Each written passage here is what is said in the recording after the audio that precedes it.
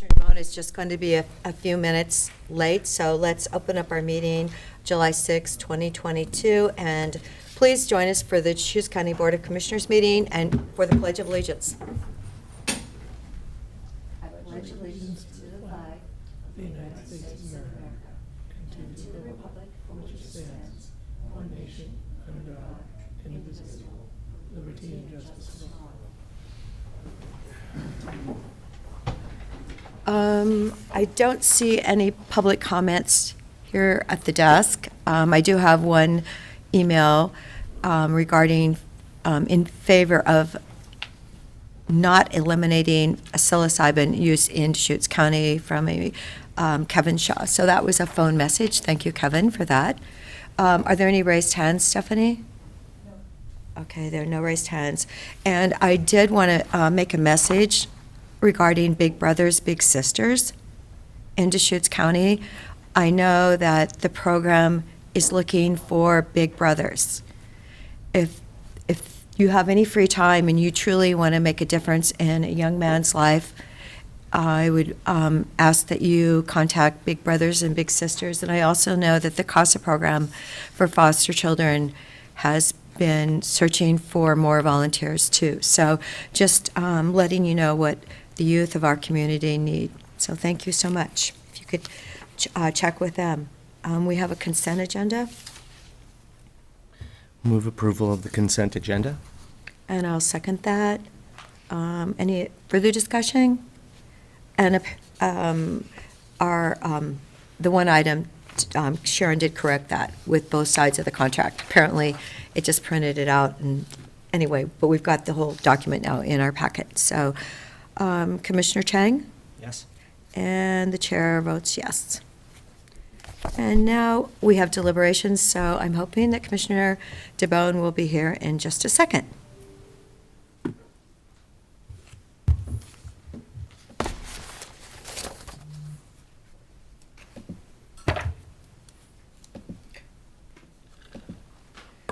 And I did want to thank you, Nicole, for your large document with this giant paper so that we can read it easily. Happy to provide that. Yes. So good morning, Commissioners. For the record, Nicole Mardell. I'm a senior planner with Deschutes County Community Development. I do have a very brief just PowerPoint to walk through that I think we could. He's supposed to be here in 2 minutes. Okay. So I don't want to. Yeah, absolutely. Yeah, happy to wait. Okay. All right. I know Mr. Assetti's in the audience, so I'm sure he would. He's here early, so I'm sure he would like us to start on time.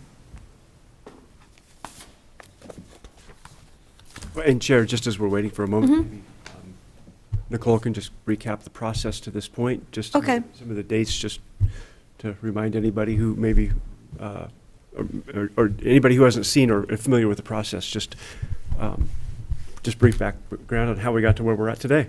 Absolutely. Yeah, so this is kind of the brief PowerPoint that I have, but Commissioner DeBonne, I know, is quite familiar with this application. So I think we'll be okay proceeding until he arrives. So just to ground us in the process, so this is the subject property. It's located at 21235 Tumalo Place in Bend. The owner of the property is Anthony Assetti, and the property is about 21.59 acres, and it's bisected by Tumalo Road there shown on the map. The request before you today is to rezone and redesignate the property from exclusive farm use or ag comprehensive plan designation to rural industrial. This is a remand of the original application. So the full record kind of continues on. Our process is essentially continuing on to answer this one question from the remand. Just started. So to provide a bit of background, we did hold 2 limited de novo hearings. So that meant that they weren't completely open to new topics. They were essentially only accepting new information on this question from LUBA, which relates to the number of employees resulting from this changed designation to rural industrial. As I've noted a few times throughout the process, we do have a tighter deadline than usual due to this being a remand. So our deadline for a decision is August 5th of this year. During the open record period that we had following the June 8th public hearing, we had a 21-day open record period, And during that time, we received new evidence from Central Oregon Land Watch and the applicant's attorney. During the second 7 days, we received rebuttal testimony from the applicant's attorney, and that also included their final argument. They essentially condensed it in that middle 7 days and then waived their right to the final 7 days so that staff had, essentially time to review those and bring this item before you today in a more expedited manner. The record closed on June 22nd at 4 p.m., and today we'll be conducting deliberations. So staff has provided you a matrix in the packet. I've also provided a larger copy that's easier to read. So we'll go through each line item, and there's a board decision point listed, kind of a yes or no question in each of these line items. Because of this expedited process, we are looking for ideally a decision today, and then staff will return with a draft written decision with all of our findings for your review and ideally consideration of first reading, likely next Wednesday. The ordinance itself must be adopted, so second reading must be completed by that August 5th, 2022 deadline. So that's, again, the reason for kind of this expedited process to make sure that we're hitting that landmark before the 120th day passes. So with that, that concludes my kind of background presentation. And I think if the Board of County Commissioners is comfortable with it, we can just start by going through the matrix, just line by line item. That would be excellent, thank you. Excellent. So, in regard to the first issue, I'll kind of provide the applicant and opponent testimony kind of hand in hand for each item. So in the applicant's materials, they really argue that in relation to this question of the estimated number of employees, there are 3 factors that determines the application will result in a small number of employees. And these are the findings that Lubo requested that they add detail to. The first is in relation to the site context. So the applicant argues that the property's location near residential lands, major roadways will require larger setbacks per the development code. It'll restrict the maximum developable area, which will in turn restrict the number of potential employees. Additionally, they provided some information in the record regarding soils on the property, a soil survey done by Roger Boring, and that survey was reviewed on kind of a general basis by the county environmental soils supervisor to give some general information on septic capacity. So that email from the county environmental soils supervisor found that about 60% of the property could not support a traditional septic system, so you would need to use an alternative method like a holding tank. And holding tanks, in our staff's experience, typically limit businesses to having around 12 employees worth of waste disposal, and usually about 4 to 5 employees daily, and that's kind of what they see in the field on average. Additionally, there are some requirements in the Deschutes County Code that limit urban uses, so they limit the size, the type of use, and have some additional lot coverage restrictions on developable area. So this in combination with that limitation on septic services on the property would limit the intensity of the property, the amount of employees that could be on site. And then lastly, the applicant argues that the third factor that demonstrates there would be a small number of employees is in regard from the record from expert testimony. So they have included evidence from a traffic engineer, Transite Consulting, from a soil scientist, Roger Boring, regarding that soil composition and how it relates to septic feasibility, and then that email from a county staff member who's well-versed in septic feasibility on a more general scale. The opponent argues that per the HVS Market Pulse, which is a kind of a profile that they provided into the record, the average company in Bend has 8 employees. So that's 8 employees they're arguing are typically located in an urban environment within a UGB.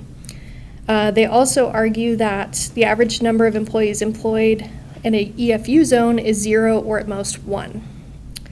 In regard to that argument, the applicant argues that this survey does not provide any context or detail regarding the operating characteristics of those businesses. So it's hard to compare or utilize that information in this context because we don't know the size of these operations in terms of acreage or square footage. Therefore, the applicant's essentially saying that we can't utilize 8 employees as the number of what is inherently an urban number of employees. The opponent argues that there's no law to review in this case or apply to the proposal in relation to urban versus rural workers. The applicant argues that an urban use or urban number of workers is not defined, but it's used in that case-by-case determination that we've mentioned with the Schaefer test, as we've called it. And again, this remand is really on a specific question from LUBA that we're using as our evaluative criteria, which is justifying essentially whether or not there's a small number of employees. So we don't have to necessarily make findings of what's urban or what's rural. We just have to make a determination of what is small. The last piece I wanted to mention on this specific topic is that the applicant, or the opponent rather, argues that the application will generate 438 workers based on the estimated 438 weekday daily trips, which is listed in the traffic study. They believe that's too intensive for the zone. The applicant wanted to clarify that this was not correct in its representation. 438 was the number of weekday trips, but it's not the number of workers. It just trips to and from the property, including, deliveries, employees, etc. So with that discussion, the decision point for the board is, has the applicant provided sufficient findings in the record to determine the number of employees resulting from this proposal is small? And that's kind of a yes or no question, and staff might ask for more detail to help us in our findings.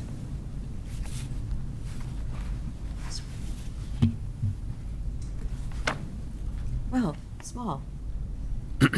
90.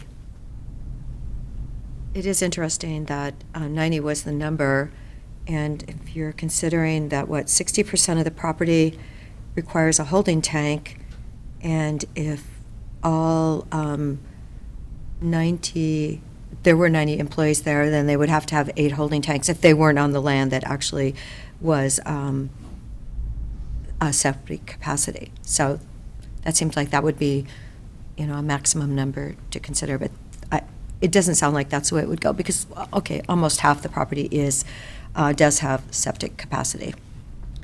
Absolutely, and I'll note as staff, the analysis regarding the estimated number of employees, that comes from, the Institute of Traffic Engineers manual, which looks at the use category in terms of transportation analysis. And then in that manual, there's a way to kind of calculate the potential number of employees based on industry standard. The applicant completed that analysis before looking into the septic feasibility question. So they're kind of 2 separate pieces of information in the record. The applicant hasn't provided, additional analysis at this time of, the exact number of holding tanks they could potentially get on the property and how that might impact that number of 90. So just for your information. Yeah, I think I'm remembering that the soils and septic information correctly. It sounds like, based on the septic capacity of the site, we could anticipate at less than 90. But based just with a septic capacity being a constraint. So I'm comfortable with that being a small number. And I agree that 90 number is the ITE, transportation number, and that's the one that's been in the record this whole time. And the fact that, building something out, there'll be checks and balances for the septic load capacity. 438 trips would mean vibrant economic activity, which I think would be a good thing. So when it comes down to just the number of employees, 90, I accept that 90 number, knowing that it probably or possibly would be less. Okay, so So I support, we have yes. 3 yeses. Excellent. Moving on to item number 2. So this relates to the applicant's burden of proof and a factual base for the decision.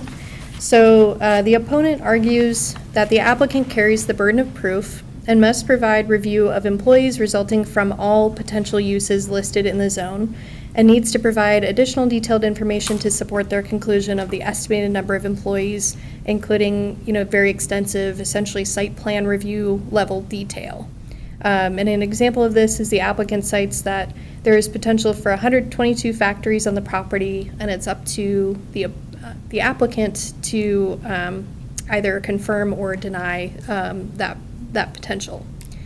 The applicant argues that the opponent is stating that there needs to be this full extensive review. The applicant is noting that they provided adequate information to justify a reasonable worst-case scenario, which is supported by previous case law as being a good approach to this scenario when there isn't a specific use proposed at this time.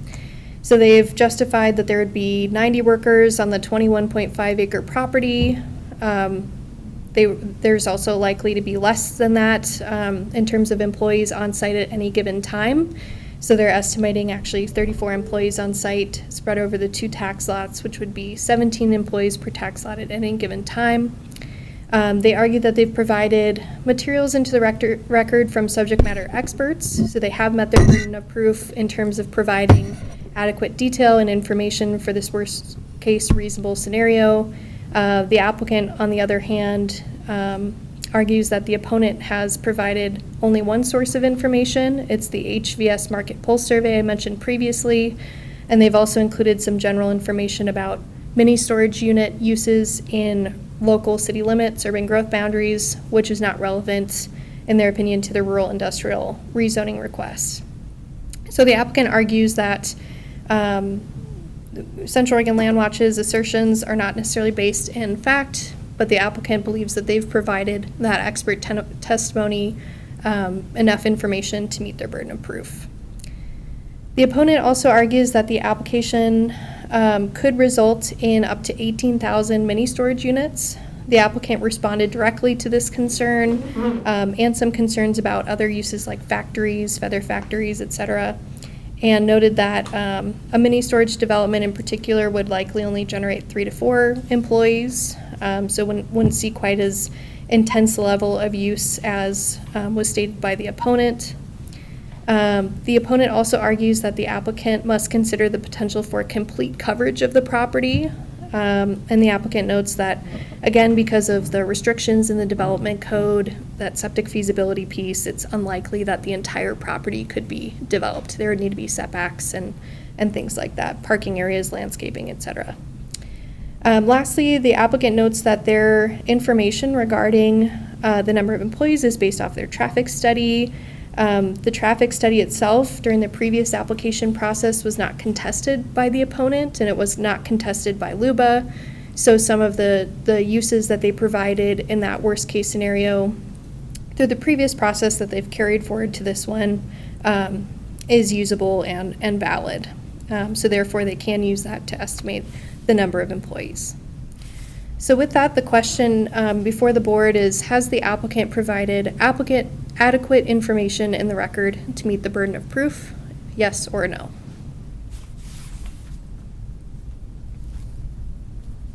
So the second to last bullet point in the applicant's statement talks about reasonable worst-case scenario being sufficient.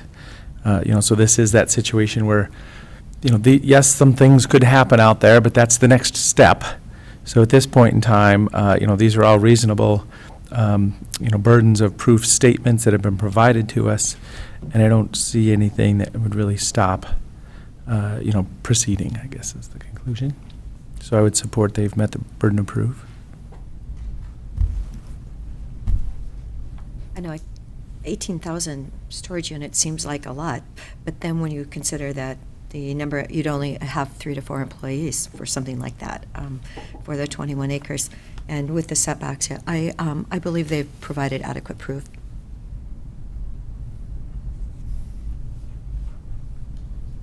I would vote yes as well.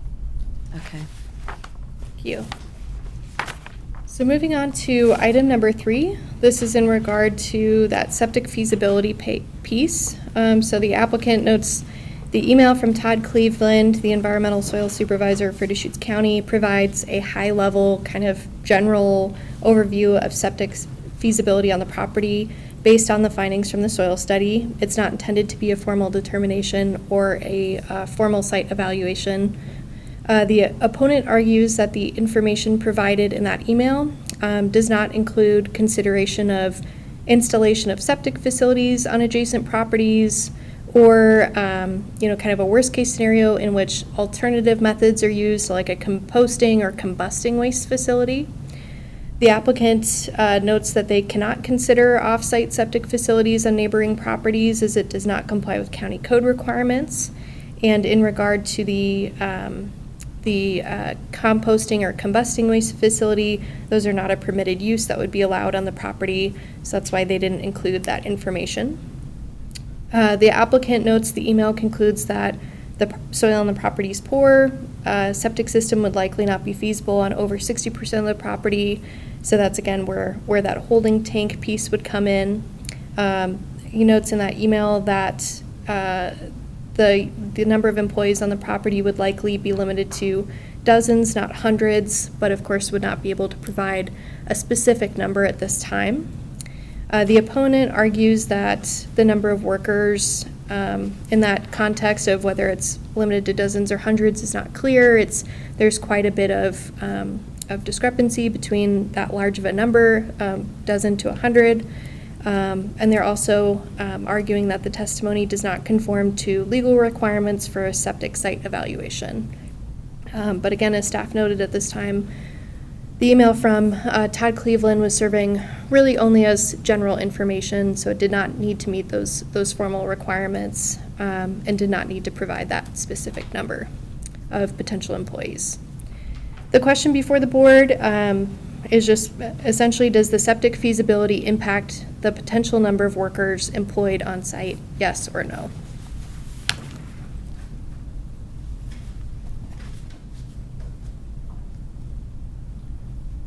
This could get down kind of the legal path of, does this question need to be answered at this point in time? They're all right on the horizon. As soon as somebody says we want to put a building in it, it needs to have a bathroom, and there's going to be a few employees.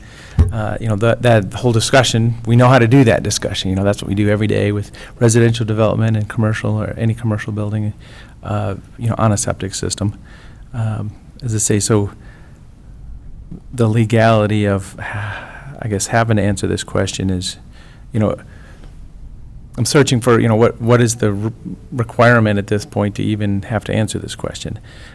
Septic feasibility, I think of as, very specific. When you have a square footage, number of people, food processing with a large waste stream or just a bathroom for a couple people is going to be very different, but that's the next step. That's the future phase. So a septic feasibility impact, I do support that, it's very professional to say, dozens, not hundreds, in a kind of a generic fashion at this point in time. I would take what you're saying, generic, Mm-hmm. that, yes. And to repeat, dozens, not hundreds. So, but yeah, we don't know enough here. We don't have the details.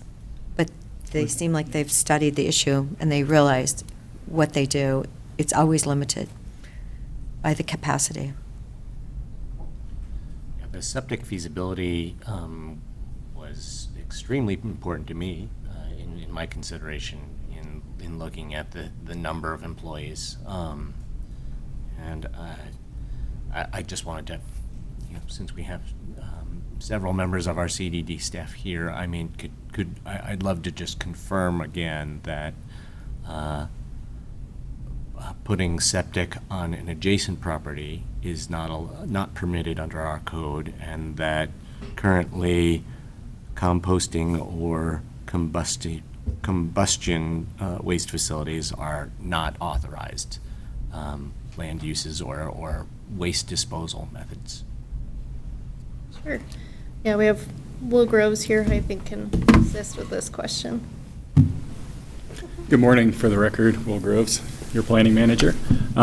So those are great questions. In terms of off-site drain field facilities, it'd be best to ask this question to Todd, but when I last talked to him about my understanding is that you can't consolidate multiple waste streams into a single septic system off-site. Otherwise, you've created a sewer and you have a goal 11 problem at that point. But I have seen examples where somebody has an easement on an adjacent property and is for their personal residence is using that easement as the location of the septic system. I think that's still allowed. But anytime you've got basically two different buildings, two different uses, two different sources going to the same system, at that point you've created a sewer, especially when it's going onto a third property. So that would be the concern there. And you're correct about the combustion composting systems. My understandings from talking to our environmental health team, environmental soils team, is that really any system that requires significant user intervention, that those things fail with such regularity that our system, our DEQ has been reluctant to go in those directions. And the applicant in their open record materials noted it's, let's see, K under 18130, which is use limitations in the rural industrial zone. So it notes that residential industrial uses shall be served by DEQ-approved on-site sewage disposal systems. So they are saying in the typical process, an on-site system would need to be located on the property. So they were saying in their typical system where there's not like a variance or other kind of situational quirk, it would be required to be on site. So that's what we have from the applicant. So can you help with the question then? Does the septic feasibility impact the potential number of workers on site? As I say, the future, the next step, this is a zone change, the next step, yes, it will, but at this point, I don't understand having to answer the question, I guess, is kind of the... Certainly, yeah, I can provide some additional context. So this helps us in terms of what findings to include in the decision. So the applicant has provided some extensive detail about how the septic system feasibility will impact the potential number of workers. So the question is, do you agree that this does impact the potential number of workers from the general standpoint? So that staff, if you do agree with that, we would include some detail in our analysis of how that interaction occurs. But also note that, again, as you're noting, all of this will relate more at a further step if a use is identified and when a use is actually proposed. Commissioners, if I might, at a higher level, we're trying to capture the totality of the remand and dot every I and cross every T to avoid potentially a technical remand on something as what would appear to be obvious as that particular question. So it's out of an abundance of caution that I believe it's in there. I don't know that LUBA articulated that expressly in the remand, but it is trying to capture the four corners of the remand to satisfy LUBA and avoid another technical remand because something wasn't addressed. So I guess, yes, I'm comfortable saying, there's be future steps in development applications, and there's belts and suspenders all over that future step that would, shed light on what we allow and what we don't allow. So, as I say, I still struggle with even having to answer this question at this time, but septic feasibility will impact the number of workers. I mean, the answer is going to be yes. As I say, it's just a future step is the catch there. Yeah, and that's very helpful for staff. So I'm understanding that the answer is yes, but we'll include quite a bit of that information that we acknowledge this is general. There would be subsequent steps to determine the actual feasibility of the property and the actual number of workers. So thank you for the additional context. We're happy to include that detail. Definitely, that needs to be included. Perfect. Excellent. Great. So moving on to number Oh, 4. yeah, Commissioner- So are we all yes I'm then? sorry. Commissioner Chang, do you agree? Yeah, okay. Okay. All right. Great. So moving on to number 4, the Schaefer test. So I'll note the question before the board is, does the board concur with the applicant that the remand from LUBA only requires review of the number of employees as it relates to the Schaefer test? So as you've heard from me in the past, there are essentially, typically 4 or 5 prongs to the Schaefer test. This went before LUBA. The Schaefer test was analyzed in more detail there from the previous submittal. But the applicant wanted to clarify that for the purpose of this remand, we're really only focused on one element of the Schaefer test, which is the estimated number of employees, and specifically findings regarding a small number of employees. So the applicant believes they've provided sufficient information in the record to demonstrate that the use is rural in nature, given that no specific use is proposed, acknowledges that additional review will likely be required for future use if approved. The opponent argues that the applicability of the Schaefer test cannot be considered. That's already, we've determined that it does apply in this case. The opponent argues that the Schaefer test has been essentially mischaracterized and doesn't fit here. Rather, the opponent argues that the applicant should seek a Goal 14 exception. So the opponent is essentially saying, we can't really go that route. We can't dig into Goal 14. We know the Schaefer test applies. LUBA has kind of weighed in on that already. We're just in this kind of final step of looking at the number of employees. And also the applicant wanted to note that aside from the Schaefer test, there are some size and use limitations that further support the use is rural in nature.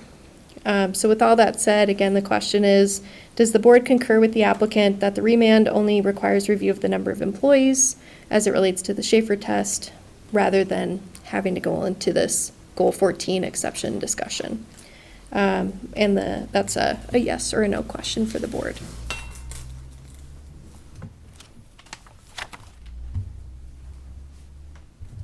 Well, when I looked at the original remand document, it seemed pretty clear that it was focused on this specific question regarding to the Schaefer test, so I would say yes. And I say yes also. And I agree. Okay, so 3 yeses? So these final 3 items are kind of more procedural or more, like record-related items, so they're a little bit less voluminous in terms of the discussion. So again, this question, the need for a Goal 14 exception, the applicant notes that the opponent rather argues that the applicant must take an exception to the property. The applicant notes this has been resolved by LUBA outside the scope of the remand. Does the board concur with the applicant that this argument is outside of the scope of the remand?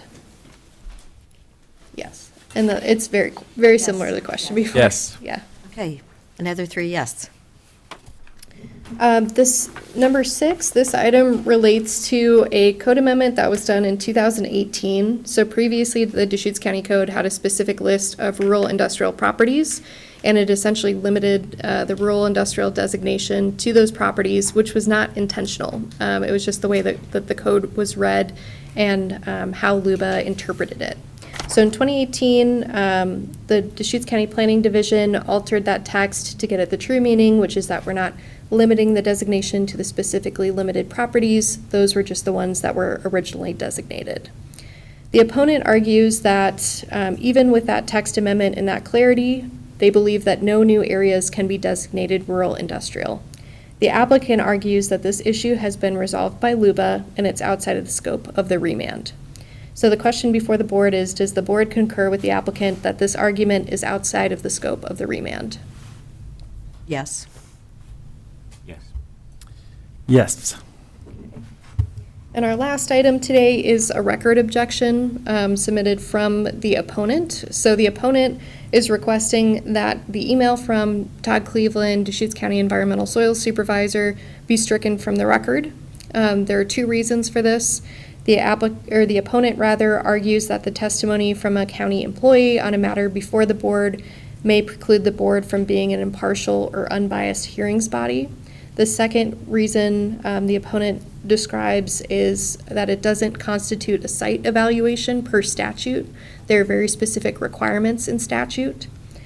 The applicant responds to this and has a request to keep the email in the record. The applicant states that there's no case law that restricts communication from a county employee to elected officials due to bias, and also states that there's a specific case law about this, which is Potts versus Clackamas County from 2002, and that case establishes that there's a high bar for determining bias or prejudice. So just the matter of a county employee providing information for a matter before the board would likely not constitute bias. Additionally, the applicant noted that, as we've discussed previously, the email isn't constituting a formal site evaluation per statute. This is just general information. So with that, does the board concur with the applicant's request to keep the May 23rd, 2022 email in the record for your review, consideration, and inclusion in the findings? Dave, do you have anything to say about this? The position, I think, taken by the opponent, there's no legal support for it. It's pretty standard fare that staff provides information to the governing body, and that's been as long as I've been doing land use. And I believe there's some case law out there that specifically authorizes and approves of that. I know they reference to this Potts case. And I'm not familiar with that one directly, but I do know there are some law out there that's, because that issue's been raised before by opponents and been shot down. It's not an ex parte communication. It doesn't establish any type of bias. You're allowed to have communications with your staff. Okay, I would say yes. Thank you for that response. I would say that receiving input from technical experts on staff is actually critical to evaluating land use applications, and so I would also say yes. And I concur. Excellent.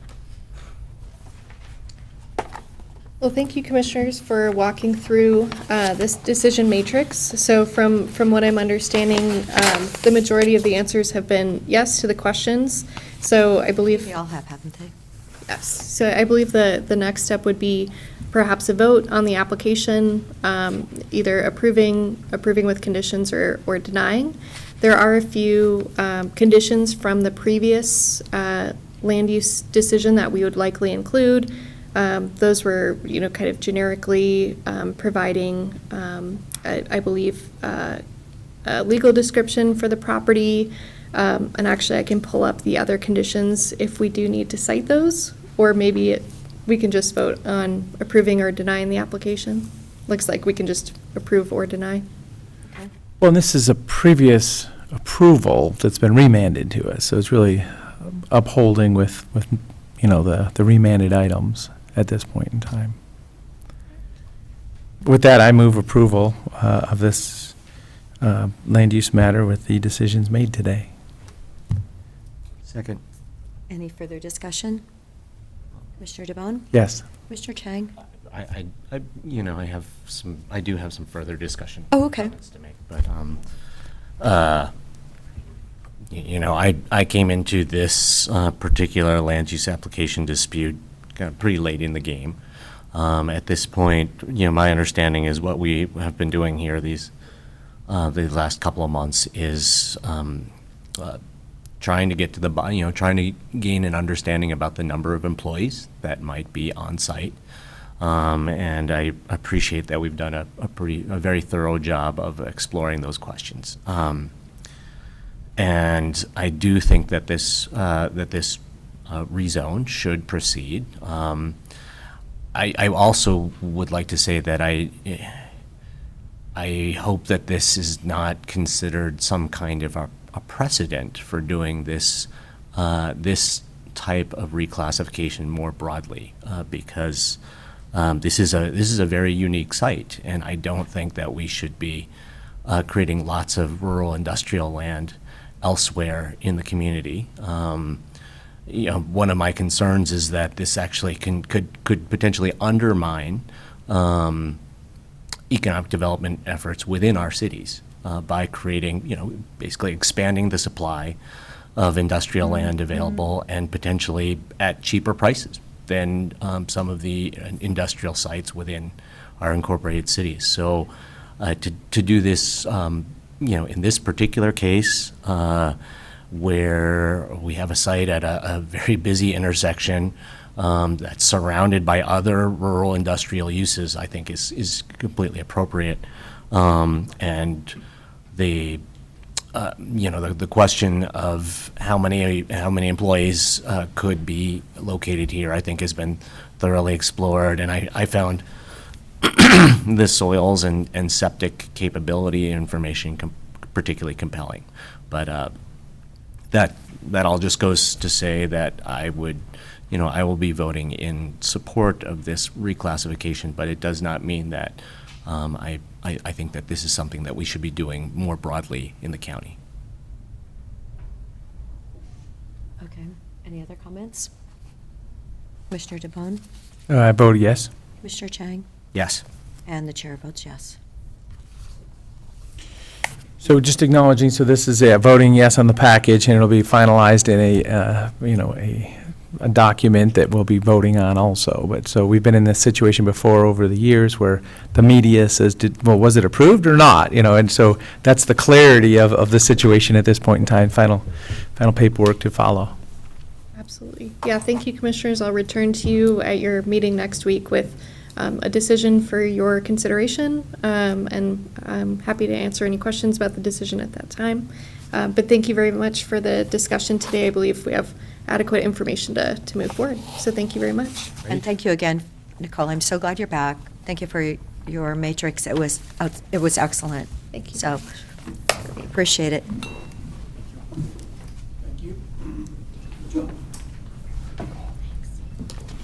Okay, we're now on item number 9. I believe Tim Ronell is going to come up. Thank you.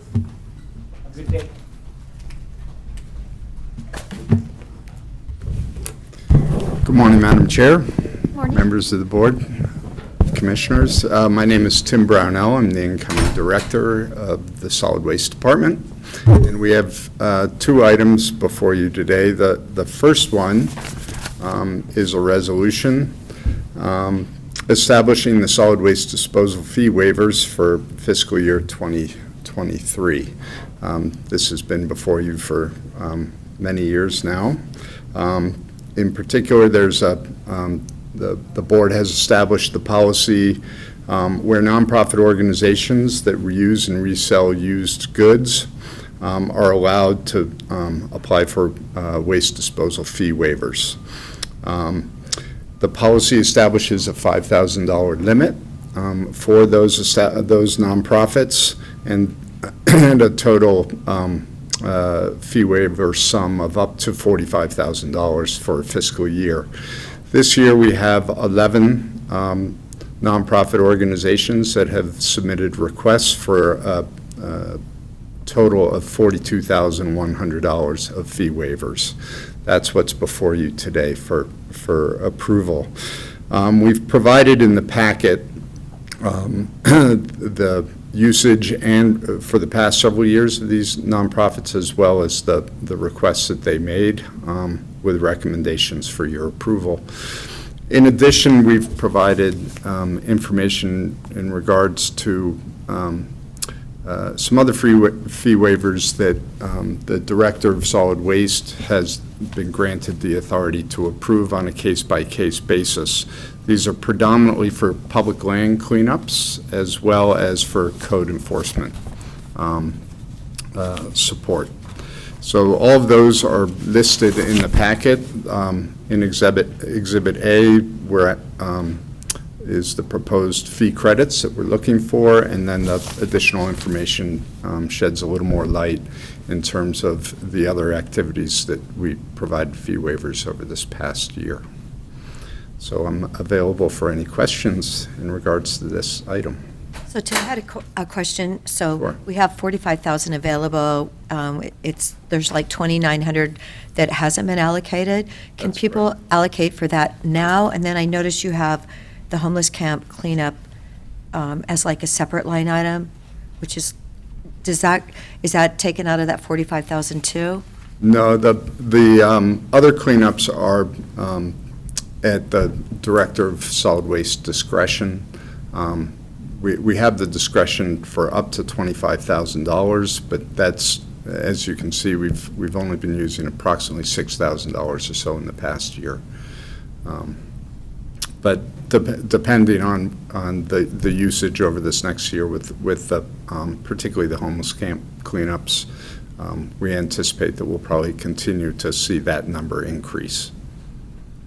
Okay, so could someone else send some major person put in for that remaining 2,900, or is there like a deadline in order to get that funding for the next year? So that would, I think, be at the board's discretion, that if you want to allot up to $45,000 for the year and give us a discretion if somebody were to, another nonprofit would apply for this during this coming year, yes. I was conversing with the Forest Service on Friday, and the good news was that they have some dumpsters at China Hat, but hopefully they're going to add a couple more so that they can help with that cleanup, be part of the cleanup there. Okay. Yeah, and I think that the $2,900 that's available would be really for the nonprofits that are doing the reuse retail. Relative to China Hat cleanup, we do not have a specific allotment, and we will continue to support those cleanup activities.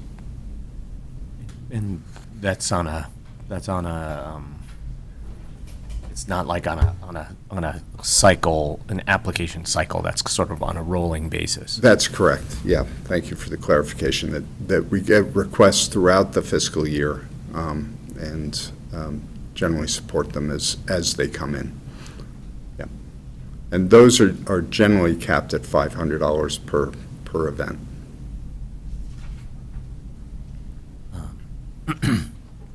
Yeah, so we can be contacted directly on that as commissioners or directly to the Department of Solid Waste also. Correct, yeah. I have a question in the nonprofit entity category. I'm guessing that the logic, part of the logic here is by promoting the reuse of products, these organizations are really doing us a service in hopefully preventing a significant flow of material into the landfill. And, I think that's just generally a great thing, but B, it's also could be clearly useful to us. I mean, do you have any sense of the volume of material that would be going to the landfill, but for having these businesses in our community? I mean, would it be a significant amount? Yeah, I don't have specific numbers from these organizations. Generally speaking, you see these organizations are probably selling about 90% of the donations they receive and having to dispose about 10%. That's the ratio that they're looking for. Yeah. I mean, so on a certain level, I'm wondering if that principle is accurate, that these businesses or these organizations are saving us money, saving us space. Would it make sense to have more money available, or to have a higher ceiling for them, to be able to request more than $5,000 of fee waiver? I think that's a policy question for us to look at. Historically, there have only been a couple that have come up against that $5,000 limit during the course of the year, Habitat for Humanity being probably the primary one. So we could have further discussions with them to see what their true need is. You can see in their application they put in for $19,000, for example. But we granted them the limit of $5,000. So it's possible that they could have a much more significant need, but we'd have to then take a look at the policy that's been established. Well, I see two others that requested over $5,000. The Opportunity Foundation and St. St. Vincent de Paul. Redmond. Yeah. It's Yeah, the Opportunity Foundation is just starting to push up against their limit. You can see that we've expanded that over the years, and they're just hitting that $5,000 threshold. I think St. Vincent and Habitat have both kind of come up to that limit over the past several years. So, but yes, we're starting to see more and more of that activity, and we could re-examine that if you'd like. I think that would be appropriate. I mean, again, I don't have a good sense of kind of the value that they're providing to us. Right. But if they're keeping tons and tons and tons of material out of the landfill, that there is,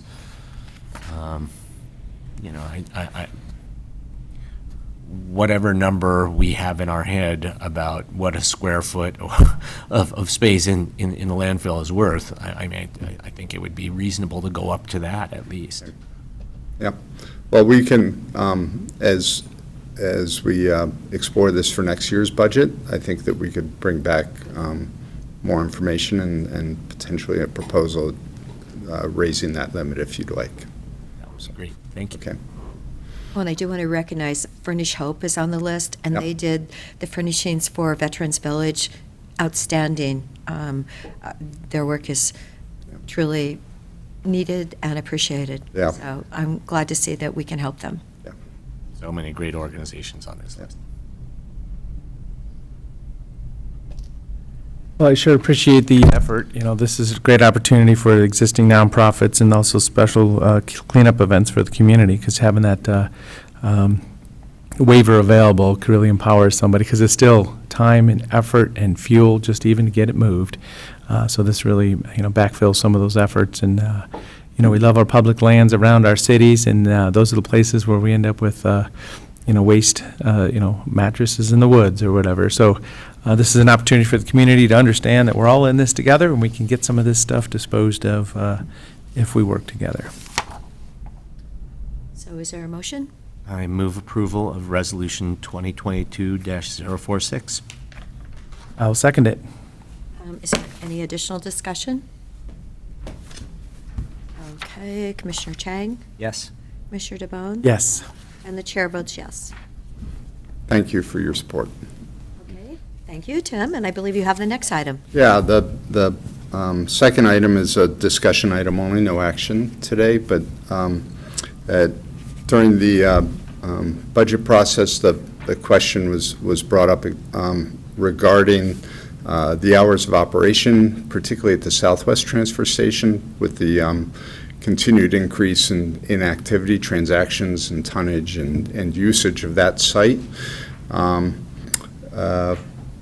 so we've been taking a look at what it would take to expand the hours of the Southwest Transfer Station outside of Lapine from Wednesday through Saturday to Monday through Saturday.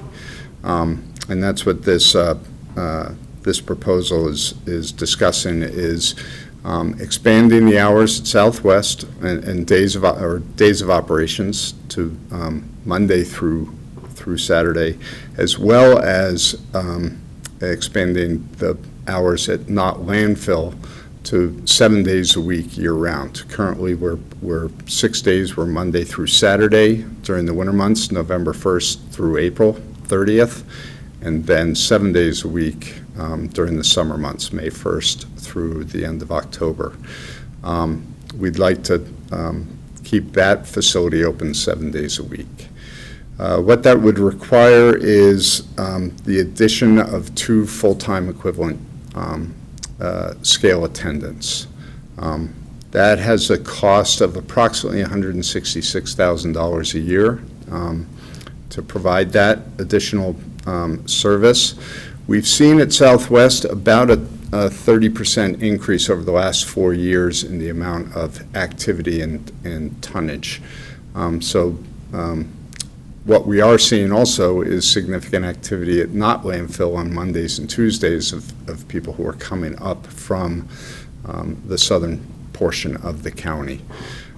So we think that this will both balance out a little bit of the activity at Knott Landfill, keep less people traversing that stretch of 97 and coming up into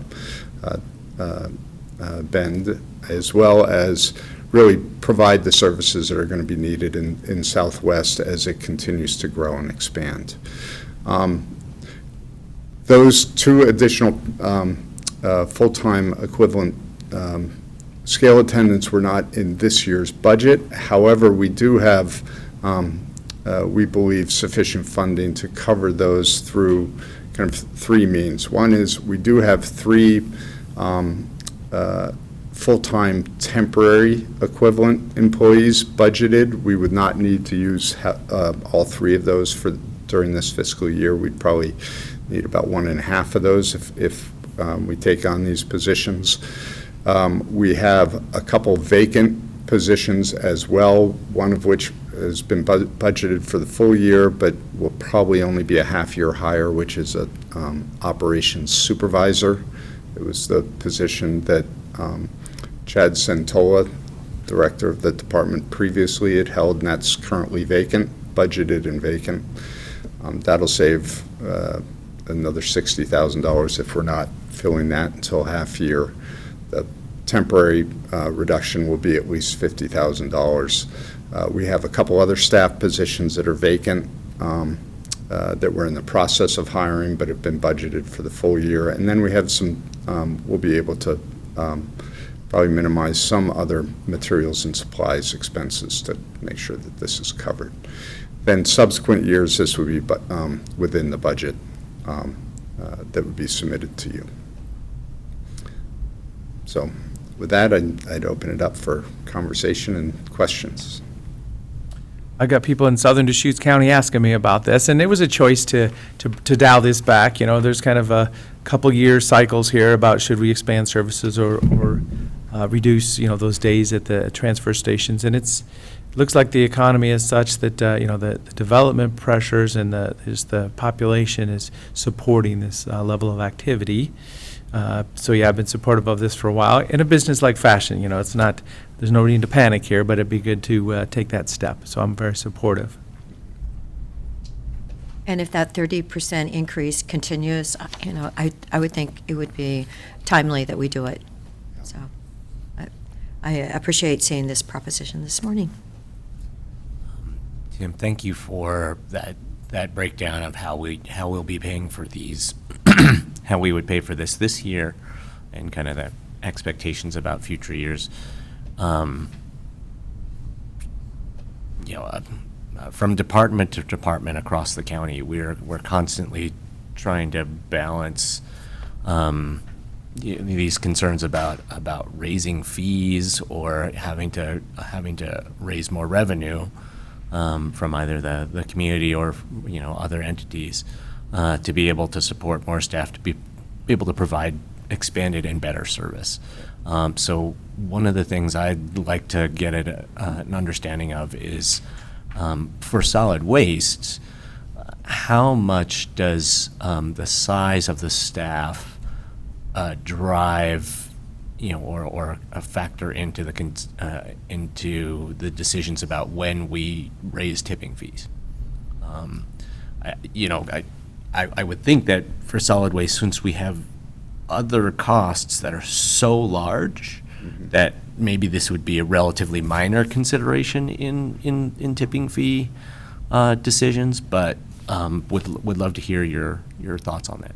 Yeah, you know, usually the staff increases, if we're looking to increase staff, it's based upon activity increases. And in this case, it's volume and transactional increases, which actually create their own revenue. They generate revenue with more volume. So staffing in those circumstances are generally paid for, you know, through the enterprise fund, through the activity and revenues generated. The tip fee impacts are usually what we're looking at over these next 10 years are more largely driven by infrastructure investment, the Negus transfer station improvements and upgrade. We're going to have to do something similar at Southwest, as well as the cell developments and the new landfill development. Those are significant capital investments that will have will probably have a greater impact on rate adjustments, certainly much more so than the repayment of that debt, as opposed to staffing. And staffing within our budget, I believe, is about with all the multiple funds and the budget of around 17 million, I think our staffing is in the neighborhood of around 4 million, so it's about 25% of the overall budget. And so you mentioned activity fees. Do I need to get clear? You know, are tipping fees and activity fees different, or? So our tipping fees are relative to the activities on site, as well as some of the investments that we need to make for post-closure, but also new upgrades to facilities. Yeah. And if I was following you correctly, what you were saying was we are already generating the revenue that we need through activity to support these positions without raising the fees.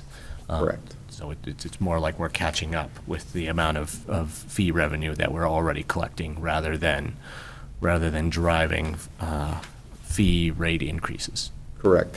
In fact, when looking at the numbers, with the 25% increase in tonnage that's we've seen over the last 4 years, that at our current tip rate basically creates the amount of revenue that these positions will cost.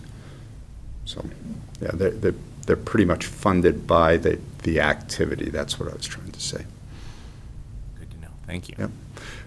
In terms of when this might go into effect, we'd need to hire these 2 staff people, get them trained in, and it would probably be around September 1st in which we could look to make the change in hours. But we'd come back and let you all know exactly when that would be.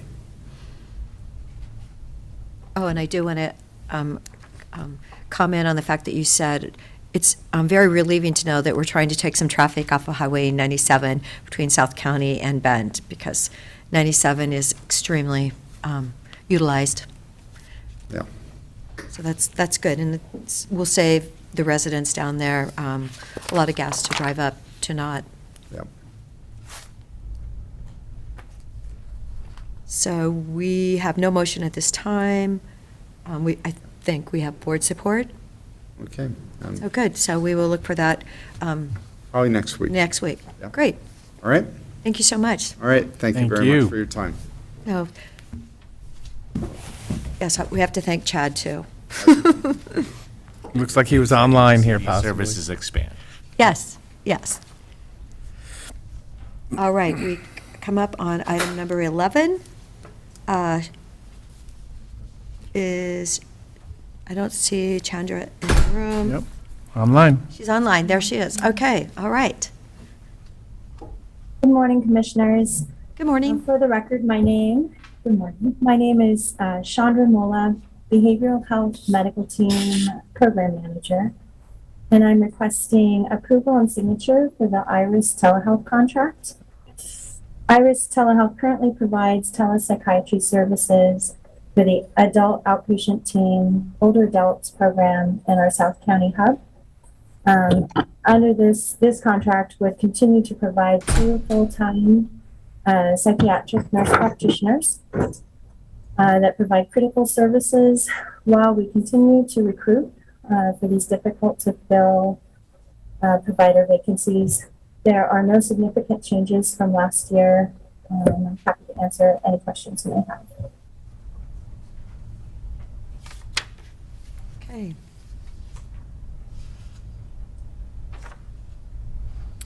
Well, yeah, I haven't prepared any questions. I want to thank you for, getting this in place, keeping it in place. So it's a great opportunity for some of the clients that, the technology is there now for these sessions, remote and, multiple follow-up sessions is going to be the value to the whole operation. I have a question. Okay, so you have a new client and you meet them for an hour, but what if they really find that they need a couple more hour sessions? Is there flexibility in this contract? Because I'm also reading that, in documentation that we're looking at later this morning, in person is truly, it's a warmer situation, and maybe I could say more helpful to people that are reaching out. And I'm wondering, is there flexibility here? If someone really truly needs an hour, but they can only meet through telehealth? So yes, our telepsychiatry providers certainly provide follow-up appointments. In situations where we find, particularly with our more intensive teams, we do have that in-person opportunity available. In certain circumstances, I think, telepsychiatry certainly can serve those rural populations well when they struggle to get to the office. But we do have that flexibility in place, and we do have a handful of in-person providers. We have made some progress. As you know, we have a vacancy in our medical provider position now, but we did recently hire a full-time in-person psychiatrist. So we're continuing to recruit, and in-person is certainly the preference. Yeah. No, but really my question was, let's say this is a rural person who needs help, but they really, is it possible to schedule like 2 30-minute sessions back to back for them? Let's say they have their initial meeting, but then they honestly need more help, and this arrangement is working okay for them. Is there flexibility in the system? That's my question, because, I just feel like, oh my gosh, we have people in our community that truly need help. And if we're set with this, okay, you get 60 minutes and then you only get 30, but what if they need more?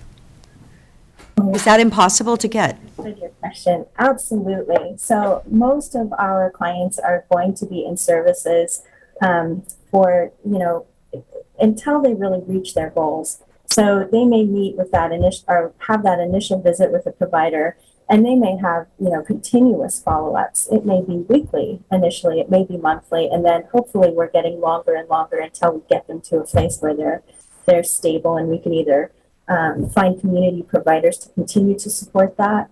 So yes, there's time. If it's a 15-minute session and that's what's needed, then that's what happens. How many people did they see last year? How many clients did they have? So the expectation for our telepsychiatry providers is the same as our in-person providers. So 50% of their time is seeing clients. I don't have a number for the last year, but in a typical day, they're going to see, 6 or 7 clients is the expectation. Okay, 6 or 7 a day? Yes. Okay. Do most people show up for their appointments? There is a certain no-show rate. I think sometimes with telepsychiatry, we've seen some improvement there. So I would say the vast majority do show. I think we have probably a 20 to 30% no-show rate. 20 to 30? Okay. Chandra, if I'm remembering correctly from last year, this program existed before COVID. So that we were already exploring telemedicine, using telemedicine before COVID. I'm curious now as the pandemic is winding down, or we're into the 3rd year of it. Have you seen within behavioral health, a change in the balance of, who's using telepsychiatric services, who's using in person? Has demand and the fit? I'm assuming that there's people who you deem appropriate for various reasons to route into telepsychiatric services. But has any of that kind of balance between in person and telehealth changed as a result of what we learned about providing care for people during the pandemic? I would say absolutely. I think, this contract has been in place for 7 years now. So it has been a piece of our service array for some time.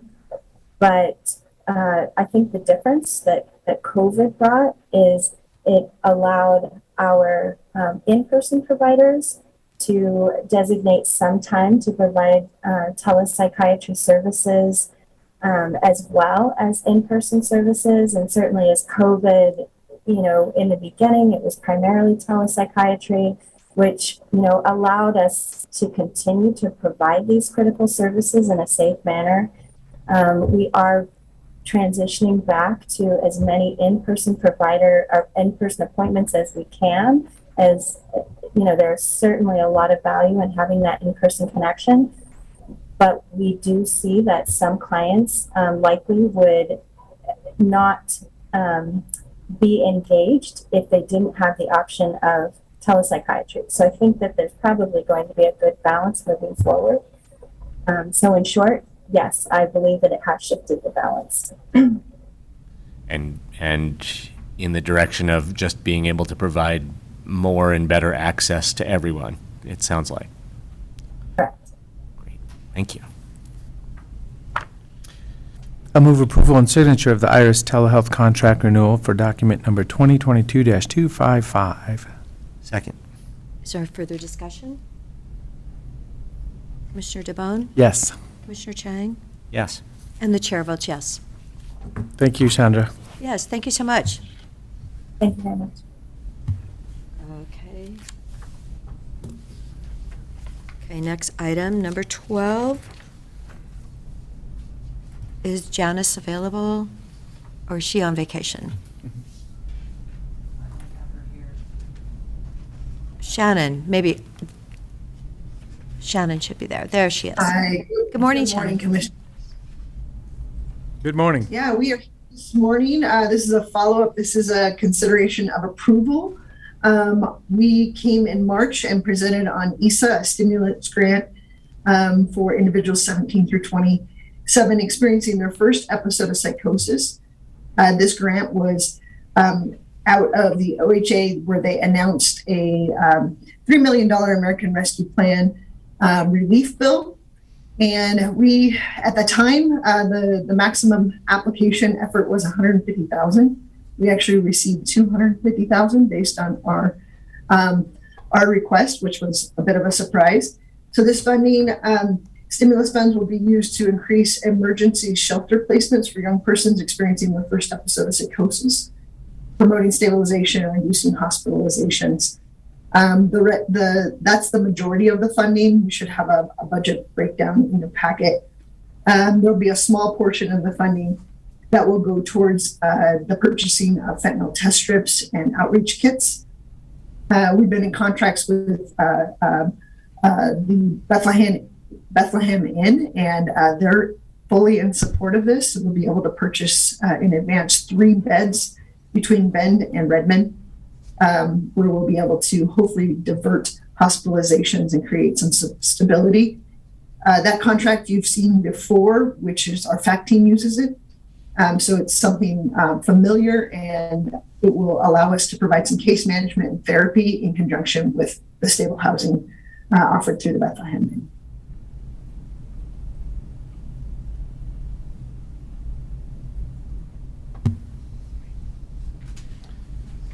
Okay. Do we have any questions? I mean, one of the things I'll say is just, one of Dr. Wilbury's enduring legacies for me is the emphasis that he placed on intervening with people earlier in their life experience with psychosis. So this grant and program of work speaks directly to that, and I think it's really exciting that the state had additional funds for us to do this work.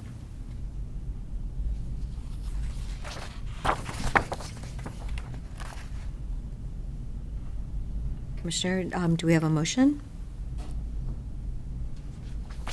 Okay, I can move approval of chair signature of document 2022-571 in Oregon Health Authority Agreement number 173133-5. And I will second it. Is there any further discussion? Thank you so much, Shannon, for what you do in this work.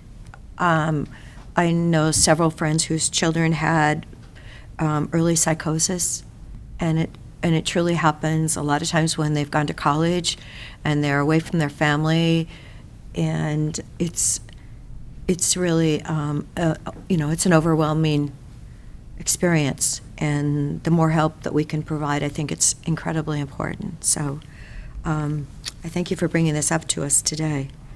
I believe Commissioner Chang, you made the motion? Yes. Yes. Okay, Commissioner DeBonne? Vote yes. And the chair votes yes. So thank you so much. Thank you.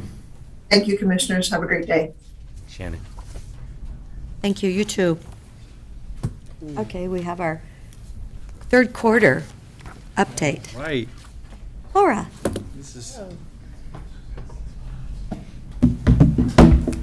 Take a moment and take a look at what we've been getting done around the county.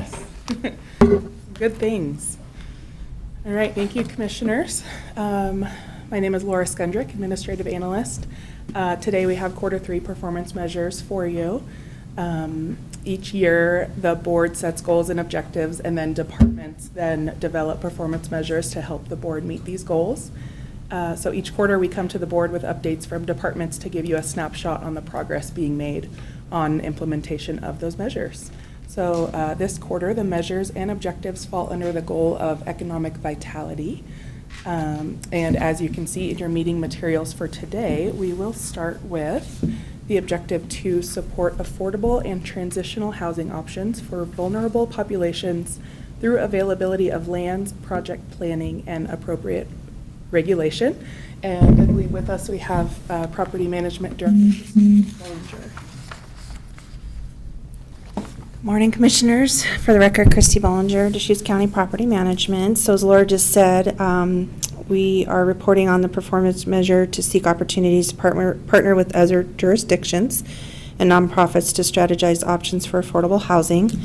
So our Q3 update has to do with a request for proposal.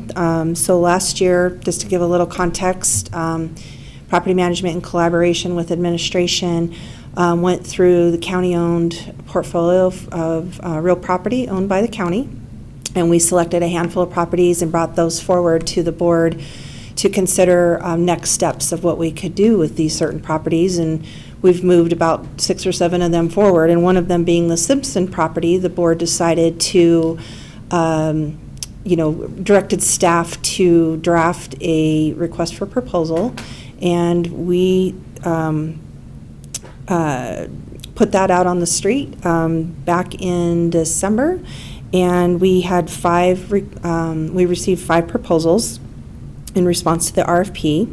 And through a process, Housing Works and Core Community Land Trust was selected as the winning proposal. So we are still currently in the negotiation for the purchase and sale agreement, and right now Core Land Trust and Housing Works is working through some feasibility related to environmental impacts and assessment of the property. So we'll be coming back to the board later this month with the results of that information, and we'll share that, and then proceed with the further negotiation with the purchase and sale agreement. I think I said Core 3 earlier. I meant to say Core Community Land Trust. So my apologies on that. So with that. Yeah. There's a C-O-R-E, and then there's a C-O, yeah, exactly, K-O-R, yeah. So my apologies. But with that, I'll pause, and I'm happy to answer any questions you might have.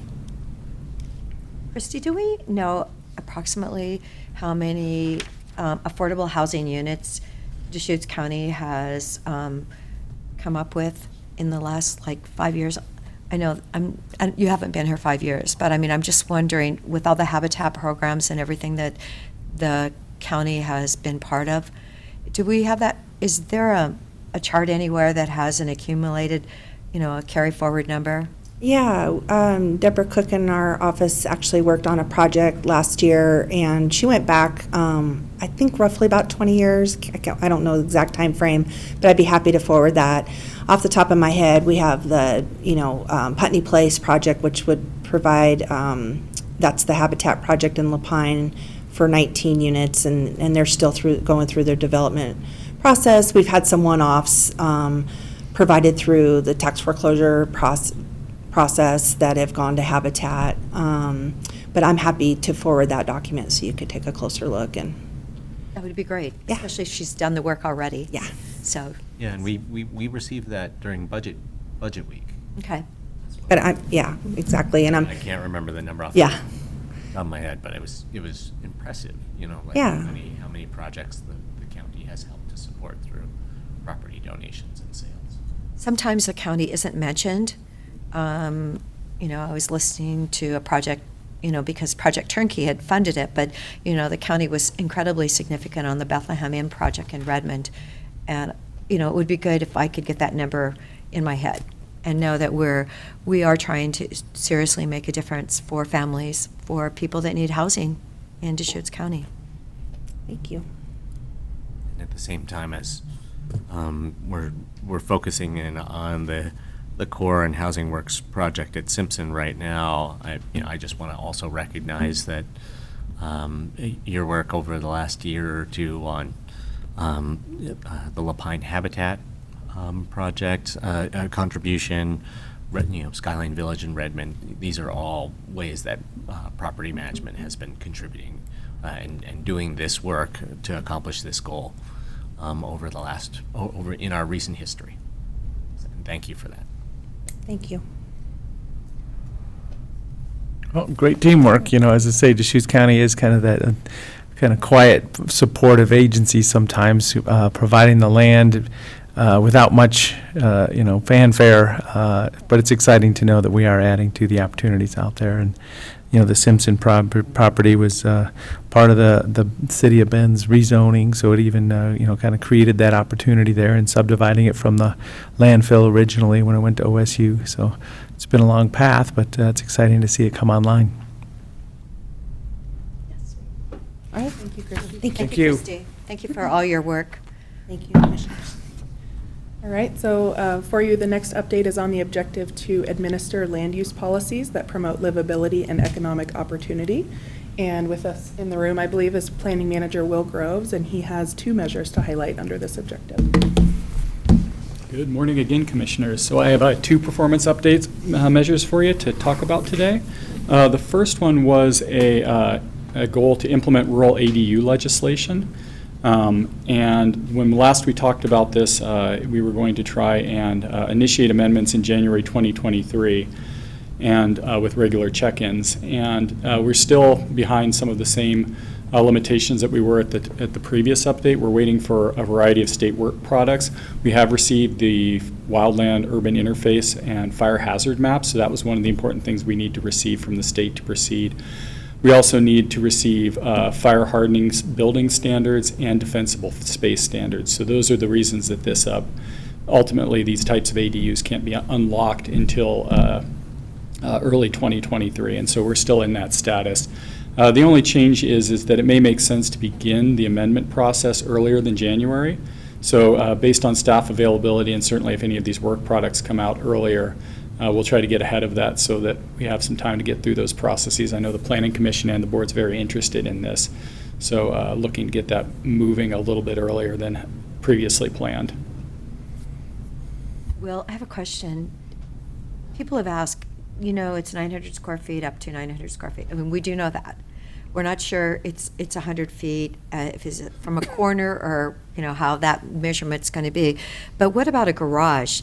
Is there a garage or a carport allowed in addition to? The legislation didn't explain that very well. So one of the things that we would come through as part of a text amendment to allow or further limit this in some way would be to make express some of those choices about, if it's within 100 feet, does it mean both structures are fully within a circle drawn around it that's 100 feet in diameter?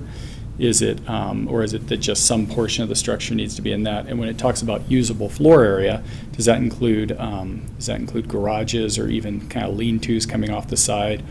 And so that's something that we'll need to elaborate through our local process. We haven't received any guidance from the state in terms of the legislation there, so it looks like we'll have some discretion to explore that.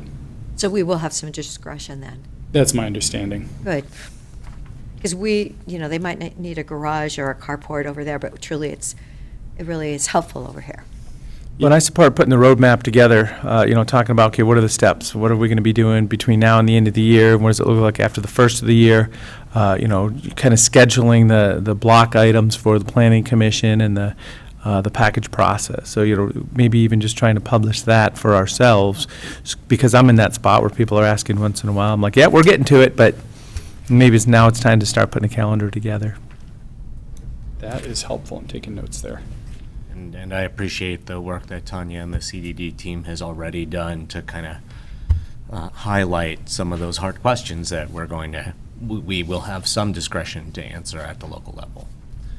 And we've been in coordination with our, in particular, Lane County is pretty actively pursuing this, and so they've been a good sounding board for what they're trying and how they're approaching some of these ambiguities in the legislation.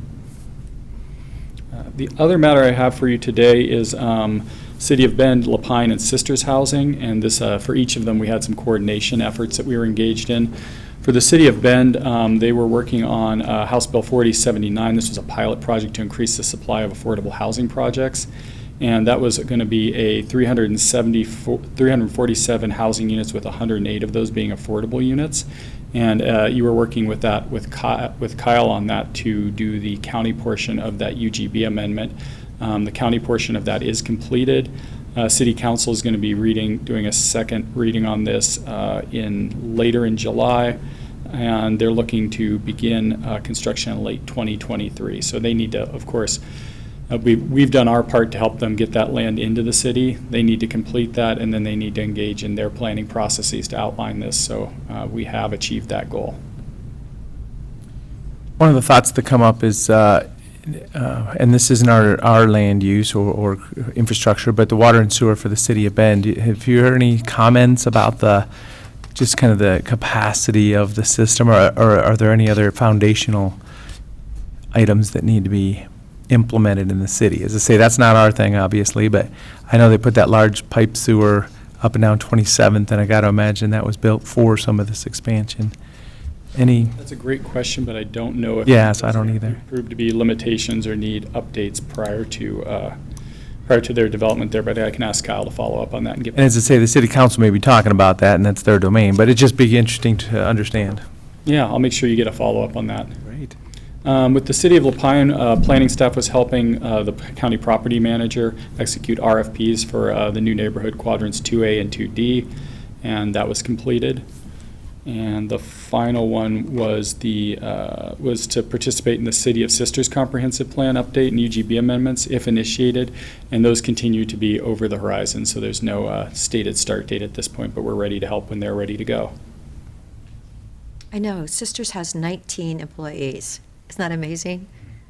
And I know they're very busy, so. Yeah, they certainly are. So that's what I had for you today. Any questions about any of those?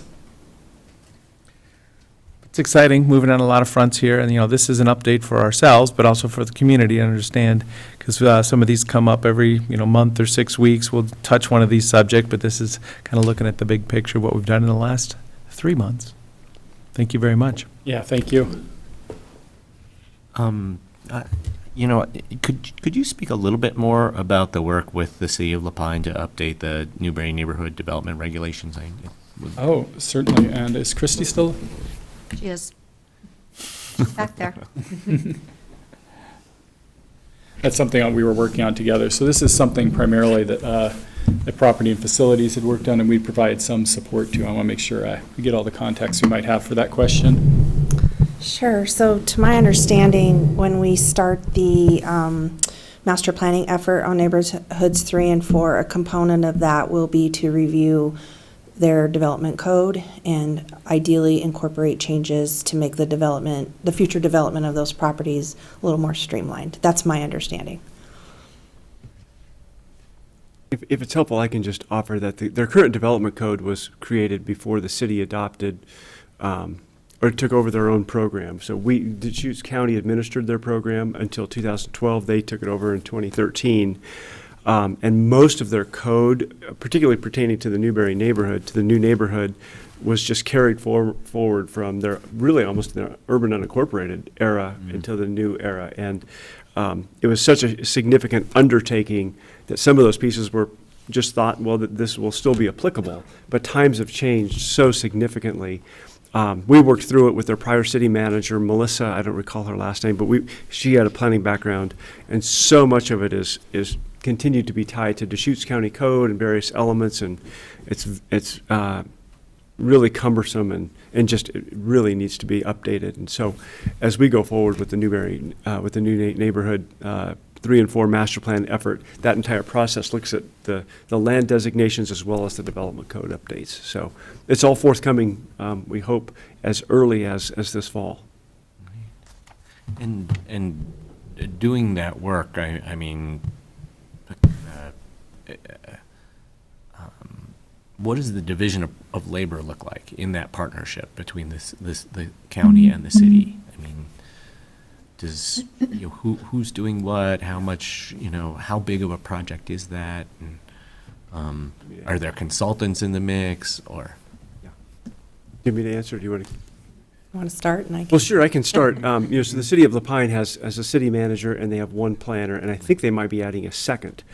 And so it's a great partnership where it's county-owned land, and it's in the city of Lapine's jurisdiction for anybody that may be watching that's not aware of it. So our goal is to create the master plan when our new strategic initiatives manager starts August 1st. It's one of the high priority projects to begin creating the RFP so that we can just get the RFP out. We know that there are firms that are very interested in competing. They just don't want to help us create the RFP because then they can't propose on the project. Kind of the way in our coordination with legal to make sure we have a clean RFP process followed by proposers. So we know that there are going to be great firms that will be proposing for that project. A couple of them have already contacted us, and so I expect a lot of that will be done by the consulting team, but in close collaboration with Deschutes County as the property owner, and of course the city of Lapine, because it's their jurisdiction, their city's future. Does that help? Anything else to add? That's perfect.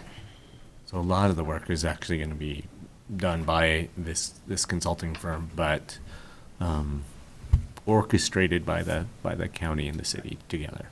Okay. Great. Thank you. Thanks. Thanks. Thanks, commissioners. Thank you, Will. Right, the next objective is to maintain a safe, efficient, and economically sustainable transportation system. And with us on Zoom is Road Department Director Chris Doty. Good morning, Board. Good morning, Mr. Doty. I've attempted to share my screen. Can you see it? Yes. Okay. You probably can't see me, though, right? No, we can't see you. The really sad news of the morning. That's great news. So I've probably been sharing this for several minutes now. Sorry to jump the gun there, but you've had time to study it. Board, if you've ever attended a commissioner orientation, either with us here at the Road Department or even as a part of the AOC's commissioner orientation that's conducted every other year, you've probably seen this slide. I helped prepare it for that presentation as well. Oh, I remember it clearly, yes. Good, yes. So Board, this slide kind of walks us through the pavement condition index. And that is the measure of the health of a piece of pavement. It ranges from 0, which is a completely failed road, to 100, which is a brand new road. And our goal is to maintain our transportation system in the low to mid 80s, because that's the location of the PCI at which the low cost preservation treatments like chip seal are most effective. That's painting the house versus replacing the siding, so to speak. So this slide kind of walks us through, how the PCI starts out at 100 as a brand new road, and without maintenance can eventually deteriorate down to 0 over time. But with a proper investment strategy, and this is what we do frequent chip seals, infrequent overlays, and then hopefully avoid reconstruction of our pavements altogether, or maybe once in a lifetime at best. So this is a slide that kind of walks us through that and why the PCI is so important. The actual performance measure we're talking about today is percent of roads rated good or better. And both the PCI and then this performance measure as well is calculated annually as a part of a pavement management budget options report that we contract with a firm in Salem, and they do pavements all over the Northwest, a lot of cities and counties in Oregon, so they have good perspective. They come through and they rate our roads, calculate the pavement condition index, and then on a segment basis, the percentage of roads that are in good condition. And good's considered when you have a pavement condition index of 70% or greater. So it gives you a sense of where you are in that sweet spot when your system is above 70. Pleased to report that our percent of roads rated good or better is at 99.2%.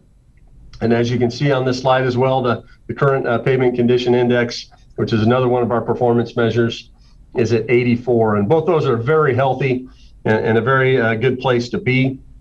Primary reason for that is Deschutes County has historically operated a very aggressive chip seal program. We chip seal probably more roads than any other county in the state on a per crew basis. Basically, I like to say every day God gives us to chip seal, we chip seal.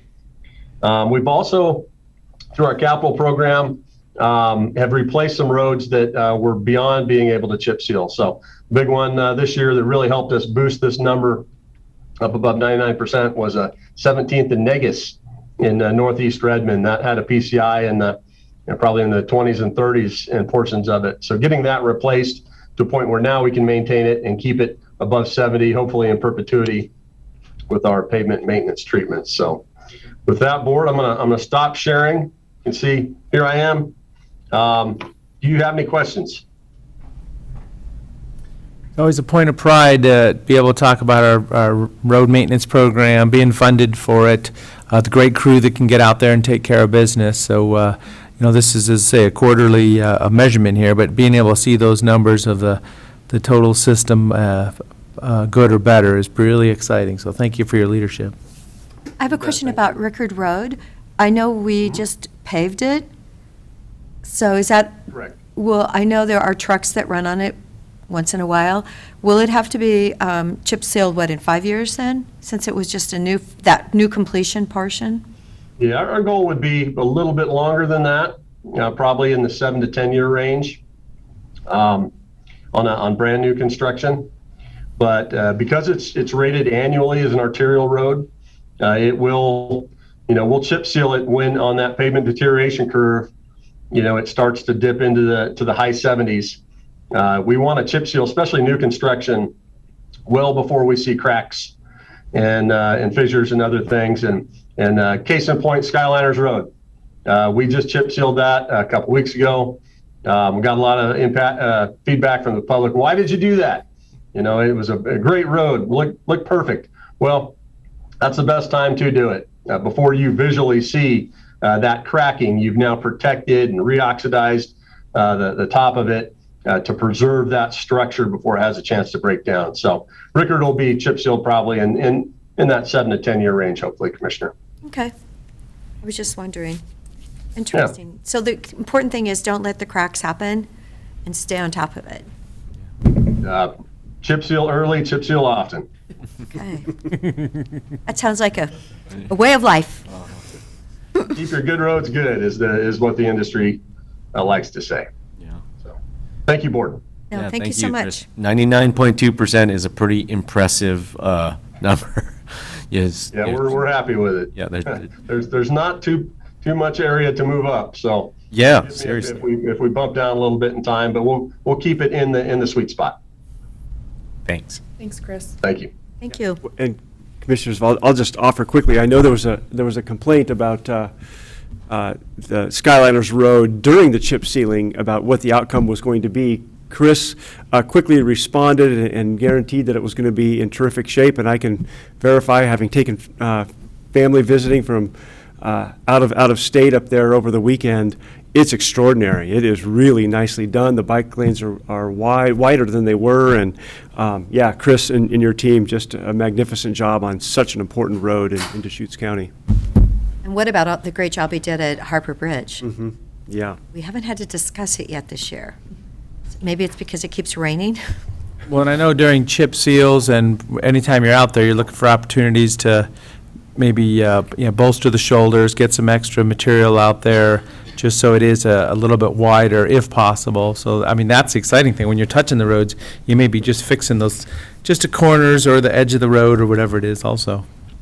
You bet. We're out there a year in advance on most segments, crack sealing and trimming vegetation to prep for that eventual chip seal. So, thank you. Thank you. Right. Next, we have the objective to partner with organizations and manage county assets to attract business development, tourism, and recreation. And with us on Zoom is Fair and Expo Director Jeff Hines to talk about that. Good morning, Commissioners. I apologize, I am not joining you there in person today. It seems like the last couple of times have been via Zoom, and I apologize for that. I'm looking forward to being a little less busy and able to join you in person, although I enjoy being busy here. Busy is good. Busy is good. Time of year. One of the reasons that I can't join you in person today is a perfect example of one of our objectives, and that's continuing to partner to bring business development and tourism to the market. As an example, this weekend we have Overland Expo, which is currently loading in onto the property, which is a significant size event that's coming to us for the first time, and will bring about 18,000 visitors to our marketplace, filling hotels, utilizing local restaurants, fast food, and sit down, as well as other businesses where they'll be purchasing necessities. Many of those visitors will be staying on site, either at our RV park or camping on grounds, but even those provide an economic impact to our community because of the purchases they'll be making here in our community. Fair and Expo, with the fleet of events that we've been able to host this year, which has significantly improved over the last several years, as we've been able to return to safe and responsible production of activities and events, is returning at a high level, and we continue to add more and more events. And the events we're bringing to the community are larger in scale and bring additional attendees each and every time. For example, last year we've kind of shared our fair alone brought attendees from more than 40 unique states, and events that have happened here at Fair and Expo have brought visitors from all 50 states, as well as from multiple different nations at this point, bringing a large amount of tourism and economic driver to the community through the hosting of the events here. That also allows us to reinvest back into the property. I'll leave it. Also the other thing we're utilizing at Fair and Expo is a new data acquisition program that gives us real world data to be able to make these analysis of where our visitors are coming through a program we're utilizing. It is able to provide us information about where our customers and our visitors to the community are coming from, where they're visiting within the community, where they're staying, where they shop, and what they're doing. That gives us some real-time data to be able to share with you, as well as with some of our local community partners that provide some real-world analytics that gives measurable demonstration of what the impact of the hosting of some of these large-scale events here at Fair and Expo actually is. So how was the dog show? I thought that was kind of an exciting venue. Yeah, the dog show was phenomenal. So we're excited to have them back at full strength this year. Several hundred dogs of multiple different breeds on showcase in different areas, and well received. A great partnership that we've had for many years. Slightly down over the last couple because of COVID, but they were able to return back with several hundred campers on site. It fills up our RV park, as well as we have additional dry camping, and then they fill up a lot of the hotels and other areas in the market. So a really neat show, and both agility and best of breeds, and a good opportunity for our community to come out and see some of those high-end dog shows, as well as those really well-trained animals that exist here locally, as well as from throughout surrounding regions. I haven't pulled the data on that specific show to see where people came from, but we know we saw license plates from California, Washington, Idaho, Nevada, and some of the surrounding regions. So that's a really regional show that brings in people from all over.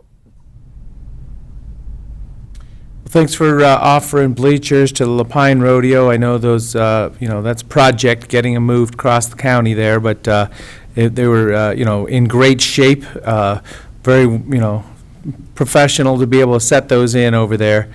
Saturday night, though, I happened to be on the wooden bleachers, and somebody said, "I'm glad I'm sitting in the wooden bleachers" during a lightning storm, but nobody got hurt. It was wonderful to see that. And when you mention, people from all around, we were out there Sunday night, I guess, and I was trying to say hi to these folks next to us, and I didn't understand why I wasn't communicating with them. I said, "Well, where are you from?" And the lady said something, and I didn't understand. She wasn't speaking English. And finally, one of the people said, "Europe." And, because I didn't understand that we weren't communicating for a moment. So there's like a family of 5 at the Lapine Rodeo, and they very specifically were there to go see that opportunity. So we're seeing that all over the place, though. Oh, so they saw my niece win the barrels. Yes, very exciting. And when it was cold and raining, and those were the fastest times for the barrels, too. That was pretty exciting. She won $6,000 this last weekend. I mean, That's oh my great. gosh. She was, yes, very busy. But as I say, that extra effort to get those bleachers back and forth, thank you so much. And then, we're looking forward to the fair, but all the other events we're doing out there. It's really exciting, kind of firing in all cylinders, knowing that there's some reoccurring revenue from the transient room tax also to be able to invest back in the facility. So Jeff, how is the fair looking? Is there any kind of an update you can share with us today? I know it's just in a couple of weeks.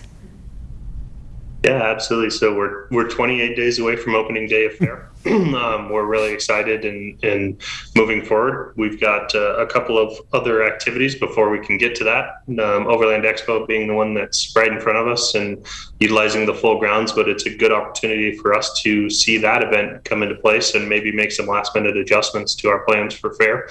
But we've got a really exciting fair, 5 nights of concerts coming this year. For the first time, we've added that Sunday show and getting good response from the community on the addition of the Spanish language activity on Sunday, as well as Chase Rice, Daughtry, Cheap Trick, and T.I. as the concert run, and then Verlin Garcia is that Sunday act. So trying to diversify the entertainment to make sure we have something for everybody in all aspects of our community and continue to change. And then we'll make other adjustments. It'll look similar to what we saw last year with some of the layout changes that we made and were forced to make with COVID and we're able to learn from. And then we're making a few other minor tweaks. We're excited to move the rodeo indoors this year for the first time. And we're able to do that because the concerts will still remain outside.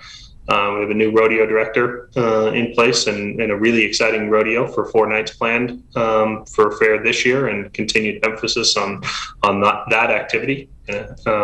Speaking to a different part of what we do from fair than what gets a lot of credit traditionally, which is the concerts. And then also throughout the grounds, we've got a lot of exciting new stuff. We're excited to bring some new activities, one in partnership with Veterans Services. We've got Remembering Our Fallen, which is going to be a phenomenal display for everybody to come see, and in partnership with Veterans Services and providing some veteran services on site in conjunction with them. We've got a high dive show coming for fair this year that'll be really cool. They'll be jumping from about 65 to 70 feet into a small pool multiple times daily. It's a really neat show, and excited to be able to have that opportunity.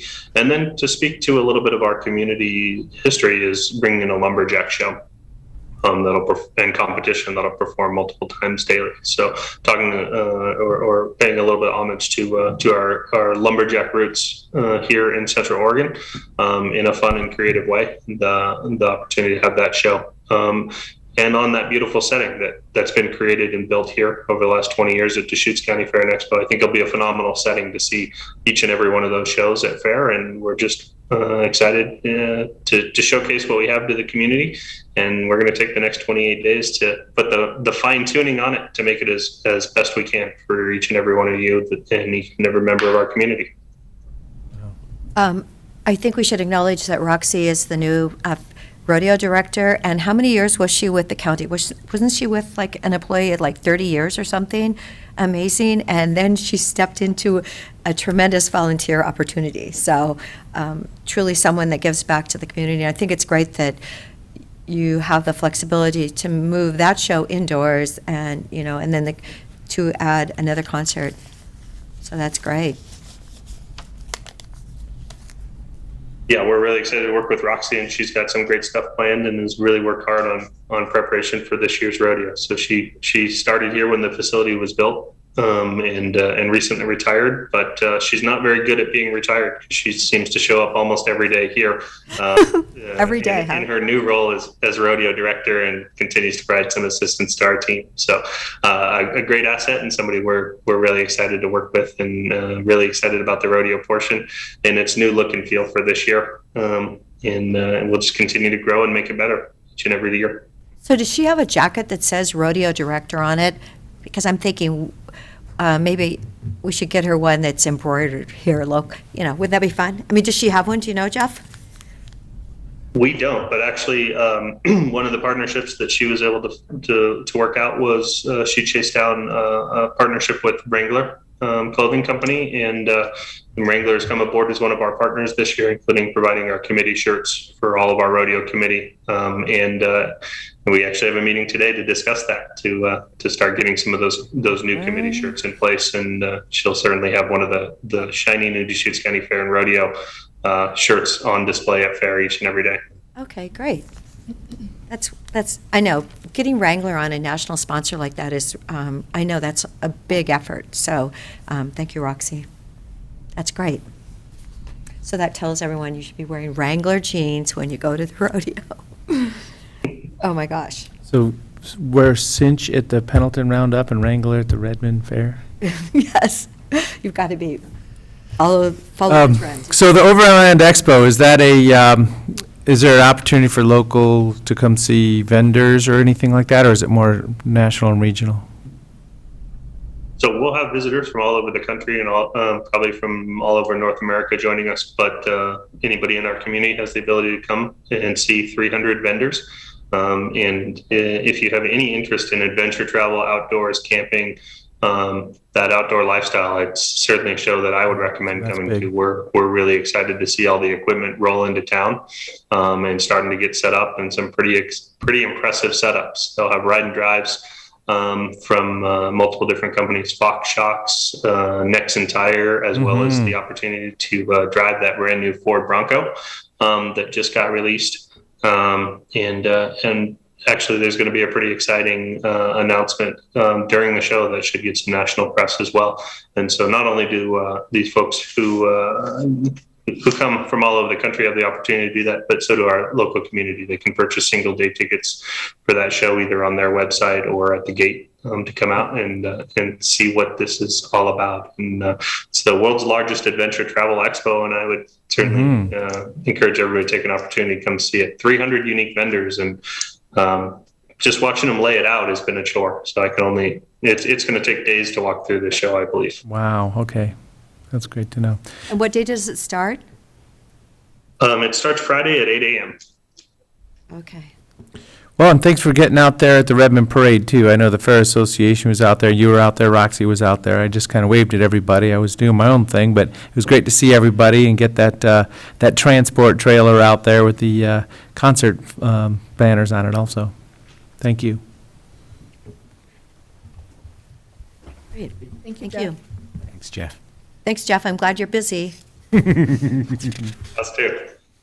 All right, last but not least, under economic vitality is the objective to support regional economic recovery from the COVID pandemic. And I believe in the room we have Budget Manager Dan Emerson. Good morning, Commissioners. Dan Emerson for the record. So, as everyone knows, the American Rescue Plan Act was $38.4 million of federal funds passed through to support our regional, our county level COVID-19 response and pandemic. We have obligated approximately $37.6 million of the $38.4 million in ARPA funds. That leaves the county with a balance of $747,298. The county has expended $12.8 million roughly of those obligated ARPA funds. The ARPA categorical obligation and expenditure breakdown is as follows. Deschutes County has obligated $447,000 in administrative expenses towards COVID-19, and $140,000 we've expended of that obligation. We have obligated $7.8 million in local affordable housing. 1.6 million of that has been expended at this point in time. We have obligated $300,000 in broadband infrastructure through COIC, the regional broadband assessment. We will be getting out that payment to them within a couple weeks here. We have obligated $7.6 million in child care and have expended $759,000 of that at this point in time. The county has obligated $3.6 million in food assistance, and we have expended $2.8 million of that food assistance obligation. Towards houselessness and helping individuals who are facing houselessness, we've obligated $6.5 million, and we have expended $1.5 million. We've obligated $180,000 in job training assistance, and right now, we have not expended any on that. Towards public health and the COVID-19 response, we've obligated $6.2 million and have expended $2.7 million. We obligated $2.6 million for small business and nonprofit assistance and have expended all of that amount. And last but not least, we have obligated $2.25 million in water infrastructure projects and have expended about $495,000 of that. And so those expenditures are often based on reimbursable contracts as opposed to lump sum. So we're just waiting for those invoices to come in. Within those obligations amounts, we have a $500,000 reserve for the expansion of affordable housing in the Sisters area, a $906,000 in reserve for fiscal year 24 child care workforce development, approximately $1.73 million in public health reserve, and a $540,000 reserve in the COVID unit team for future fiscal years. As of right now, the county has sent out ARPA contracts to all subrecipient obligations that were committed prior to May of this year. We have about 5 since then that we need to send out. However, the county has not received back all those contracts that we've sent out, so not all of those are finalized yet, whether it's we're working with their legal or their risk department, or we're just waiting on a fiscal evaluation or something from them. So that's kind of the overview of where we are with the ARPA funds right now. Are there any questions from the commissioners? Is it possible to get all those numbers in a Sure. email? Yes, I of tried course. to write them down, but They were coming quick. Yeah. So, Really yeah. fast. And that Yes. kind of is our spreadsheet, but it's But no, this- formatted a little differently, yeah. Right. Correct. It's important to know what hasn't been allocated out there, and because I know that we have deadlines, and with capital projects, what is it, they have to start by 24, and they have to be Mhm. done by 26, so, Calendar you year know. 26. Yeah, Correct. there's a lot to be worried about in the Yeah, future. we're definitely going to need to manage and make sure that the projects are moving forward. That's really the subrecipient's obligation. But, you know, if they weren't to be funded, then those funds would come back, or completed, those funds would come back, so. It was great to hear beyond what's been awarded, what actually has been invoiced, or, you know, what reimbursements have been requested already, because that gives us, you know, some indication of the progress that's being made with project implementation. Mhm. And there's Right now, there's some big, complicated projects, so it's great to hear that there's so much forward motion. Agreed. Right now, we've expended about 1/3 of the ARPA funds total, so. Great, thank you very much for the work you're doing. You know, you said "we" a lot in there, and that is "we." I mean, it's the community's money that came through the feds that we, the commissioners, get to specifically allocate, but, you know, we, the staff, is really doing a lot of hard work in the background there, and then we, the recipients. So it's all of us in the community being able to do the best things we can with these dollars, so it's very exciting. So we still have 800,000 approximately in food assistance that hasn't been sent out. I think you said 3.6 million, 2.8 has been expended. Is that right? Food assistance, that one? Food assistance, yeah, 3.6 million. We have 2.8 that has not been either invoiced back to us, reimbursed, or lump sum paid out. And I'd have to check if it's a lump sum that we're missing, or if the reimbursable, just they haven't invoiced against it yet. Okay. So that, the 2.8 million has been Mhm. 2.8 million out of the 3.6 has been Okay. spent, or has been sent and spent. Mhm. Great. Thank you, Dan. Thank you, commissioners. All right, that concludes our quarter 3 update, and we will be back soon for quarter 4. Okay, and there was something on the back. Yes, that was just, so during our last update, the board had requested a written update to one of the measures from quarter 2. And our environmental health supervisor, Eric Money, was able to provide the update that they, after the mask mandate had been lifted in March, they have been able to get their staff out to do some of those routine inspections of restaurants and pools, and getting back to that slowly but surely. So he doesn't want to say anything today about this then? We're just to read it? Yes, No, it was just an just a written update, because it was just follow-up to that Q2 question from the board, but I'm happy to connect you. No, it's just good. I just heard about this listeria outbreak from Florida from some ice cream. So don't, be careful. I know, I went like, well, that's really sad.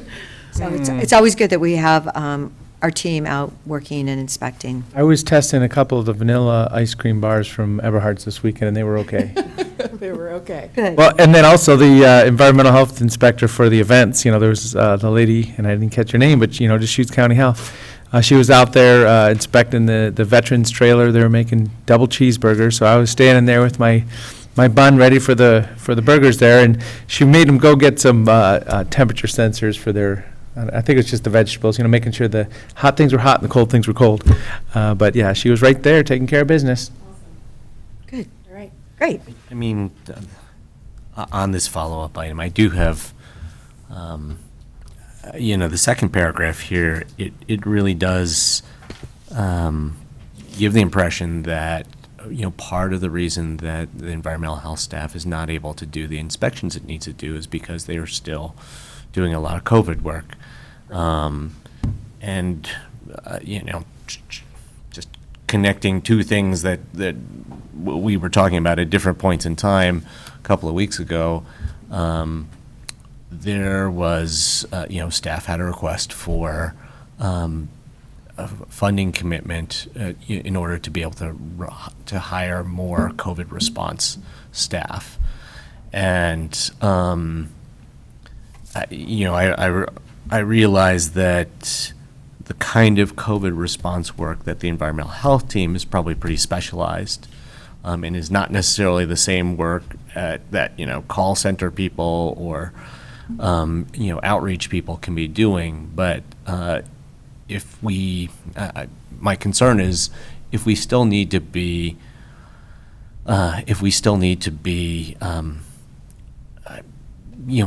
taking care of COVID response, and it's keeping some of our departments and divisions and programs from doing their primary work, then it would be great to be able to make, to consider and potentially make investments in staffing so that, environmental health can do their primary responsibility again, for example. So I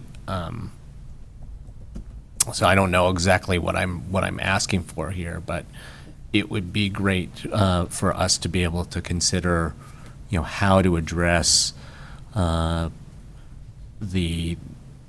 burden being placed on environmental health right now with ongoing COVID response, and the unique ways that the environmental health staff responds to that, in a way that we can kind of boost their capacity as needed to be able to take care of their primary responsibilities. I'm not even sure who I'm asking that, because that's kind of beyond the scope of this specific performance measure. But I'm happy to, if you'd like, I'm happy to follow up with Eric and find out how much time is potentially still being spent from his staff, if that would be helpful. that would be great. Thank you. Maybe in 2 weeks, he could come and give us a Bring it back. presentation where he's at. Oh, sure, I think that would be appropriate. sure. Yeah, and if appropriate and needed, just kind of what are some strategies to boost capacity short term, so that they can again take care of some of their primary responsibilities at a higher level. Great. Thank you. Thank you. Thank you, Laura. Thank you. Okay, so we all know it's 28 days till the fair. Great news. I'll test some ice cream there, too, to make sure it's okay. That's your job. All right, so we do have an afternoon session. I believe it's set up that way for specific reasons. Do we want to do any other items right now? Chair Adair, if we can, we have Whitney and Lee are both here. If you'd like to discuss the Facilities Review Committee, Okay. that would be a good discussion to tackle this morning if you're prepared for that discussion. Yeah. Look at them, they're ready. Bless you.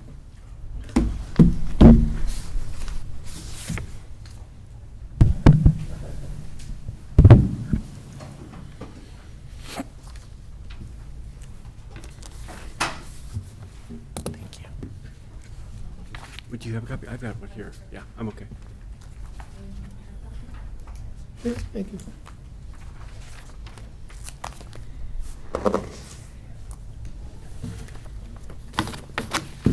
Good morning, Commissioners. For the record, Whitney Hale, Deputy County Administrator. And Lee Randall, Facilities Director. Lee and I are here this morning. As the board is aware, we've been preparing for the July 21st Facilities Project Advisory Committee meeting and had a few items we wanted to check in with the board on in preparation for that meeting. We also wanted to provide an update on our current recruitment process for a vacancy that exists on that committee. So we prepared a brief memo with just the items that we were hoping to check in with the board on today and plan to walk through that if that works for the board. Sure. Okay, perfect. A really good idea. Yeah. I'm going to start with the recruitment update. So as the board is aware, this committee was established in 2020, and we had an initial set of 7 members that were appointed to the committee, and Bill Anderson, who also served on the county's budget committee, was one of those members. And with Bill's recent move out of the immediate area, that position is now vacant. At the time that he was appointed, it appeared that Mr. Anderson was selected for his banking and financial background and expertise, and so we've had a recruitment up for a specific focus area for someone that has an interest in serving on this committee who possesses that background. And so far, we have not had any applications for that vacancy. It is currently posted as a continuous recruitment, and HR is reviewing it weekly and providing us status updates on that. But a couple options for the board related to that recruitment. One would just be status quo, and we maintain the course and maybe reissue a press release and see if we can generate some additional interest in that opportunity. Another option for the board to consider might be broadening the scope of that position. It's really, I think, up to the board if you want to maintain that position with a financial focus or if you'd like it to be broader in nature. So certainly if you wanted to modify the scope of that position, we could also modify the recruitment accordingly. So that was the first item that we wanted to kind of check in with you on and see if you have a preference. Well, it would be nice to have someone in banking, but to balance the committee. Okay. I really like that, Jerry Milstad is actually working on the Crook County Jail. I mean, that's his project. So truly, he is in the trenches when it comes to courthouse expansion. So, I know Mr. Anderson did bring that to the committee. I've talked to a couple of people if they would apply, Yeah. working on it. But they haven't been really bankers. Okay. But I do think bringing them back and having them part of what we're talking about doing in today's world, when you see that lumber now is going down in price.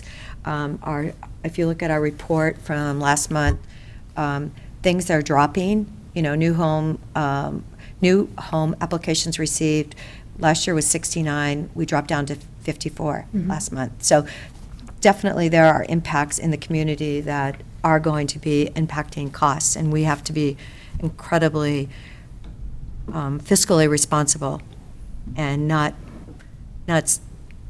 waste in changing economic times. I do remember that the schools in Redmond, they had bond issues. They actually, because of the recession, saved so much with their actual construction that they were able to do other things. They couldn't return the money to the people, but they could do a lot more. So I support maybe just editing words ever so slightly, so it doesn't have to be an active banker. It could be anybody with just financial experience too, because that'd be the hat they're wearing. Even anybody that's just an experienced, I don't know, anybody. Somebody that's worked and had a paycheck maybe and bought a house once, or just to be able to think about finances. So we could probably just open it up a little bit, not needing to be an active banker. Yeah, I might not go all the way to someone who hasn't participated in the financial industry, but I support the idea of broadening it a little bit. Okay. Why don't we take a crack at an update to what the recruitment that's currently posted, and we'll just circulate the updated, it's probably going to be a sentence or two, but the proposed update with the board and make sure that that feels in alignment with where you want to be. And then we can also reissue the press release and try to just sort of, we've had a little bit of success, I think, with Planning Commission and other, when we've done that a second time. So maybe if we give it one more try, we'll have a different outcome. So just connections with financial industry. I mean, because it could be. It could be a CPA. Exactly, a CPA, auditor, bond people, there's lots of. I thought you said, maybe somebody who's just owned a house and had a mortgage. I mean, Well, I was referring to somebody that has, yeah, no, we don't need to go that far. I know what you're saying. But, somebody that knows numbers. Yeah. Financial industries. That's fine. Well, I've been amazed how many times the finance director has been shared on my Facebook. So I'm so appreciative of everyone that is sharing that because it's going all over, and hopefully the right person will see it. Good. Well, if you also are inclined to post this, we'll happily share the link with all three of you. No, if that would help, of course I would. Yeah. Well, that's great. We'll move forward with that on number one. And then interestingly, in preparing the announcement for this vacant position and kind of looking at the materials that were originally used when we put the committee together, it looked like the committee was originally slated to sunset at the end of this calendar year, so December 31st, 2022. That's not what it says on the letter that was sent to the people. I have a copy of the letter. The letter said the term appointed was 4 years to, I believe, October 14th of 4 years, 24. Right, and I was just actually it looks like term appointments extend beyond that date for existing members, so we wanted to just check in with the board on kind of the timeline for the committee, and that will obviously be important when we hopefully have applicants and do interviews for this vacant position, that we're clear with the potential volunteers on what they're committing to and the timeline of that. So just checking in with the board on kind of what you'd like to see in terms of timeline of the committee. Well, I guess one thing, one piece of information that would inform that discussion that I'd like to ask Lee is, how long do you foresee us having these very large projects that it's useful to have the Facilities Review Committee's input on continuing? I mean, it seems like we've got projects like that for many years to come. I think when we look historically at how our growth has gone, we're coming out of a period where we didn't have a lot of large projects. We did remodels. We found ways to reuse and better, more efficiently use the space that we have. And as I'd mentioned the last time I was in front of the board, we're kind of at that point where we're really at a space deficit. And some of that will be changing with the changes with remote work and the changes culturally. But at the same time, we're looking toward the courthouse expansion. We don't expect that to be completed till sometime in 2025. We have other projects on the public safety campus that are in the planning stages that we'll have to look at how those would be financed over the long term and how those projects would take shape. So I think certainly in the short term, over the next 4 to 6 years, there's potential for additional projects that would meet the size and scope that the committee would review. So with that, I would be supportive of an extension for some number of years. I don't know when this was first implemented, how long the period was that it was, when did it start? And we know it's technically supposed to sunset on December 31st, 2022. Right, and it looks like it was in 2020. I can try and pull up an exact month of. The letter sent was done on October 14th to the 7 people. Of 2020?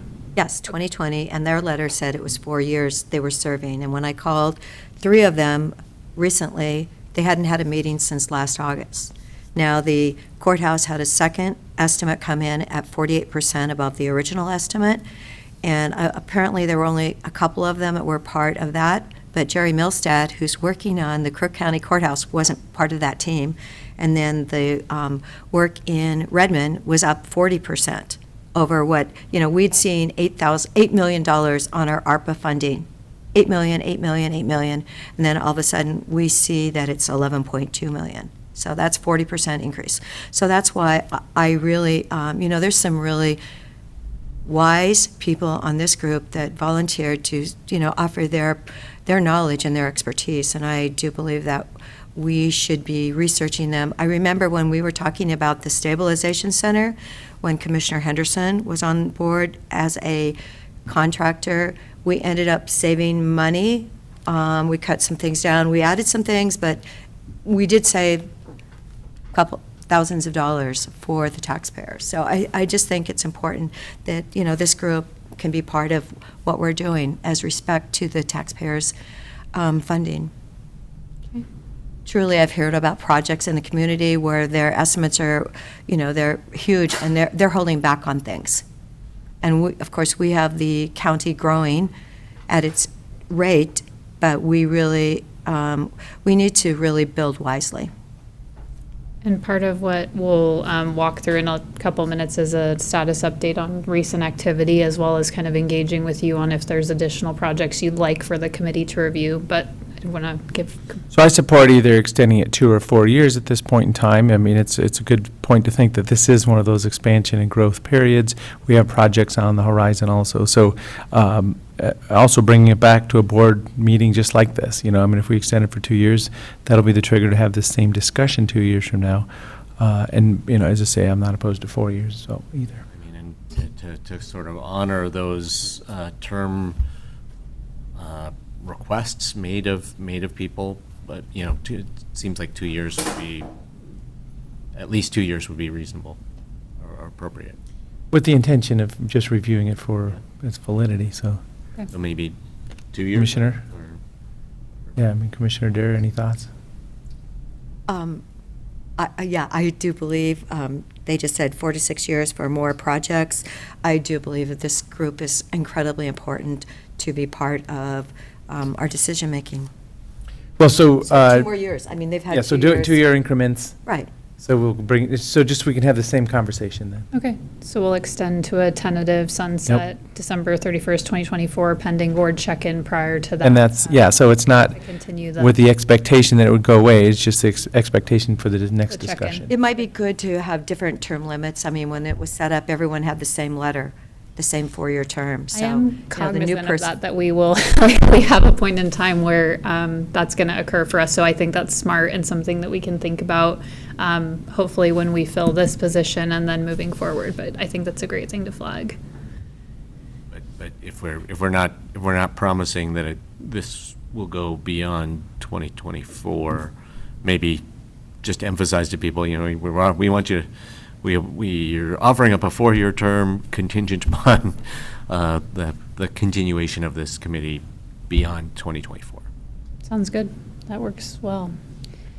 And then kind of also in the logistical lane, we wanted to check in with the board. I know the board has been engaged with this committee and attending meetings since its inception, and certainly when we tried to schedule the July meeting, we did so with your availability in mind to make sure you could attend the meeting if you wanted to. But I think the question was recently raised if the board would like to have a more formal liaison to the committee. And so staff wanted to check in with the commissioners on if that's something that you would like to proceed with or to pursue. Well, according to the minutes, Commissioner DeBonne was on the committee. Documentation that I have on my desk. Yeah, which is fine.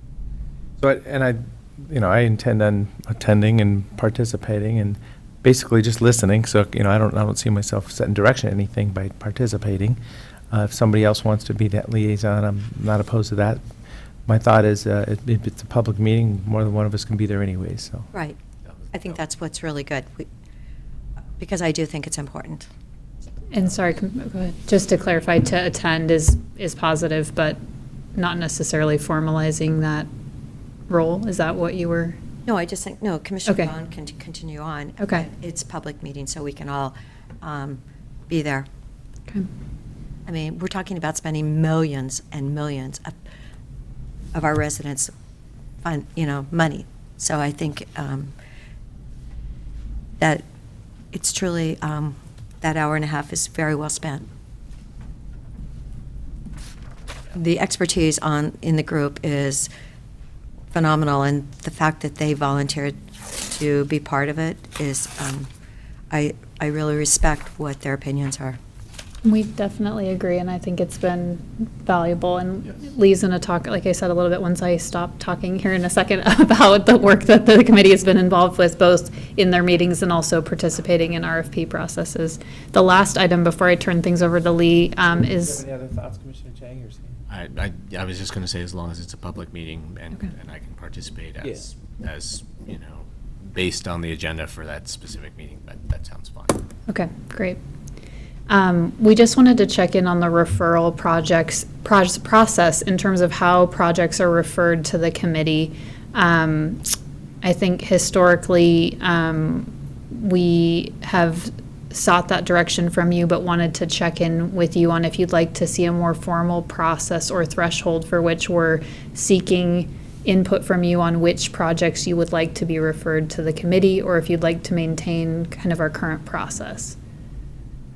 So, we appreciate the committee's professional workload and the time that they take to review these projects, and want to make sure that we make efficient use of their time. So one thing we've done in the past is, on a project-by-project basis, brought a list of concerns, potential concerns that the board would want to refer to the committee, and then that list then informed the agenda for the next committee meeting. For example, in the past, as was mentioned, we met in May of 2021 to review the adult parole and probation project, met again in August, and then since that time, the various committee members have participated in review RFP selection processes. Beginning with the adult PMP project, they reviewed items like stormwater controls, backup generator, whether or not there was a need for specialized sewer equipment related to the work center, and construction type, and then also procurement processes. So whether or not the project was a good fit for a construction manager, general contractor type of project, or hard bid, and so the committee would weigh in based on their expertise on that kind of information. Moving forward then, the committee weighed in in the case of adult PMP, weighed in on that, those questions. We brought that back to the board, and then the board provided direction based on the committee's recommendations. We went through a similar process with the courthouse expansion, and the committee reviewed things like the cost analysis at the time, types of construction, whether or not the project was a good fit for a hard bid solicitation for a general contractor, or a better fit for construction manager, general contractor. They reviewed those things, provided input back to the board, which we shared, and then the board provided us direction. We moved forward in that case with a construction manager, general contractor process.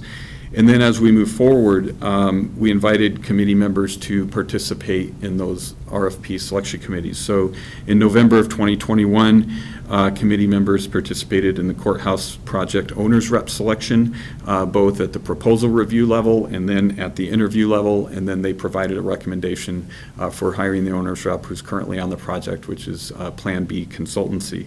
Then again in January of 2022, they actually worked with property management on the real estate disposition and development RFP for the Newberry neighborhood, and a couple members participated in those proposal reviews.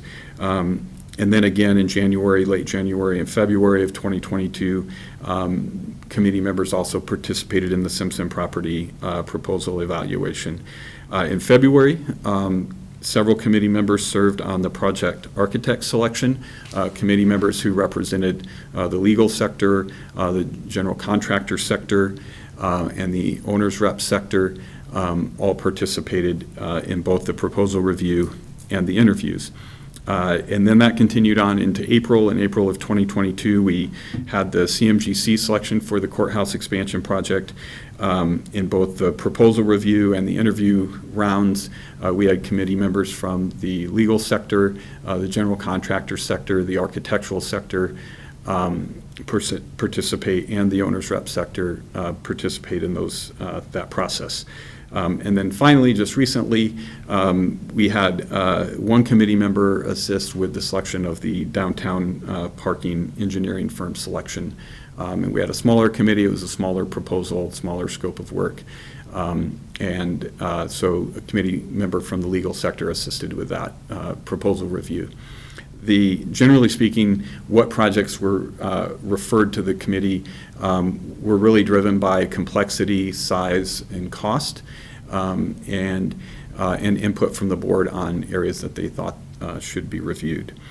So, as Whitney mentioned, really the question we wanted to bring to the board today was whether or not a more formal process would be helpful, even if it were in the form of a kind of checklist that went to the board that outlined a particular project's projected scope and size and cost, and then the board could just weigh in sort of on a project-by-project basis in a more consistent manner, and whether or not the board would be interested in staff putting together something of that nature. Is there anything else? No, I think that's great. I think we just want to make sure that our process is working for the board, and certainly happy to adapt it if we need to update what we're doing currently. And then I'll just add that one of our commitments early on with the committee was to follow up on the projects that they had weighed in on, and at some point in time, once we got through those RFP selections or at kind of major milestones related to the project, like the start of construction in the case of PMP, that we'd report back with some project updates. And that's part of what, at the board's direction, we would intend to do at the July meeting, is provide updates on the status of the courthouse and the status of adult PMP. What about the public health buildings in Redmond? You didn't mention those, and their bid went up 40%, from $8 million to $11.2 million.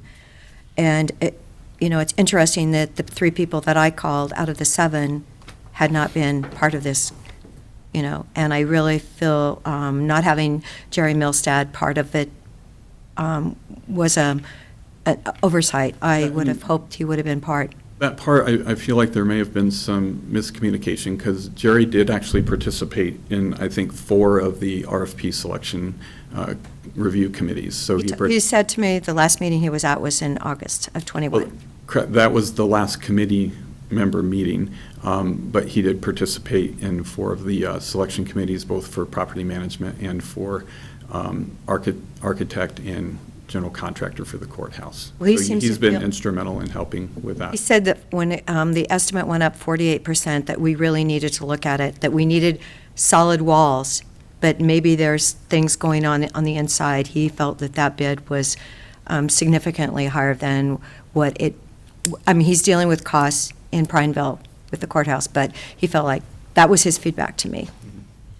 And those estimates that our owner's rep firm provided, which is part of their scope of work, is to provide estimates out. We specifically asked them to, because of the unprecedented cost escalation that we were experiencing, we asked them to look at the approach that we took in the October 2021 courthouse expansion cost estimates, review those estimates for accuracy once we had them on board, and then looking forward, project out in year increments. So project out a year, given the current climate, what, assuming that things weren't going to change, hopefully they will change, and costs will begin to subside, or the escalation will begin to subside. And then also look out to the start of construction a year out, and what the potential costs could look like. So those were rough order of magnitude square footage cost estimates. Once we have a schematic design, a proposed construction type, then our owner's rep firm will be able to provide much more specific construction cost estimates in coordination with our construction manager, general contractor, which is performing work in the state as we speak, and will have really their finger on the pulse of the construction industry and what costs are doing. So certainly it was really hard to swallow seeing the $40 million cost estimate based on current conditions. One thing that will drive the design and the project development will be looking at the most cost-effective construction procedures, construction type and materials, and those will drive the design, and that's part of what our team that's been put together for the project, the architect, the construction manager, general contractor, and the owner's rep firm, that'll be a driving force as we develop the project in looking at cost and how we can, there's all kinds of ways to help control costs as you design a project, and that'll be a primary driver. So when I'm thinking, when we talk about, the board, when we do this for the referral process, it's kind of scope of the projects. These are the 3 or 4 big things on the horizon. We're building this, we're planning this one, this is on the horizon, and then the specific decisions points, just like you're saying. I don't mind. I mean, there's a just kind of a rolling needs here. If we're going to do a project, we need to make decisions and let's make it go. So as a board of commissioners, I'd like to, just take a look at the big picture once in a while. But I mean, if you need to set the agenda to get a committee group to help make decisions on a timeline, I don't want, the timeline to slip because the board hasn't been able to review these decisions. These are the big picture decisions to get to us making the commitment to writing the big checks and for the people. Commissioners, I think the key is the committee was created, the committee reviewed the initial projects, the staff heard clear direction, and so going forward, we just want to make sure we're meeting or exceeding the board's expectations on assigning projects to the committee. So if the board would like a more formal process, we can just check in more regularly with this checklist, as Lee mentioned, or something of that nature, so that we're not referring. We don't expect the board's going to remember with every project that comes forward, oh yes, assign it. That should be our responsibility to ask you. And so the question is really, so what if you would like a more formal process? We can just include it as a regular question as we bring projects to the board, really for funding or approval of whatever project aspect of it is. So if the board is interested, we don't need your specific outline of what that looks like, but if you're interested in a formal process, we can create it and then begin to test it with projects as they come forward.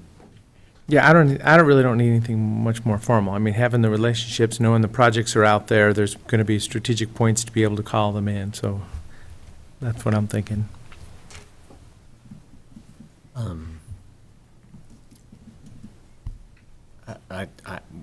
What I do want is for us to have a way to balance, balance the value of engaging and activating the committee versus, what that costs them in time, what that costs us in time, and what scale or complexity of project is worth it, right? So and I don't know whether having a more formal process would help with that or not. But I want us to pay attention to that balance because these are wonderful volunteers who are contributing their time to help us do projects in the best way we possibly can, and somewhere in there's a threshold where there's projects we don't need to ask those people to engage with us on. Redoing the roof of the county building, I don't think they, I don't think any of the folks on that committee would have wanted to be engaged, in a smaller, more routine project like that. I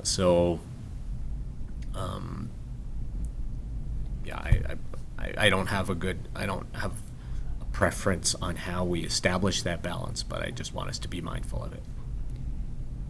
That's helpful. I think some of what you're articulating is a little bit captured in 5, which is the scope of the committee and kind of what was generally framed from the outset as sort of what the role of the committee would be and what the types of projects they would review. And so we did provide this memo to check in to see if this still feels appropriate as an appropriate scope. And that would be projects, generally projects over $200,000, projects that are challenging, critical, or high profile. And so that's broad, and that was what was originally drafted, but just kind of checking in, I think in alignment with also the process question about just scope and if this still feels like it fits or if it needs to be modified.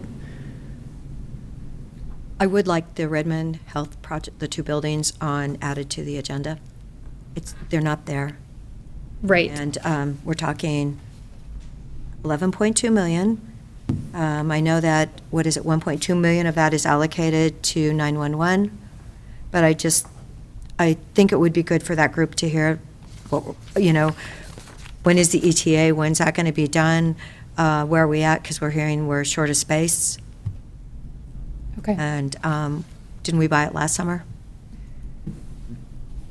Yes, and that's kind of, we can jump ahead to 6 in terms of the agenda and adding if there's projects that the board would like the committee to review.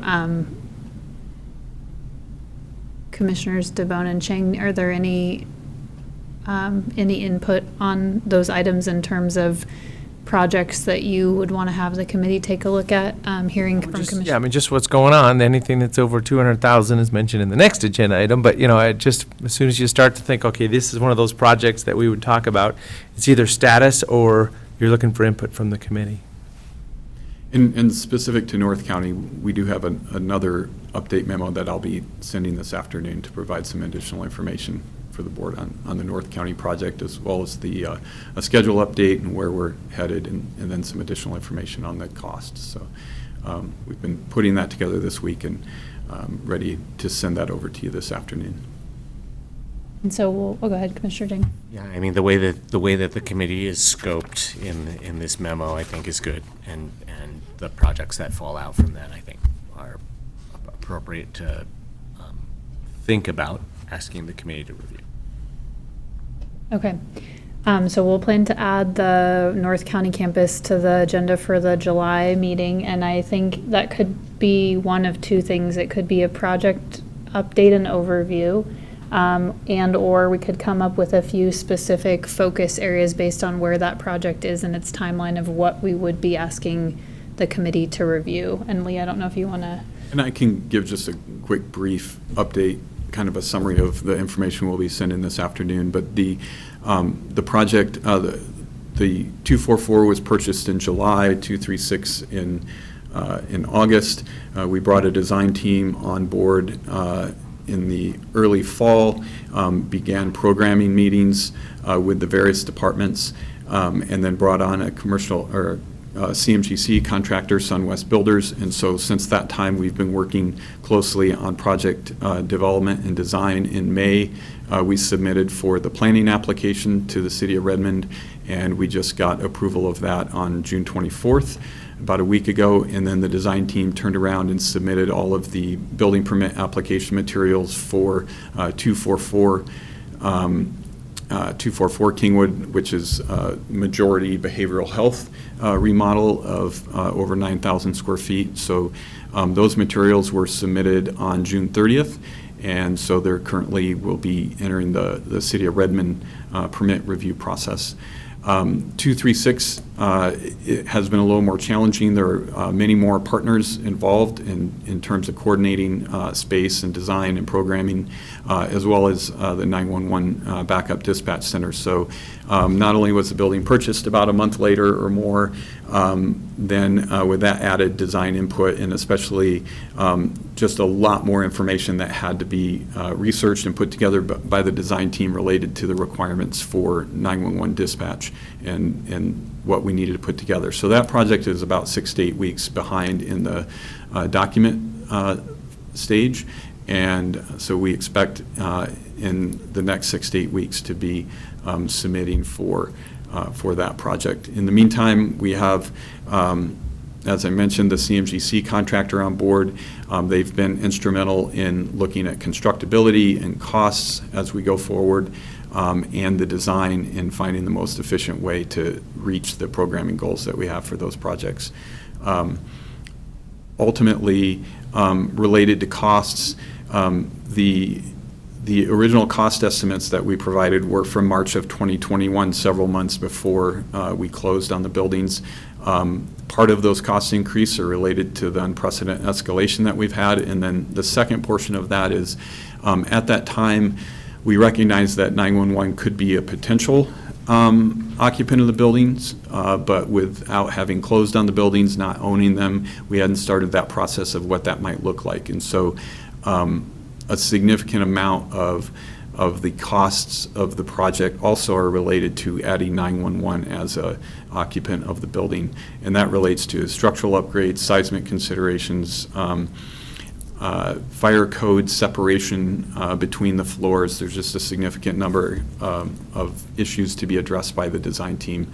And then as well as accessibility and addressing accessibility needs that would be required through a remodel. So in the information we're providing this afternoon, there's some more detailed information on what those cost drivers were and how we've gotten to the estimates that we have today. We'll be getting additional estimates from SunWest Builders as we get closer.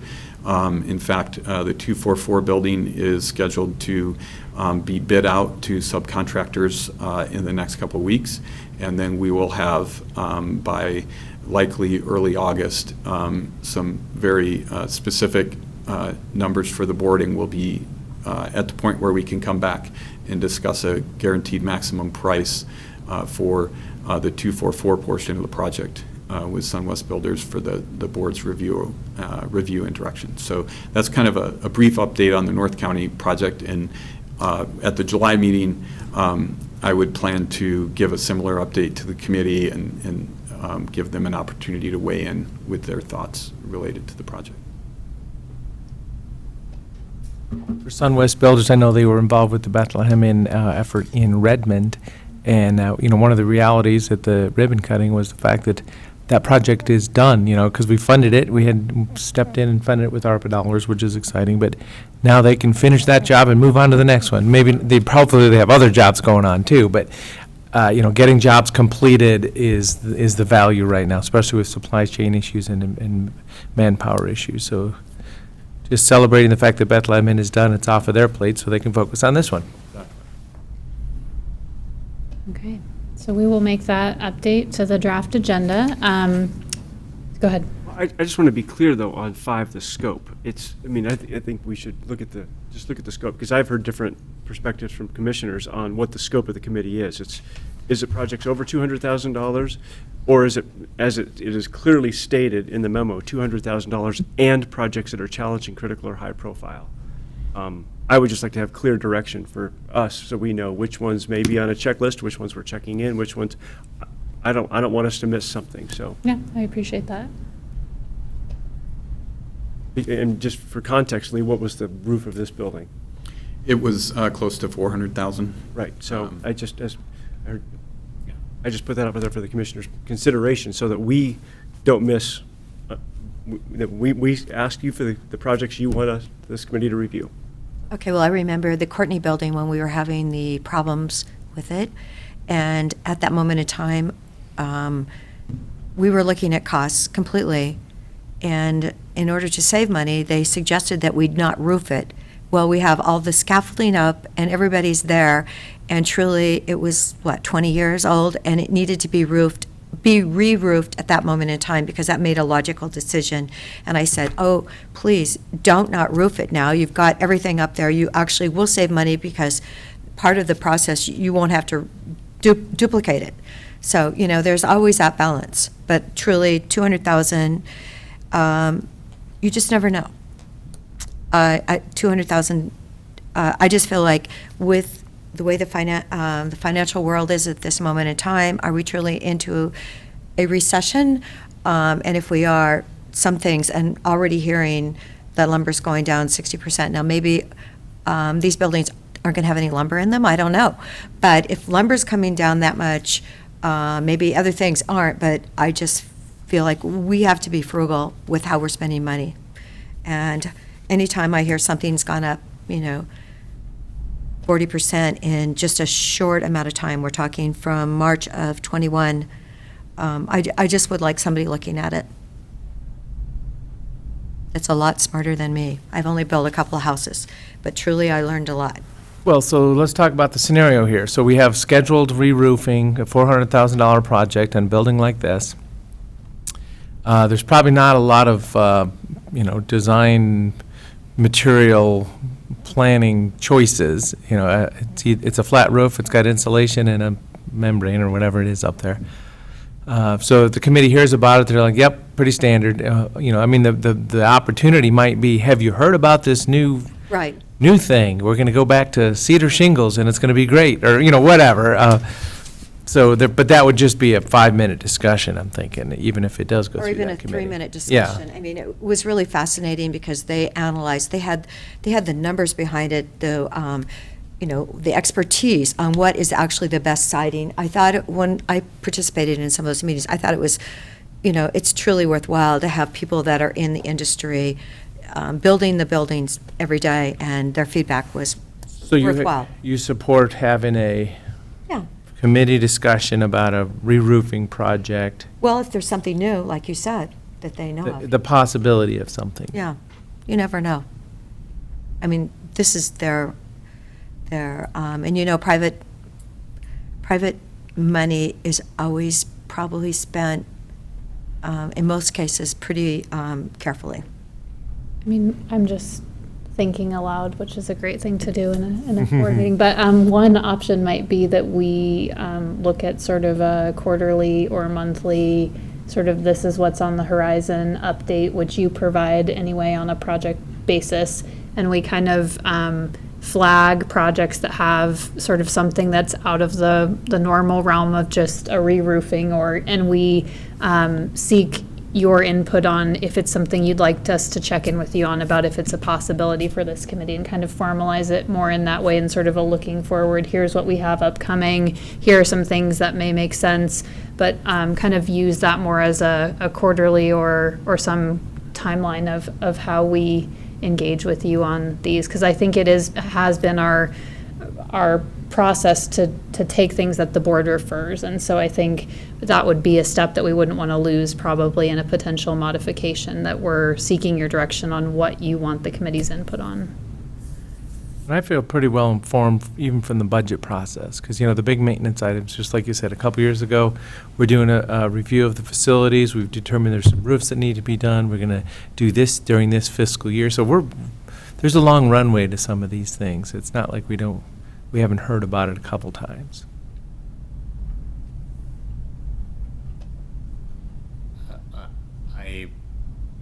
My preference would be projects over 200,000 and challenging, critical, or high profile, as opposed to just over $200,000. I think it's important for us to remember that we have an entire professional team at the county who keep up with the latest and greatest in their industry. And I definitely see the value in this committee looking at complicated, large projects for us and looking for efficiencies or looking for innovations. But on more routine things, I just don't. I think that we're well covered already, and that there's a lot of things that we could wish were cheaper, but we can gather people together to look at it, and that doesn't necessarily make it cheaper.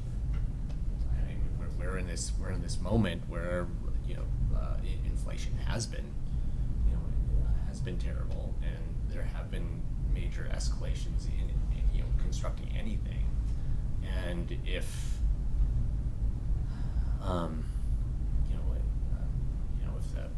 if the effort efforts to slow the economy by the Fed are successful, then we should see costs go down. And, we'll be the beneficiaries of that. But, wishing it to be so and, wanting to have more people look at it isn't necessarily what's going to make those cost changes happen. For the really big, complex projects, there's definitely opportunities to see efficiencies, see innovations, see other things. But yeah, like what we were just talking about with the new roofing thing. If something is super new, I'm not sure we want to be. We want to be be on the bleeding edge with that new thing. Myself, I mean, once something is been utilized a number of times, is common industry knowledge, everybody knows about it in our within our facilities team, that's maybe early enough adoption of a new practice. But something that's really, really new, it could turn out badly. I can't remember the specifics about the exterior material that we used on the parole and probation building originally, but I mean, I don't know how new that was at the time, but it doesn't seem like it was, in retrospect, if we had chosen something different, it would have paid off for us, right? So. Yeah, there were a lot of challenges with that type that was installed through the 90s. And most places like us are trying to remove it now. So we're not alone, unfortunately. So tried and true, tested, tested products also, they have less risks in certain ways. So for that sentence in the role and scope, it says projects over 200,000 and projects that are challenging, critical, or high profile. So maybe the words are a little bit vague there for what we're saying, because you could say either the criteria of 200,000 and makes it qualify, or anything that's over 200 qualifies and anything that's challenging qualifies. So we could maybe clarify the words a little bit. And maybe it's adding the sentence saying standard schedule maintenance items may not be included, even if they're over 200,000. So if we want to go that far, just to make it real clear in this document, so it just gives good clarity for the committee itself, and then also, Lee and the staff about, because the moment we're sitting up here asking, why didn't this one get reviewed? That's weird. Could be a bad situation. Okay, well, we can definitely make a few minor clarifications to this in red line and circulate it to make sure it fits. Because it's good discussion. The board's intent. Great. Okay, and we'll finalize the agenda for the 21st with that addition and look to get packets out a week beforehand. So next Thursday will be our goal to get materials to the committee and also to the board. And if anyone needs additional information or has questions, we're happy to check in with you. But we'll plan to see the committee. We've scheduled that as a virtual meeting to give folks the most flexibility in their participation, and it looks like we'll have strong attendance from committee members on that date and time. I think there's only one person right now that we know of that may not be able to attend, so we'll plan to move forward with that unless there's anything else, any further direction from the board. Sounds like great news, and maybe we'll have someone who wants to be on the committee by that time. We'll work on that too. Thank you. Who knows, right? Okay, so let's adjourn now and come back at 1 p.m. for our afternoon session, please. All right.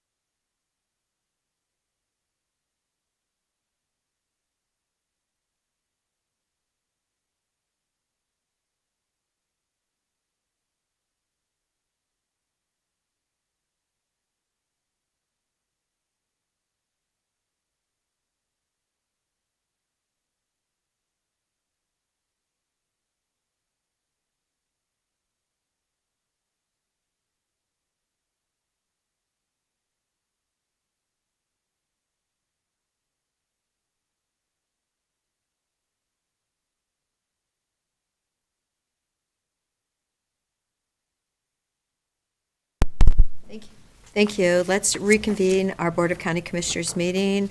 It happens to be July 6, 2022. So thank you. We're at item number 14. Kyle Collins. Yeah. Good afternoon, Commissioners. For the record, Kyle Collins, Associate Planner with the Community Development Department. I'm here today to talk about Senate Bill 762 and specifically the state wildfire risk maps that came out last week from Oregon State University and the Oregon Department of Forestry. So just to give a very broad overview, that's primarily what I'm going to be doing here today, talk about some of the implications of the maps. There's no specific decisions that the board has to make at this point in time. It's really intended just for a general discussion, what this might mean for Deschutes County, future steps moving forward, those kind of things. So Senate Bill 762 was passed in 2021, and it was intended to provide a statewide modernized wildfire preparedness program for the entire state of Oregon. One of the big pieces of 762 was the creation and preparation of a comprehensive statewide map of wildfire risk and what's described as the wildland-urban interface, or WUI, boundaries across the state. Ultimately, this final risk map was created over the last approximately 12 months or so. Is really when they first started working on it, and it was made available on June 30th. So in this case, there were three main partners that worked together on the map. As I stated earlier, Oregon State University was primarily the big partner here in coordination with the Oregon Department of Forestry and the Oregon State Fire Marshal. 762 requires that they create and maintain this map over time, and it has two big components that are required to be presented on the map. One is a specific set of risk classifications associated with wildfire that goes from no risk up through extreme risk. There are 5 different risk classifications. And the second big piece is a specific set of boundaries for the wildland-urban interface.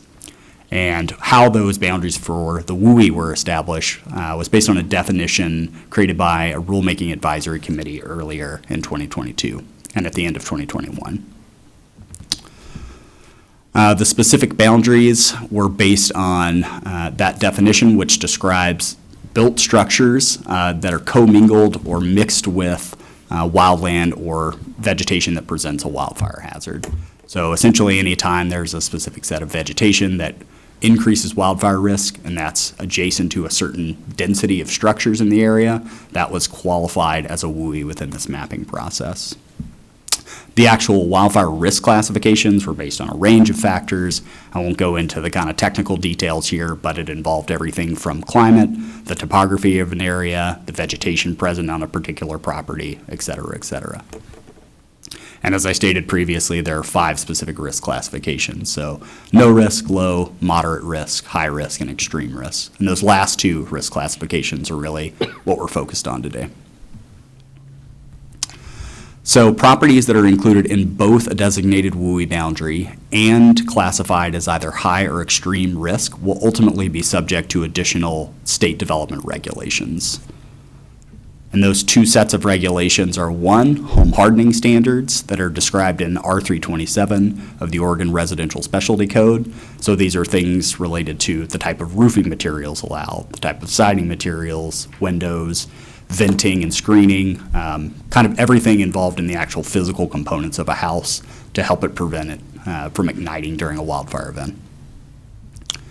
The second big piece of regulations that's going to come along with these properties are defensible space standards that are underway, being determined by the Oregon State Fire Marshal.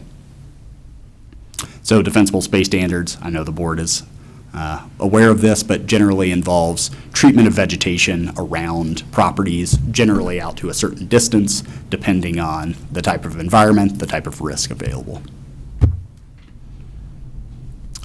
So the State Fire Marshal has yet to release what these final defensible space standards are going to be.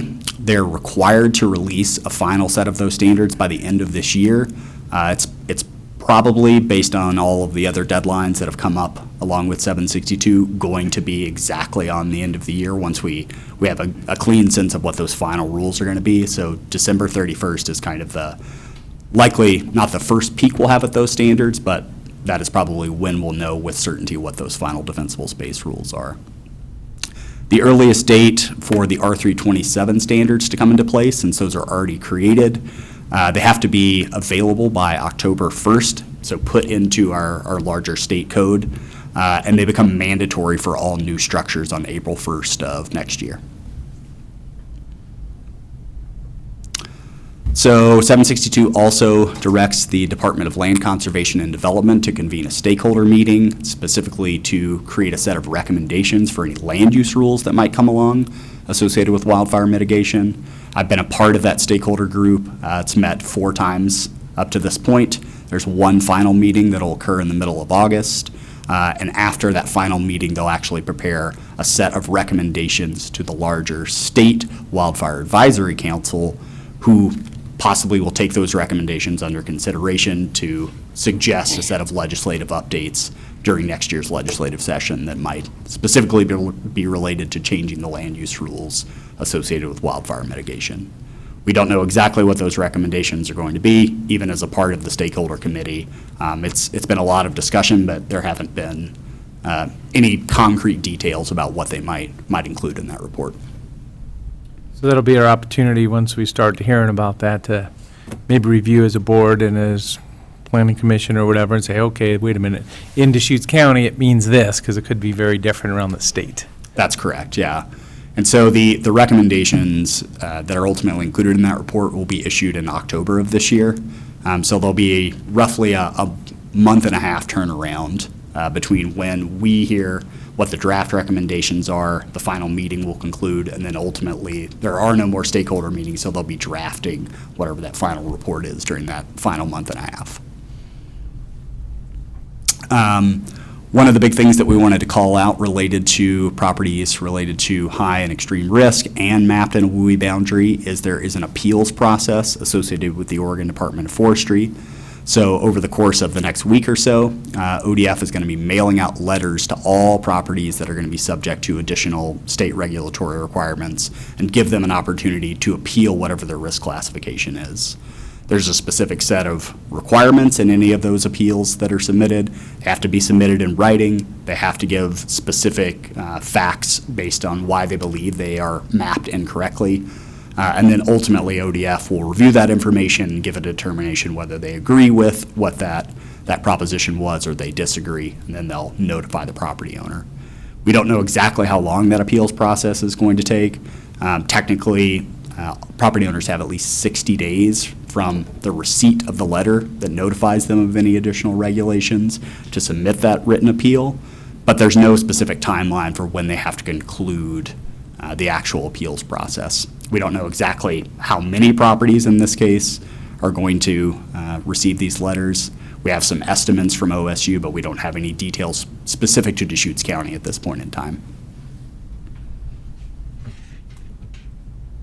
So, unfortunately, the web portal that actually shows all of these risk classifications has been under a lot of strain in the last week.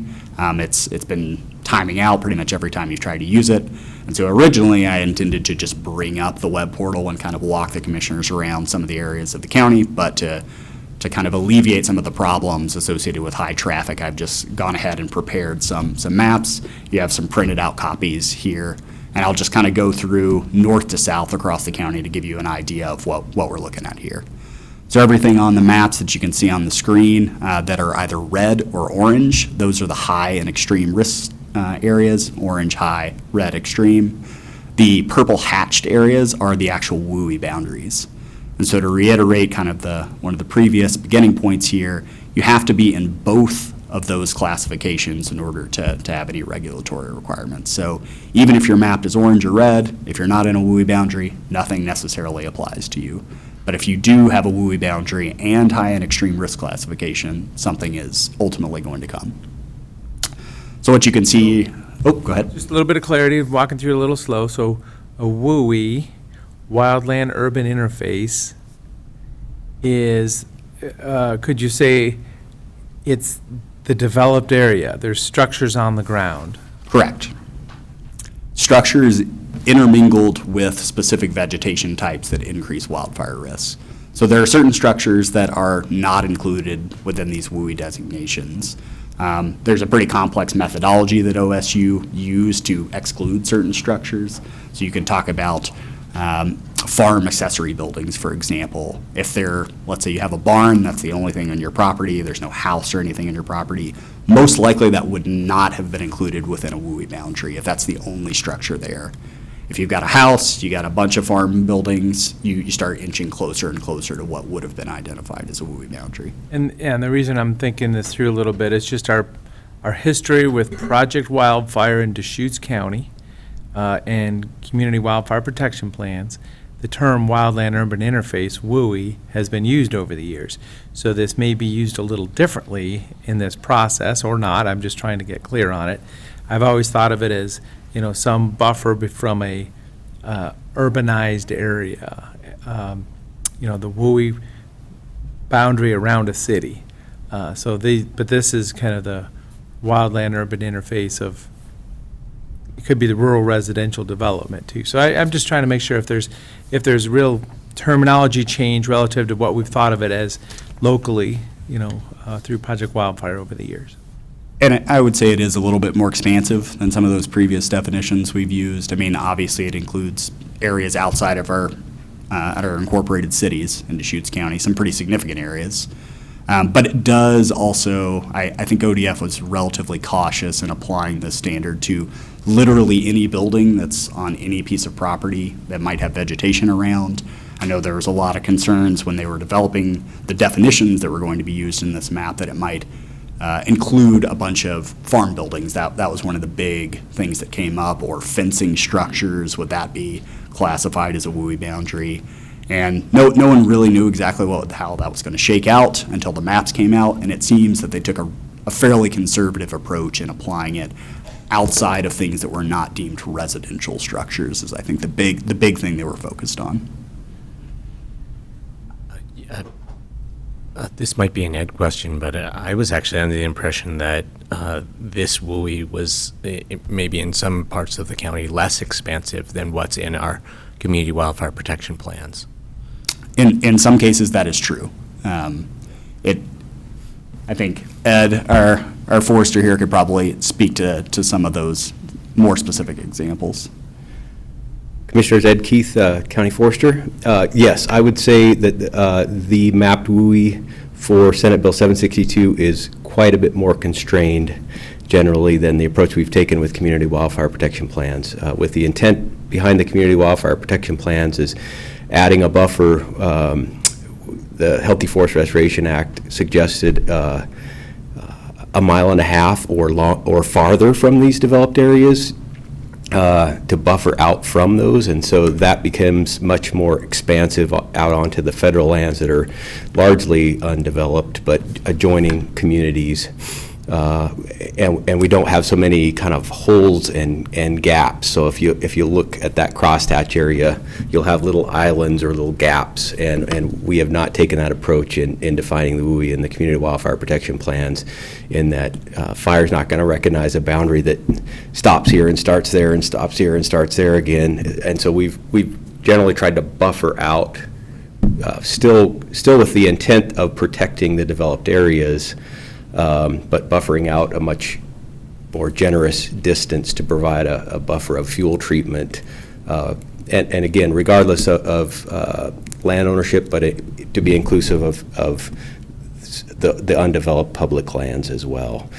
With this one, since there are regulatory components that are largely tied to this, I think that the pressure from the Rules Advisory Committee members, a lot of them, was to make this much more constrained and compact than the approach that we would take in a community wildfire protection plan. Well, one of the other questions I have is the development of this WUI, centers around existing buildings. So if you own buildable land that doesn't have a building on it yet, is it possible that you're outside the WUI, but it would actually be very good for those rules to apply when you build your building, that you're allowed to build on that parcel. And if that's the case, then is there a process for additions to this WUI over time as applications come in, essentially. So in terms of one-off applications, first of all, excellent question. It's something that's come up between staff conversations, I know, and even before the maps came out. But generally, the map is intended to be updated at the bare minimum on a 5-year cycle. There's no requirement that says it can't be updated more frequently than that. But you are correct, at least as it stands, and there may be some more clarification coming from ODF into how these maps apply as new development comes online. But at least as we understand the rules right now, it does seem that there may be a case where a property owner could be not mapped in a WUI, build a structure not subject to these specific standards that are coming from the state, unless there were some additional standards put in place. And then once the map was updated, they might be subsequently pulled into a WUI boundary and would be subject to those regulations moving forward. So they'll have to do defensible space, but they didn't have to use the R327 codes to build. Until such time that they might have to do some type of major upgrade to the home in this case, let's just assume. So one of the big standards of 762 is the first order is all of these standards will apply to new structures, but then ultimately they'll apply to existing structures as well.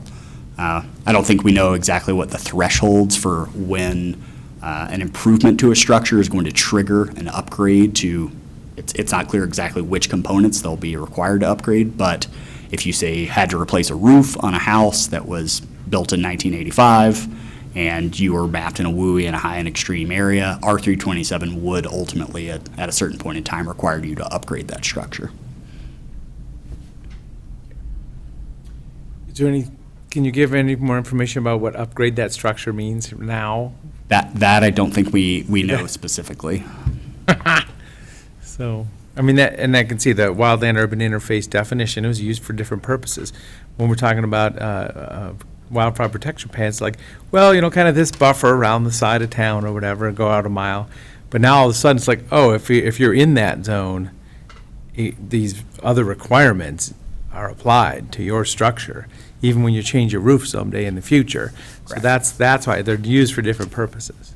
And the portion of R327 that will apply to existing structures, that I pointed out earlier, that becomes mandatory in April of next year. For existing structures, I think there's an actual whole nother year to coordinate those rules and then they'll ultimately put in. So I think not until 2024 is the reality of when we'll know these existing structures and what might constitute. Now, it's possible that gets sped up at some point. I think that's just the deadline that's listed in the actual legislation itself. Are there any other questions, or I can just go? How dependent is this risk classification on the vegetation that you have at the moment? Right. So, there's some significant areas that I'm surprised are not orange on here, and the only reason I could come up with is, well, there's been a lot of fuels reduction treatments, on the federal lands, right in that area. I mean, is it really closely tied to a current vegetative condition? In which case, I guess if you're updating this every 5 years, that's the vegetative condition will change in 5 years, but it's not like every 20 years that you're updating it. So maybe that's okay, but.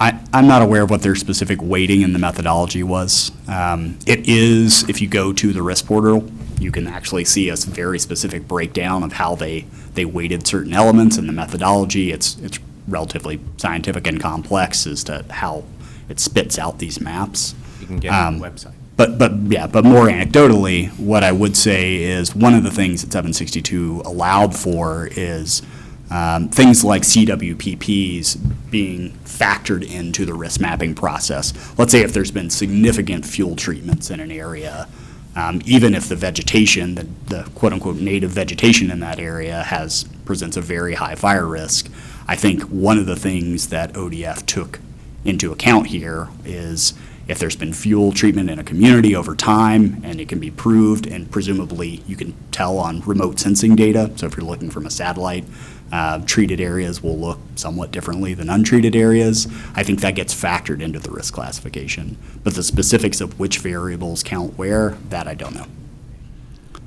And do you have anything else to add to that, or? I would say that, speaking generally, that of the three factors, the vegetation would factor into the anticipated fire intensity. And so the rules basically break down or provide weight to the anticipated flame lengths from that vegetation. And so they apply the fuel model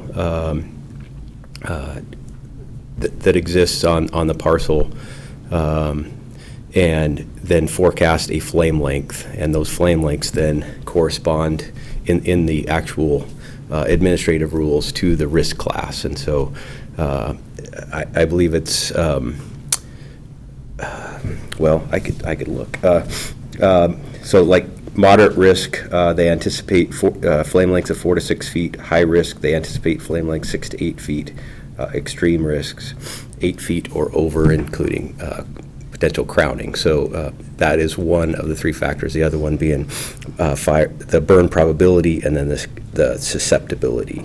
So it's one of those three factors is directly tied to the vegetation as it translates to the, if you put it in a fire behavior from the fuel model perspective, you come out with an anticipated flame length, and that flame length corresponds to that, the fire intensity.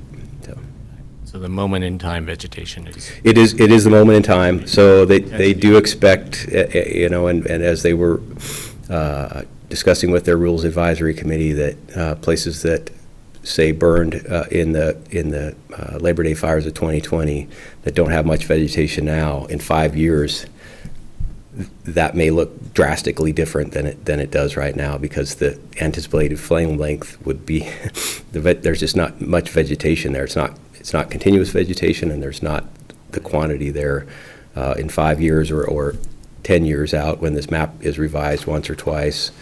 That risk could shift across the landscape up or down. And similarly, you could imagine, you know, maybe not at the individual parcel scale, but at the neighborhood scale. You know, a neighborhood does like a really comprehensive fuels reduction effort. I mean, they could drop themselves out of high risk potentially, or? I think it was broad enough, yes. I have talked to a few homeowners that have been calling and wondering if I do my defensible space, can I change the color that my particular parcel is on the map? And my response, and from Chris Dunn at OSU, who has been the person behind making this the formulas that create this map, it would have to be broader in scale than the parcel level. It would have to be a larger significance of fuel reduction. Neighborhood-wide or landscape scale type treatments would influence the map over time, but I don't know that it's going to pick up an individual doing defensible space around their home. And that was the question I asked during that AOC briefing that we were able to attend. I don't know if we were all three on there, and just, okay, if somebody asks me the question, how do I change from red to orange or orange to green or whatever, what do we tell them? And my point is, sure enough, I went home that night, my wife heard about it, she said, honey, how do we change from orange to whatever? It was just the first question she asked him. First question she asked me. Just got off the phone less than an hour ago from somebody that was asking that same question, and I said it's probably beyond you as an individual living on 2 acres. It's got to be a whole neighborhood and or even adjacent landowners outside the neighborhood kind of influencing it at a larger scale. But it's a point in time. It's Right. the conditions on the ground. It's a big picture. Let's try to make it better over time. We're going to have to do it as a community. So, I mean, there's ways to answer that also. But what are insurance companies saying? That's really, That's the big question. that will be the question. I've had an insurance company counsel me in the past, And, yeah, the fire burned one tree when it went around my house. So, truly, I'm going like, how did we get yellow out there on the north side of 126? But there's a big yellow, and I'm going like, wow, got to be close to that, don't we? I mean, what is that, Ed? Do you know on the Sisters map on the page that's showing right now? I think that's generally the larger pivots in the lower bridge area. Okay. it's So down that there. the significant area of concentrated irrigated agriculture dropped that risk to a lower level, where you do have irrigated agriculture in other places, but I think it's, in some of those cases, it's so intermixed with places that aren't irrigated and significant amounts of wildland fuel. It wasn't enough irrigated areas in a concentrated, geographic area to lower the overall risk. So I think there is that island out at Lower Bridge. You do see that in a few other areas as well, where there's kind of enough of a change, if you average it out, to influence that risk. Yeah, I was more surprised by this huge yellow swath south of Sisters, but I mean that, I hope that's because of the Sisters Area Fuel Reduction Project that the Forest Service has been working on for over 10 years now. So Yeah, we can walk through some of the other more detailed maps if you'd like. So this was obviously the Sisters map. We talked about that a little bit, and then we'll kind of work our way south. So this is kind of the eastern boundary of Bend. You can see the city of Bend. You can see Redmond there as well. One of the more surprising things that'll come up in these next two maps, at least for me personally as a staff member, is, as you can see, moving south down Highway 97, there's a relatively big swath of moderate area associated with Deschutes River Woods and the northern part of Sun River, et cetera, et cetera. Nearly everything on the eastern edge of Bend is mapped in a high risk and a WUI area. So Alfalfa Market Road, kind of basically everything out towards the airport and beyond is mapped as high and a WUI area. So that's probably one of the largest collections of structures, a lot of non-farm dwellings out there, similar agricultural development that is going to be subject to some type of regulations. Moving a little bit further south into the actual Sun River area, as I called out earlier, you can see Deschutes River Woods is predominantly mapped as moderate, even in the areas that are classified as WUI. Same is true of Sun River. Nearly all of Sun River is also mapped as moderate, although there is some high risk associated with the boundaries along the edges, particularly as you move further west towards the National Forest. And then South County in particular, the Lapine area is almost entirely mapped as high risk. This is probably the biggest collection of high risk associated with also WUI areas in Deschutes County here. So you can see Wickup Reservoir, moving east from there, there's some risk, and then it gets into some extreme risky areas. But pretty much the entire Lapine corridor is likely going to be subject to some type of regulatory requirements associated with 762. I have a friend who lives down off of on Howard's Lane, and in that community, remember when we had the numbers?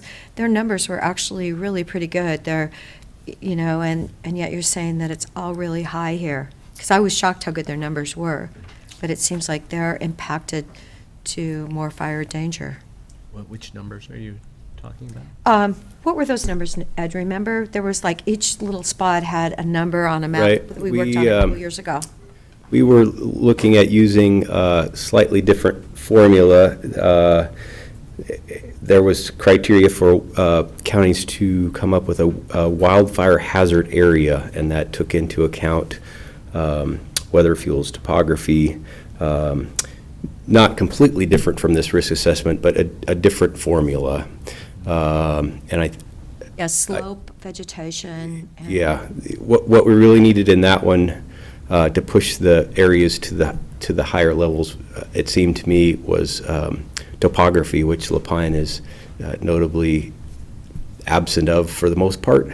It's relatively flat in those developed areas, and they didn't seem to rate out, and I don't know if topography is maybe just a lesser factor in this particular risk assessment for this recent version, but it is, I would say, as you have noted, Chair Adair, notably different than that methodology that we calculated out a couple years ago. We were doing that in advance of this legislation being passed in the possibility of considering defensible space requirements locally, and then we paused that once this rule passed at the state level.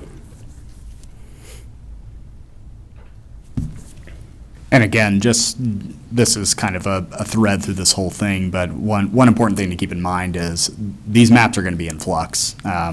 As there is an appeals process, we have no idea, as I said, how long that's going to take, how many people are going to apply for appeals. And so even though we're looking at these maps right now and speaking with a degree of finality, there is a chance that this will change over the next several months.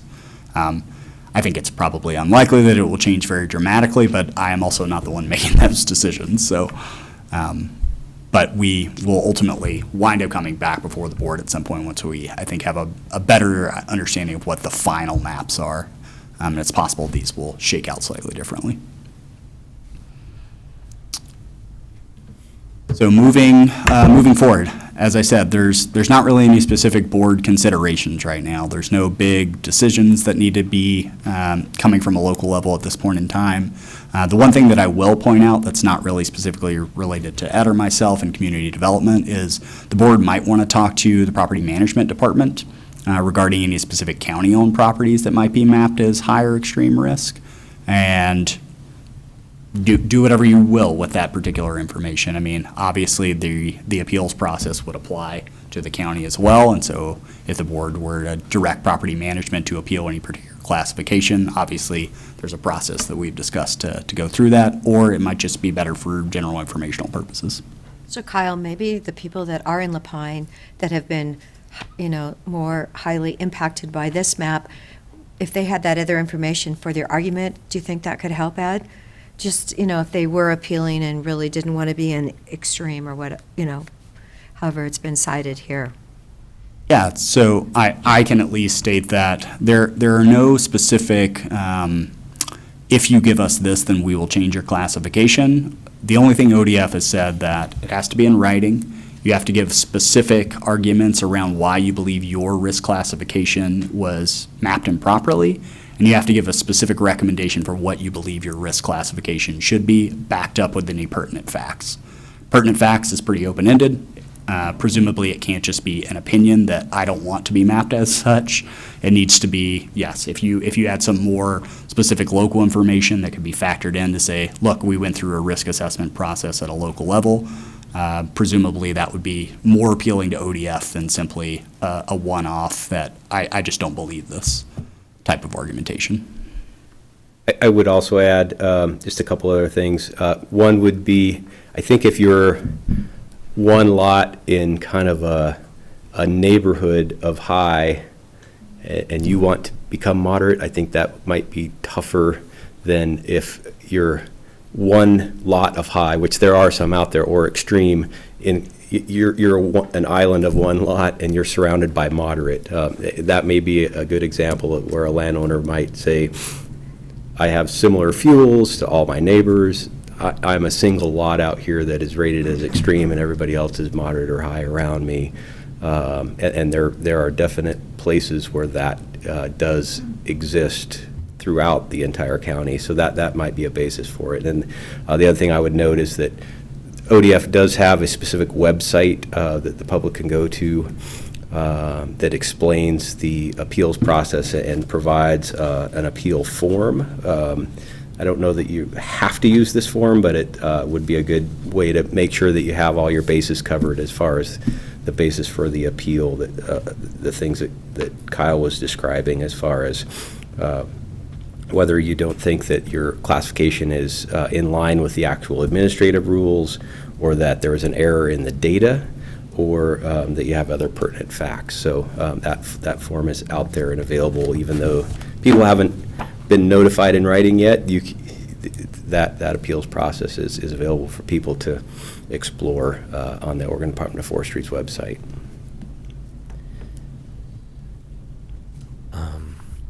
kind of raising this question of differences between the analysis that we did a while back and this state analysis.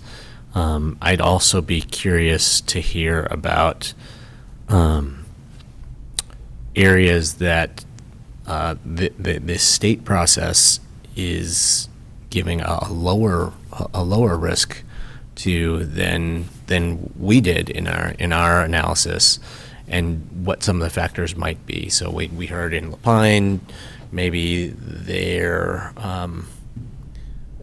producing higher risk because they didn't emphasize topography as much as we did in our analysis. But in areas where they're showing a lower risk than we came up with, like, do you have any sense of what the potential explanations for that might be?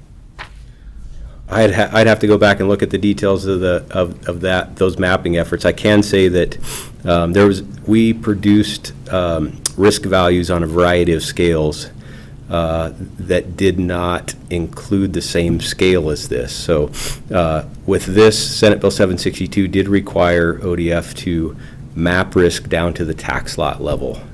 And so they average those fuel values and probability of a fire occurring at that tax lot level. We went both smaller than that and larger than that. I mean, we did everything from average and come up with one value for the whole county, down to sub-regions of community wildfire protection plans. I think we even tried census blocks. The data was originally available at 30-meter pixels, so we just had kind of the raw data that was available. So I do think part of the difference is the scale that it's applied and the data is averaged at.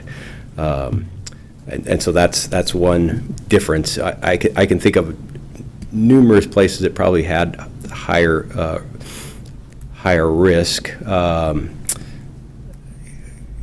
I'm personally surprised by several communities west of Sisters that include Black Butte Ranch, Crossroads, Tollgate, that are all mapped as moderate. Aubrey Butte area that has abundant fuels and quite a significant amount of topography is all rated as high. That was surprising to me. I believe that a lot of those areas, when we did a different analysis at a different scale, came out at a higher level of risk. I would love to see, not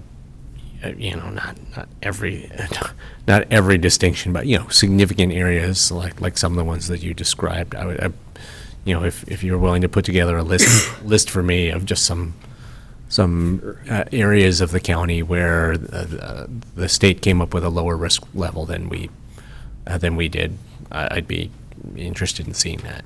Yeah, I'm sure we still have that data that was generated by staff at CDD.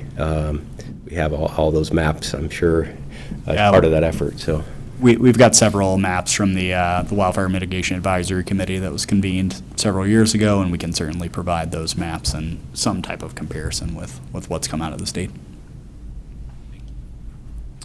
Another thing that I'll point out, just in terms of getting a little bit more granular detail, like number of tax lots that are affected, those types of things. We've reached out to OSU and ODF to work on actually getting the raw data so we can run our own independent analysis and find out more specificity with relation to Deschutes County.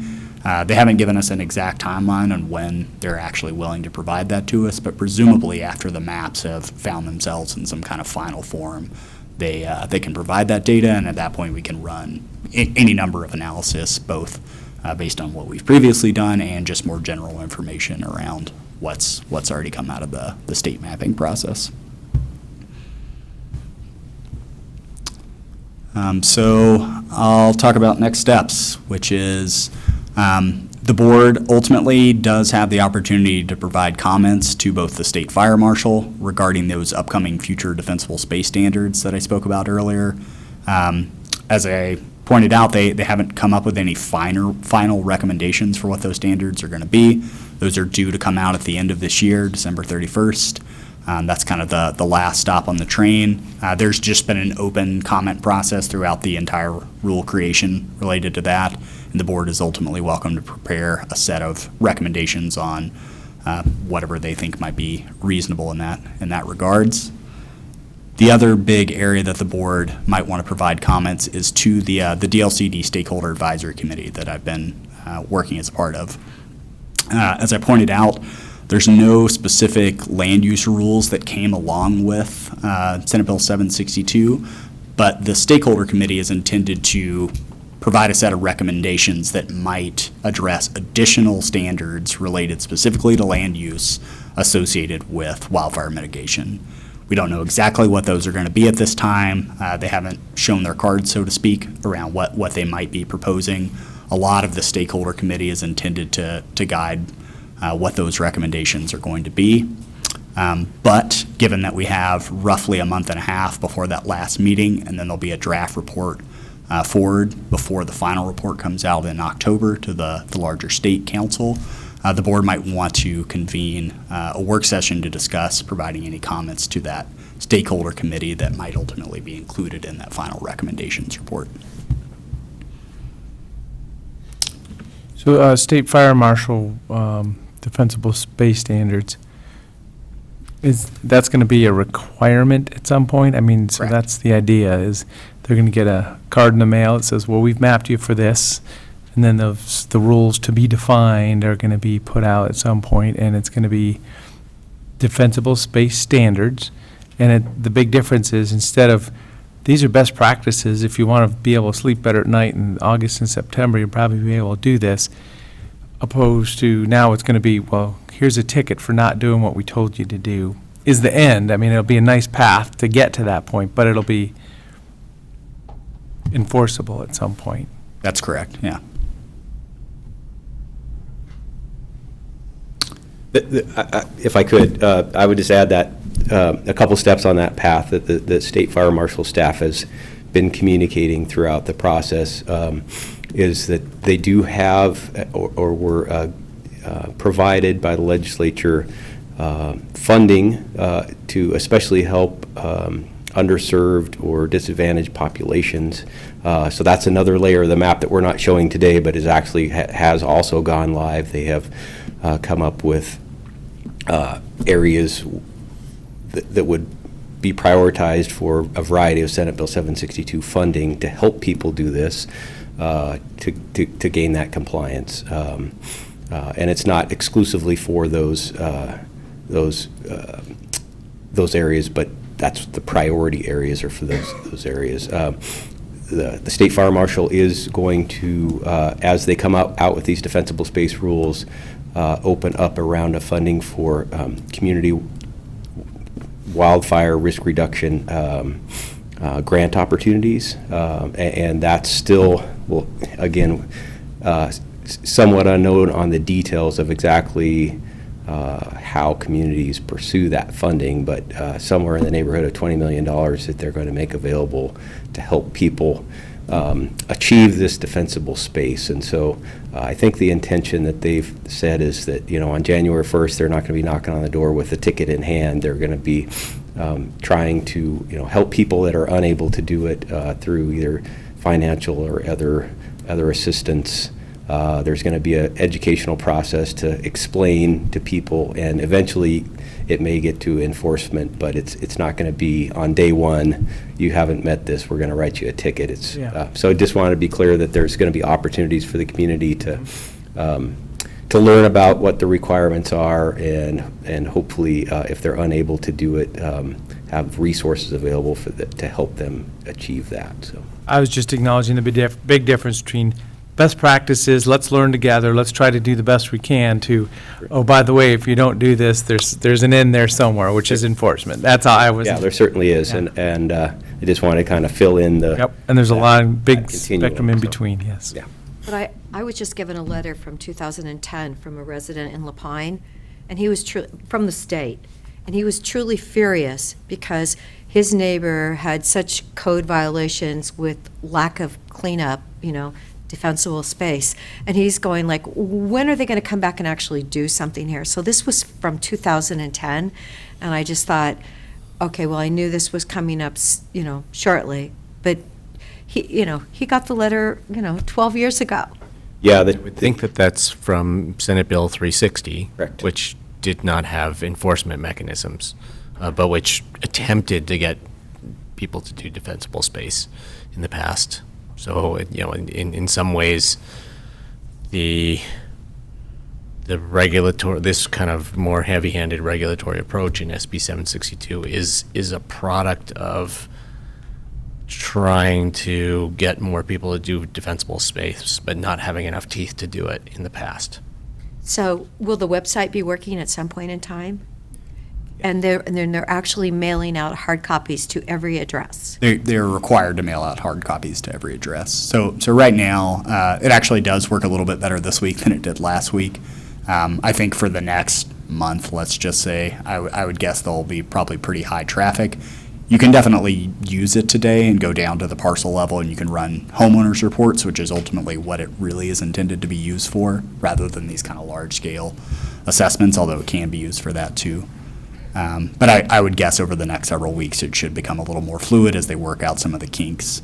And I know OSU has been working on ways to kind of streamline the process and condense some of the data in ways that actually load much faster on the public portal. Our ultimate goal, at least from a CDD perspective, is, as I stated, once we actually get the raw data, I think we'll try to work on a way to have this incorporated into our local system as well. So they're required to maintain the public portal from OSU over time. That's a part of 762. But ideally, we would have this information on Dial, for example, so a property owner can immediately pull up their property on Dial and get all of the relevant Deschutes County information, but also see, are you mapped as higher extreme risk? Are you in a WUI state boundary?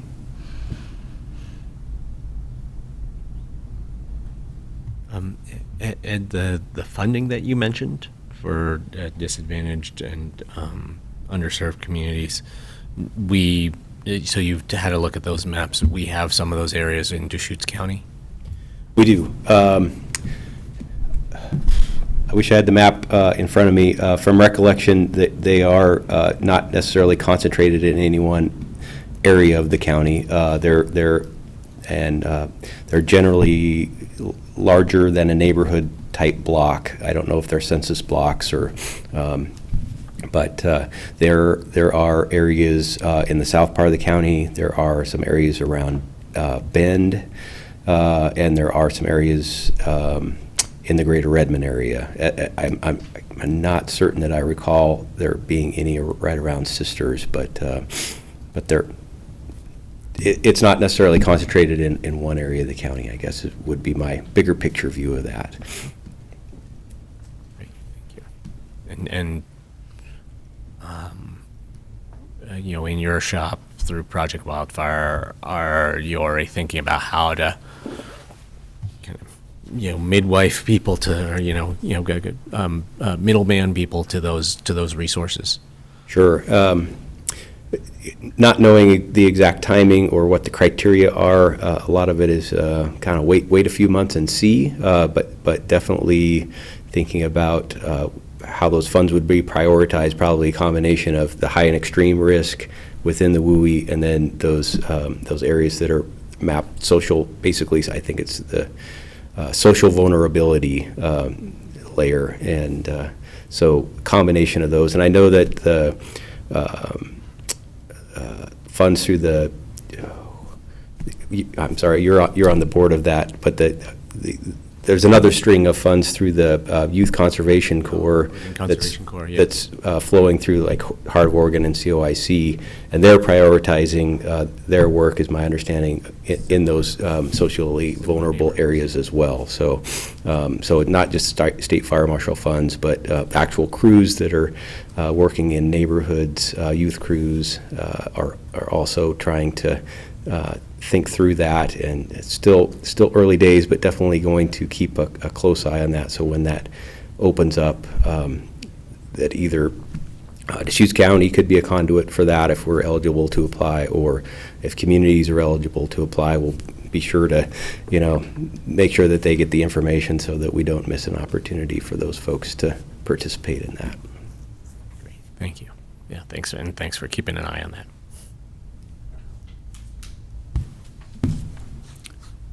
Any other final questions from any of the commissioners?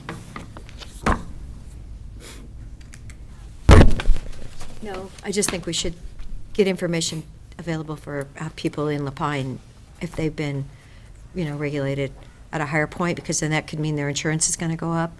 And if what we see was a little bit less, I don't want to add costs to living in Deschutes County if we have we have something on paper that's actually documentation. My guess is that insurance companies have their own risk maps, which may or may not be more sophisticated than the states. But so the main impact I could see these maps having on people is placing compliance burdens on them. So not necessarily changing their insurance costs, but do either of you have a sense of that? How, what relevance these maps are and this process is to the insurance industry? I at least from the stakeholder committees and the conversations that I've been privy to, that's been one of the main questions that's come up. Everyone acknowledges that this could play a role in that. They've tried to bring in some insurance persons to the DLCD stakeholder committee, for example, to speak to specifically that issue, but nothing definitive, I would say. Presumably it will be factored in some way. Whether it has a major or a minor impact, I truthfully don't know. I would just add a couple other opportunities then for people to learn about the insurance piece. For one, the Upper Deschutes River Communities Group today just announced 2 different public meetings that they're coordinating and hosting with the Division of Financial Regulation, who is the division of Oregon state government that oversees the insurance industry. And those will be hosted on the 29th and 30th of July in South County specifically. So that's an opportunity for folks to come and hear from the Division of Financial Regulation about wildfire and insurance. Not necessarily how this map influences insurance, but just all the changes that are taking place in regards to large insurance losses and the industry adjusting their rates to those losses. The other one would be the Oregon Department of Forestry is planning a public meeting that is still, the logistical details are still in the works as far as finding a place that's the right size for the expected crowd, but they're going to be hosting public meetings throughout the state, including one in Deschutes County. I believe it will be in Bend, tentatively planned for August 4th in the evening. Location and exact time to be determined, but again, just another chance for the citizens of Deschutes County to learn more about this map specifically, and that's really the agency that that the appeals are going to run through. So if people have specific questions about appealing their property, that would be the chance to have kind of face-to-face interaction with the staff that are going to review those appeals. So look for more information on that as the details of those meetings are finalized. And the other thing related to insurance is that people really annually should look at their insurance values on their policies and make sure that they're keeping up with rebuilding costs in today's world. So, I knew someone who hadn't updated a house in 20 years and she lost it. So it can be really highly impactful. It's really, in today's inflation, it's good to do this every year. Stay current. Okay, Kyle, I wrote your number at the top, so I'll be calling you as soon as I get on the site and it doesn't crash. Yeah. I just, one closing comment I'd like to make is, I've worked for a couple of decades on the forest end, the wildland end of the wildland-urban interface, on hazardous fuels reduction efforts, and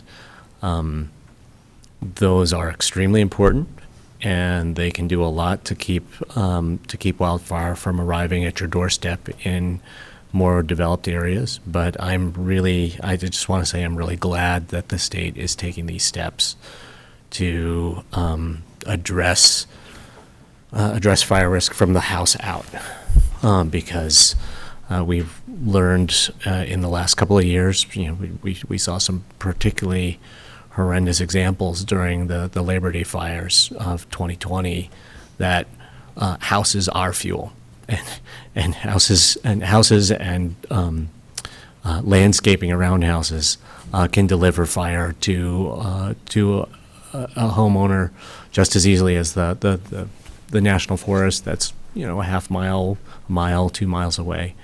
So I still have some questions about whether these maps are exactly right, but the general direction that this is going, trying to deal with fuel all the way from the center of your house out into the forest, I think is a good step.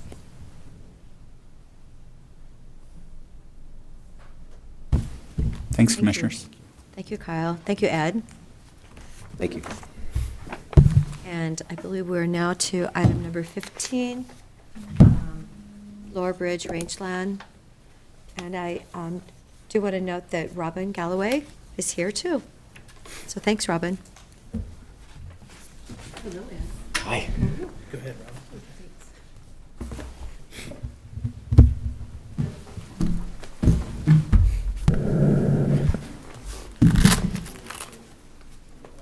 Expectant. Welcome, hello. Yeah. Did you guys get my email late last night? Yes, I did. Yes. Okay, yeah. So I thought, how do we facilitate this and make it easier? So basically, I sent a chronological history of the Lower Bridge RFPA to kind of save some time. And Nathan and Ed have suffered through this whole thing all the way, so they know. Suffered. No, this is exciting. Okay. Well, go ahead and do an introduction Yes. in your current position now. I'm Robin Galloway, president of the Lower Bridge Rangeland Fire Protection Association, only president because we had to incorporate. So, yeah, President. president, yeah. Yes, that's great. Thank you so much. Thank you for joining us. Ed or Nathan, who's going to lead off? I'll go ahead and lead off on this one. Yeah, I've been talking for a while, so I'll Yeah, let Nathan. give Ed a break. Do you hear me okay?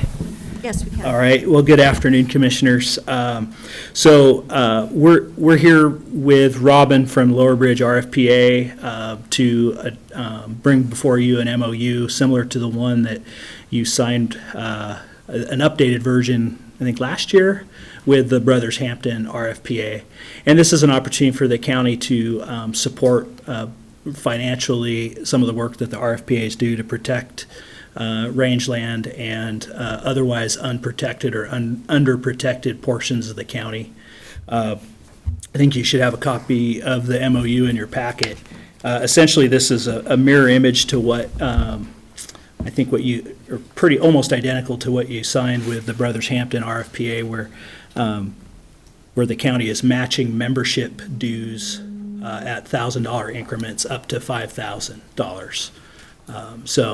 That's kind of the high point of the presentation, but we wanted Robin to be here to just give you an update on the RFPA, which she did in writing, and see if you had any questions for her or us and how we could help facilitate any action on this if you deem appropriate.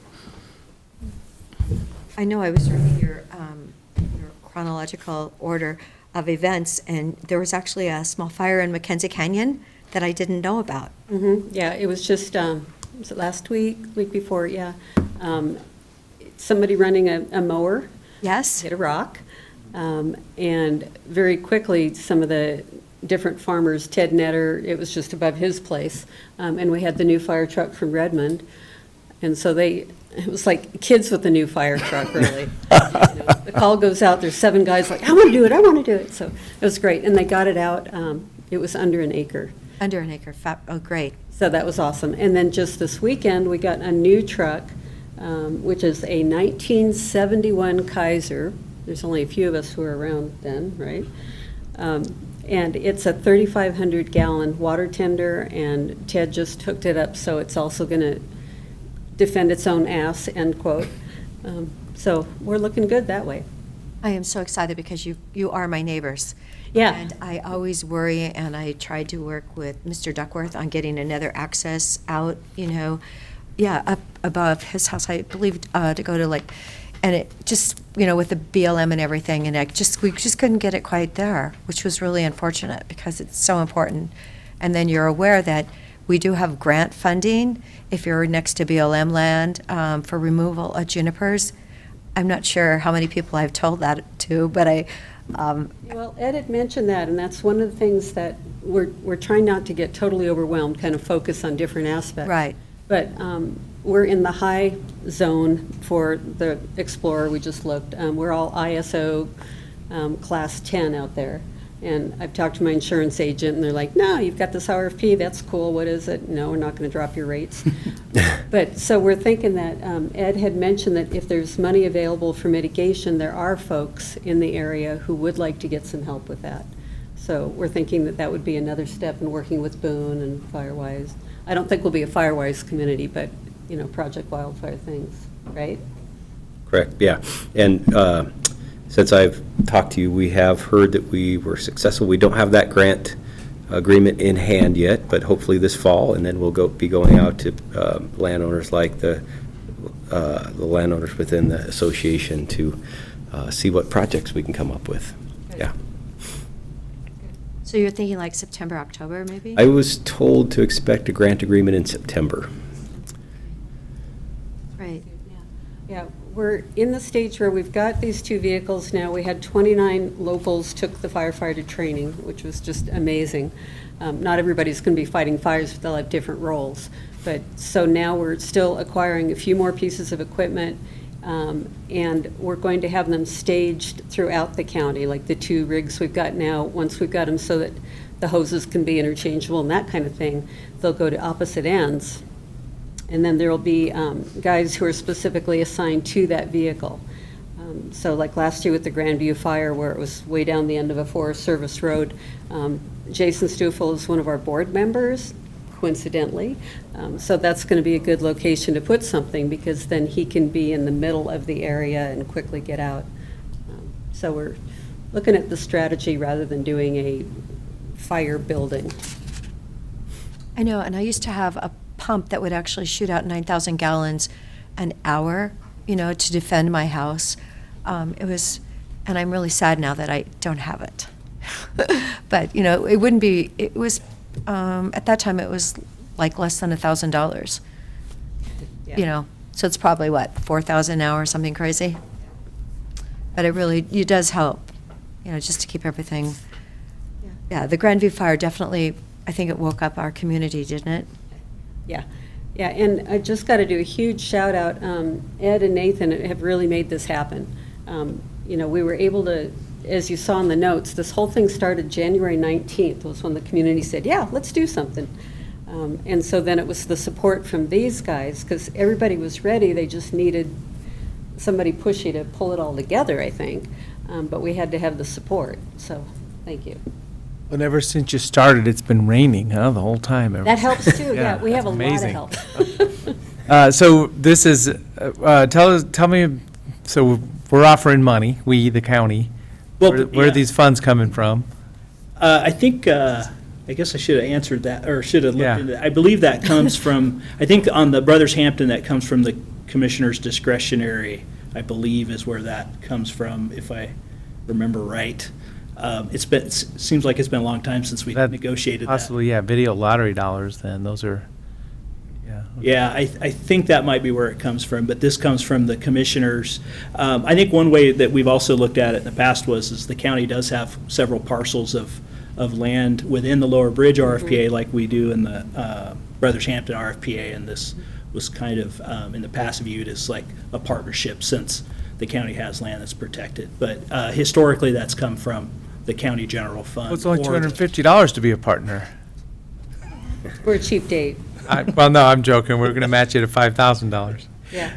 Yeah, the encouragement of matching funds was also intended to encourage associations to raise more. No, I'm very supportive of it. Which they don't need help encouragement because they're doing really good. Kind So. of greedy. Yeah. But anything will help. Yeah, so I'm very supportive. I was just wondering, what finances look like. How's it being funded? No, it Do we- sounds like, It's just money. Come on, guys. Well, we like to kind of think of it as where is it coming from and for what purpose? Because the easy part's writing the check sometimes, but year after year is the tricky part.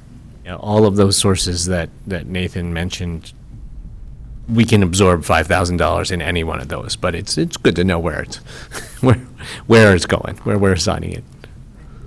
And another value added, if you will, is that the mutual aid will be doing in-kind agreements, we'll be doing an MOU with BLM, et cetera. So I think that That's economically, it really makes sense. Yeah. Oh, yeah, so if you have that little bit of local capacity and you can have mutual aid agreements, that's the value for everybody. Yeah.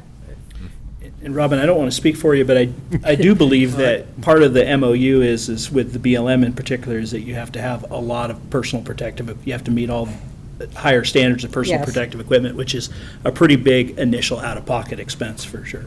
Yeah, actually, we were just talking about that this morning, because of course, there's a lot of different levels of PPE, especially the shirts which are required. We do have a board of directors which meets monthly. A couple of us are real familiar with 501c3s and the things that we need to do to be straight, so we're being real careful in the meetings. Anyway, and what we decided on the PPE is to get the good stuff. It is people's lives, so we thought that's probably, it's more expensive up front, but then we're going to have it. And like in the firefighting vehicles, there will be specific items that stay with that rig. So that way it's not in somebody's closet when they need it. Sounds like a great operation. And you've already been tested once. Yeah, we're hoping we're ready. There's still a lot of things to do. And the county also offered support, I guess that was Nathan, to put the radios into the fire trucks, but Ted's afraid to let it off of his place. So we're working on it, but we're hoping we're ready when we really need it. no, it's great that you have the water tender truck there. So really getting water in certain spots in your canyon is critical, I would believe. Are we ready for a motion? Sure. I move approval of county administrator's signature of document 2022-599, an MOU with the Lower Bridge Rangeland Fire Protection Association. I'll second it. Is there any further discussion? Just clarity over the long-term financing of this, if it's general fund or if it's video lottery or any other funding sources. Okay. Commissioner Chang? Yes. Commissioner DeBonne? Yes. And the chair votes yes. Thanks for the partnership. Congratulations. Hopefully you can sleep a little better at night during the hottest, driest months of the year. Yeah, good. So just to clarify, is that actually a check, or how does that work? We'll give you cash. No, I mean, I don't know. So we don't have to wait for a fire and send you bills or something, right? Exactly. So this is already an $8,000 fund that you put together, and we've committed up to $5,000. So it sounds like there's going to be that $5,000 match right away. It's just going to be a little bit of processing internally. It'll be a check at some point. I mean, this memo says, $1,000 increments to keep up with the match contributions. But if you've already raised the match contributions, Right. can we just cut you a $5,000 That's what check? I'm thinking is Okay. we're already at 5. Yeah, I think the intent is just to If it fades simplify away. for finance, so that every $1,000 they raised, the county would match. But if the enthusiasm goes away over the years, all of a sudden it shrinks Yeah. accordingly, too. Right, well, and we would like to drop the fee from $250 down lower, because it's individuals paying it, so when we set it with that, we were trying to figure out an initial budget to get us started, and then we'll reevaluate each year. Well, remember, this is a world philosophy here, but we're just representing the people's money here, too, so. Yep. So it would be great for you to sustain contributions from members, but. Yeah, so we don't want to hear that, yeah. But, there's also, I'm guessing that some of those people are giving substantially of their time, as well as, looking in their wallet or pocketbook, so. And we're tracking that because volunteers are worth a whole $15.75 an hour. But like I was just tracking my hours. No. And so that is substantial, you know, Yeah. plus you put in your own gas and those kinds of things, so. So maybe you can cut a deal with the people who aren't volunteering time to pay more. All right, well, thank you very much. All right, thanks, Robin. Thank you. It's a wonderful addition to your community. Congratulations, yeah. It's- I'm really glad that you're the president. I worked as a state horse specialist, and they called me the head nag. No. So that's probably more appropriate than president. Credentials. Thank you for taking care of your neighbors. Yes, thank you. Thank you. You want to kick off this one? Fire suppression response to unprotected. Nathan and Ed. Well, yeah, we're going to tag team these, both of them, I guess. So, as remember during the Grandview fire of last year, the Oregon State Fire Marshal's Office declared, or the governor declared, a conflagration, and which resulted in Oregon State Fire Marshal resources coming into Central Oregon. And at one point, that threatened unprotected lands, and they requested a delegation of authority to be able to operate on those unprotected lands. I think Oregon State Fire Marshal's primary resource purpose is to operate within fire districts and support local fire chiefs. But when these fires threaten unprotected lands, there are mechanisms in place for them to use resources on those unprotected lands when it meets kind of a degree of criticality, I guess, that but essentially, I think we're here, basically, we want to talk a little bit about the process kind of before that happens. Fortunately, it doesn't happen to us very often. I wish I had some wood to knock on. But I think primary, we want to just brief the board and maybe get some guidance as far as, you know, as we develop a procedure to be able to streamline these requests in the future. Because often they come after hours, in the evening or on weekends. And I know last year Commissioner DeBone, as the chair, signed the delegation, which is totally appropriate, but we wanted to see if you wanted to streamline that. Well, so yeah, I just happened to be in Sisters at the fire meeting as the State Fire Marshal's Office showed up, but I wasn't real clear if that was our procedure either, and I knew I had the authority to it once we figured it out. But still, I was like, well, I guess I'm going to sign this. I hadn't done this before, so we do need to talk about it a little bit. And I mean, I was the chair at the time, so it's just an opportunity yeah, let's figure that out a little bit in case it comes around again. So I think, I know that Ed has a lot of understanding about kind of there's a lot of, I guess, beliefs on who's responsible for unprotected lands. When we do request resources, state assistance for fires through the State Fire Marshal's Office, we go through our Fire Defense Board chief, which is currently Chief Johnson, and Sisters, which we have a phenomenal working relationship with. But we want to make sure that we're supporting Chief Johnson and helping him get signatures that he needs or vet requests and make sure that he's getting the support he needs. So that's kind of one component. And then the other component is, each county kind of does it a little differently. Some counties delegate the county administrator to sign the delegation, and then it's ratified at a board, similar, I think, to when the chair does. So I think there's some opportunities to just kind of set a process so that it's easier for you when that phone call comes. I think in talking to the State Fire Marshal's staff and the fire chiefs, they did want to be sure that, in the critical time where a fire is happening or threatening a group of structures that may be unprotected in the county, that we do have some sort of streamlined process so that they're asking that the request comes from the county to the Fire Defense Board chief and then on to the State Fire Marshal's Office. And then further downstream, as the team, if that is approved, the team gets mobilized and we sign the conflagration. That's the follow-on step. But the initial kind of, we agree that we may need state fire marshal resources here because there's, a substantial threat to not just maybe one structure, but, a community or grouping of structures, that we have a streamlined way that staff that's on duty, if it's an evening or weekend or, middle of the night, that communication doesn't stall a response. And so that's kind of what we wanted to try to think through with you today is, who has that initial conversation with the Fire Defense Board Chief, and then what are the next steps to make sure that the board is in the loop, and that if the actual team is approved and gets mobilized, that the board then is involved in the actual documentation of that. Well, we have procedures in our emergency operations manual right now, and I think county code even, about how things happen. Like if there's a disaster, an emergency declaration that needs to be asked for, it's the board. But then if, the board isn't even available, it's a really bad situation, there's ways to go through that. So we can figure that out. I mean, there's pages in there about that.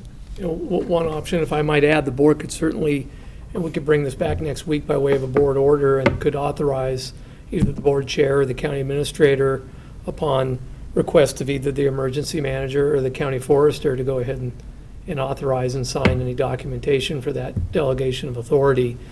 That would probably make it easier for you folks if we had that. We could do that as a standing board order. You could withdraw it at any time in the future if you weren't comfortable with how it was being implemented, but. Yeah, I was going to ask if we could expand this to include the county administrator as well, because there might be a moment when it's hard to find the board chair. If communications are hard, but I mean, and as I say, when we've had these situations, usually a text will come from the county administrator, or I guess maybe you sent out to the board in the past too. I mean, usually I guess it's the county administrator. But we're notified the best that can happen at the moment, for sure. Yeah, and these, this is kind of one of those gaps in that. I think the EOP does offer quite a bit of guidance, but these are usually, this is going to be pre-declaration, which I think is within at least the emergency management side to make resource requests to the state. So I think we're comfortable with that. We just want to make sure that you were comfortable with that, and then. Well, and I mean, I like the idea of having a piece of paper explaining this situation. As I say, we did do it last year, and it was a new situation, and we just happened to be in the room, so that was good, right? Last year you signed it, we brought it to the board subsequent to ratify, but. And I just happened to be in Sisters for the meeting, yeah. I think based on that information, I think we can, we kind of have a draft kind of thought on paper, but I think we can get that probably presented with maybe a draft delegation of authority, just so legal can review it, and then at a future meeting. Bring it up for us by next week then? Is that possible? We'll move on it as soon as you get. Probably. Okay. Probably. Yeah, I think, so I just want to make sure that, so county chair or county administrator could sign the delegation. Is that the general guidance of the board? Be brought to the next meeting, or Right. whatever And then happens. ratified Yeah. afterwards. Okay, Yes. Yep. perfect. That's very helpful.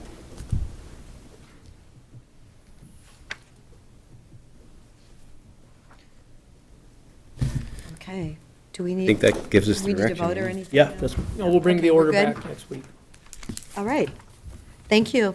thank you. But now there's less unprotected lands because of that Range Protection Yeah. Association. That's what I was thinking. Does there come a point where there's not any lands left that we need to worry about? I think the State Fire Marshal's Office is going to view anything that isn't within a fire protection district, i.e. they have structural fire protection, as unprotected. So hopefully with the addition of the Rangeland Fire Protection Association and increased capacity, we'd like to think that maybe the instance of a fire starting in those areas and getting to a conflagration level is going to be less. But I think the potential still exists even with the RFPAs in place. I'm so happy that Lower Bridge did that. I mean, I've been worrying about them, and when I wasn't successful in getting that other, alternative route out, because depending where the fire starts, there's, it's only one way down, one way the other, and then there's that group of homes that go, probably to the east, and right in the middle, And it's like, what do they do? You know, if the fire is right there at that intersection. There's not a lot of choices. So they're in much better shape now. So another item that may not be for today, or could be for follow-up, is just maybe a procedure about the Joint Information Center, the JIC, I guess we've done it, so we haven't seen that in a while, but just a reminder, we've had maybe some different staff, and I was thinking, because that was Whitney's position as the PIO, but if she's going to be a deputy administrator and get a new PIO, maybe just another one of those things to tabletop exercise, if something's coming around, for us also to understand. I think that's very timely. I think we're having a conversation with Whitney tomorrow about that. Oh, good, yep. Yeah, so, maybe it could be just a simple memo, or bring it back to the board, just to say, this is how we start, when something, a forest fire or something big happens, this is how it gets started. Great. We're on the same page. All right, thank you. Great, thank you. Guys, do we have anything else in other items? I have one more. Okay. So just for your information, I was selected as maybe it's called the chief of local elected official, or the chair, or whatever, for the Central Oregon Workforce Consortium. Remember, this is the work source. East Cascades Works is the board, the membership board. We're a partner of the consortium with all the counties up and down the middle of the state. So I'm chairing that right now. So this was a new request for me, but as that chief local elected official, I'm appointing, with a recommendation letter, new members of that board. So it's just something I hadn't even done before. So I'll be using my letterhead as a county commissioner, sending a letter to East Cascades Works confirming a letter of appointment for members of the East Cascade Works Board. So remember, the board is East Cascade Works, but we're part of the Central Oregon Workforce Consortium, and that's the board I'm at as an elected official. That's why I wanted to bring it here today, just so you guys heard this a little bit. So a letter of appointment for Ron Copeland of Stinger Transportation out of Prineville. He's basically, they're offering, he's a manager at that business in Prineville, and also Robert Morrow of Skanska here in Central Oregon. So these are two new members of our East Cascade Works Board industry representatives. Okay. So that's just for information for you. Mr. Chang? Yeah, I have two things to report back on. Number one, last week I went on a half-day tour with the Tumalo Irrigation District General Manager, Chris Scholl, to check out canal piping and on-farm efficiency work going on in the Tumalo Irrigation District. And there wasn't a specific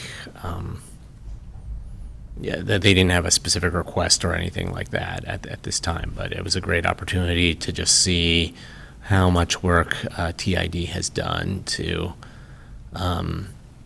conserve a bunch of water that increases their supply reliability and predictability for their district, and conceivably someday gets them to a point where they could share more with other districts.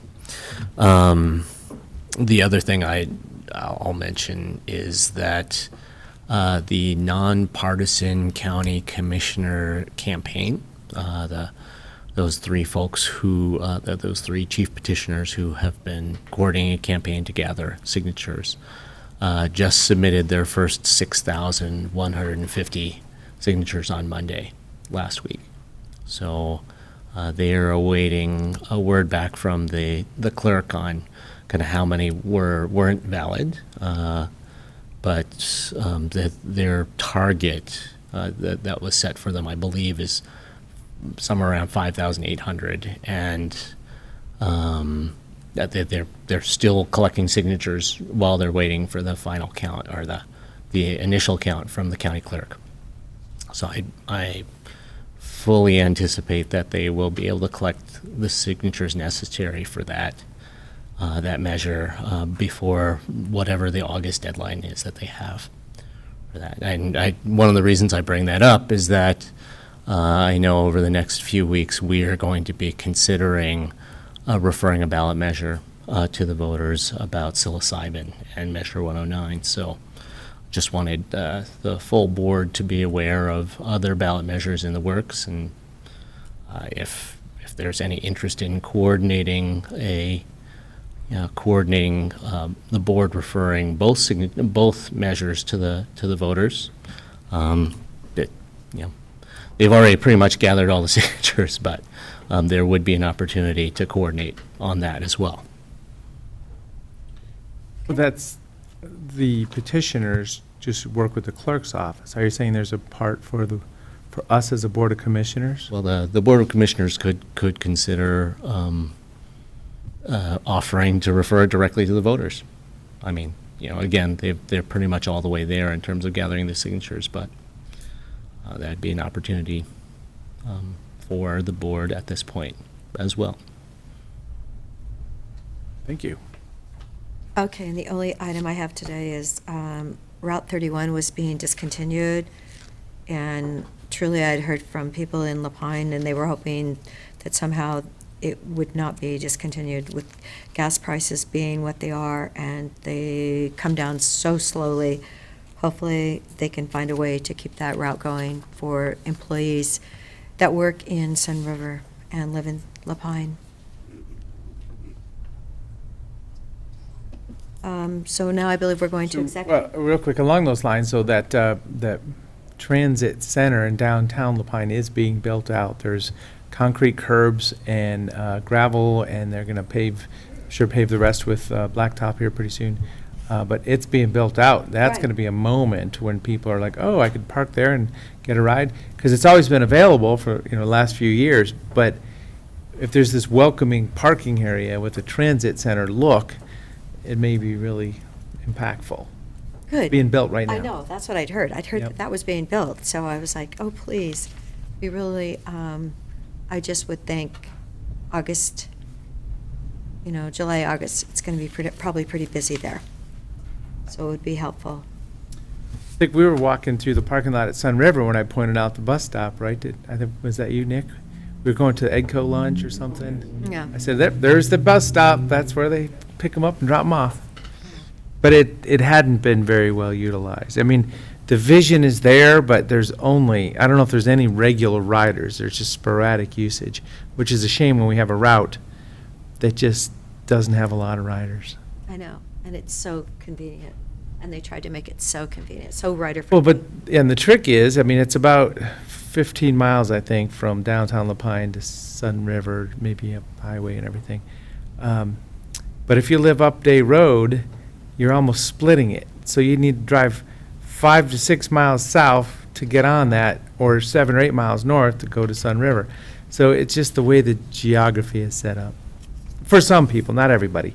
But, I mean, the optimal people probably are up and down, Day Road is kind of a high-dense area, is why I'm referring to that.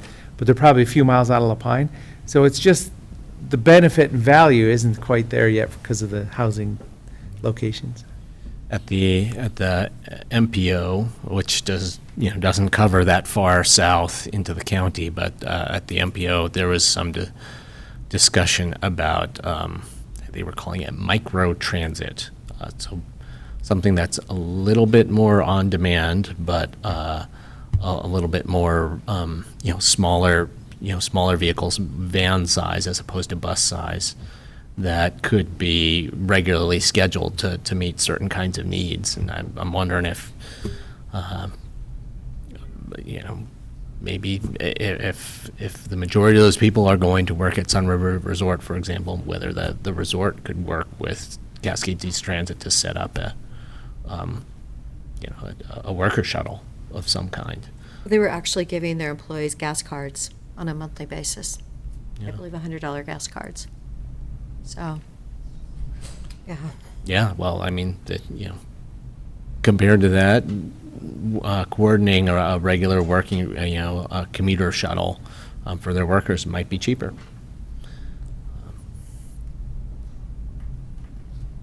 To see what happens if any more drivers sign up to drive the vans. They were getting smaller vehicles. Yeah, the Cascades East Transit at this point is they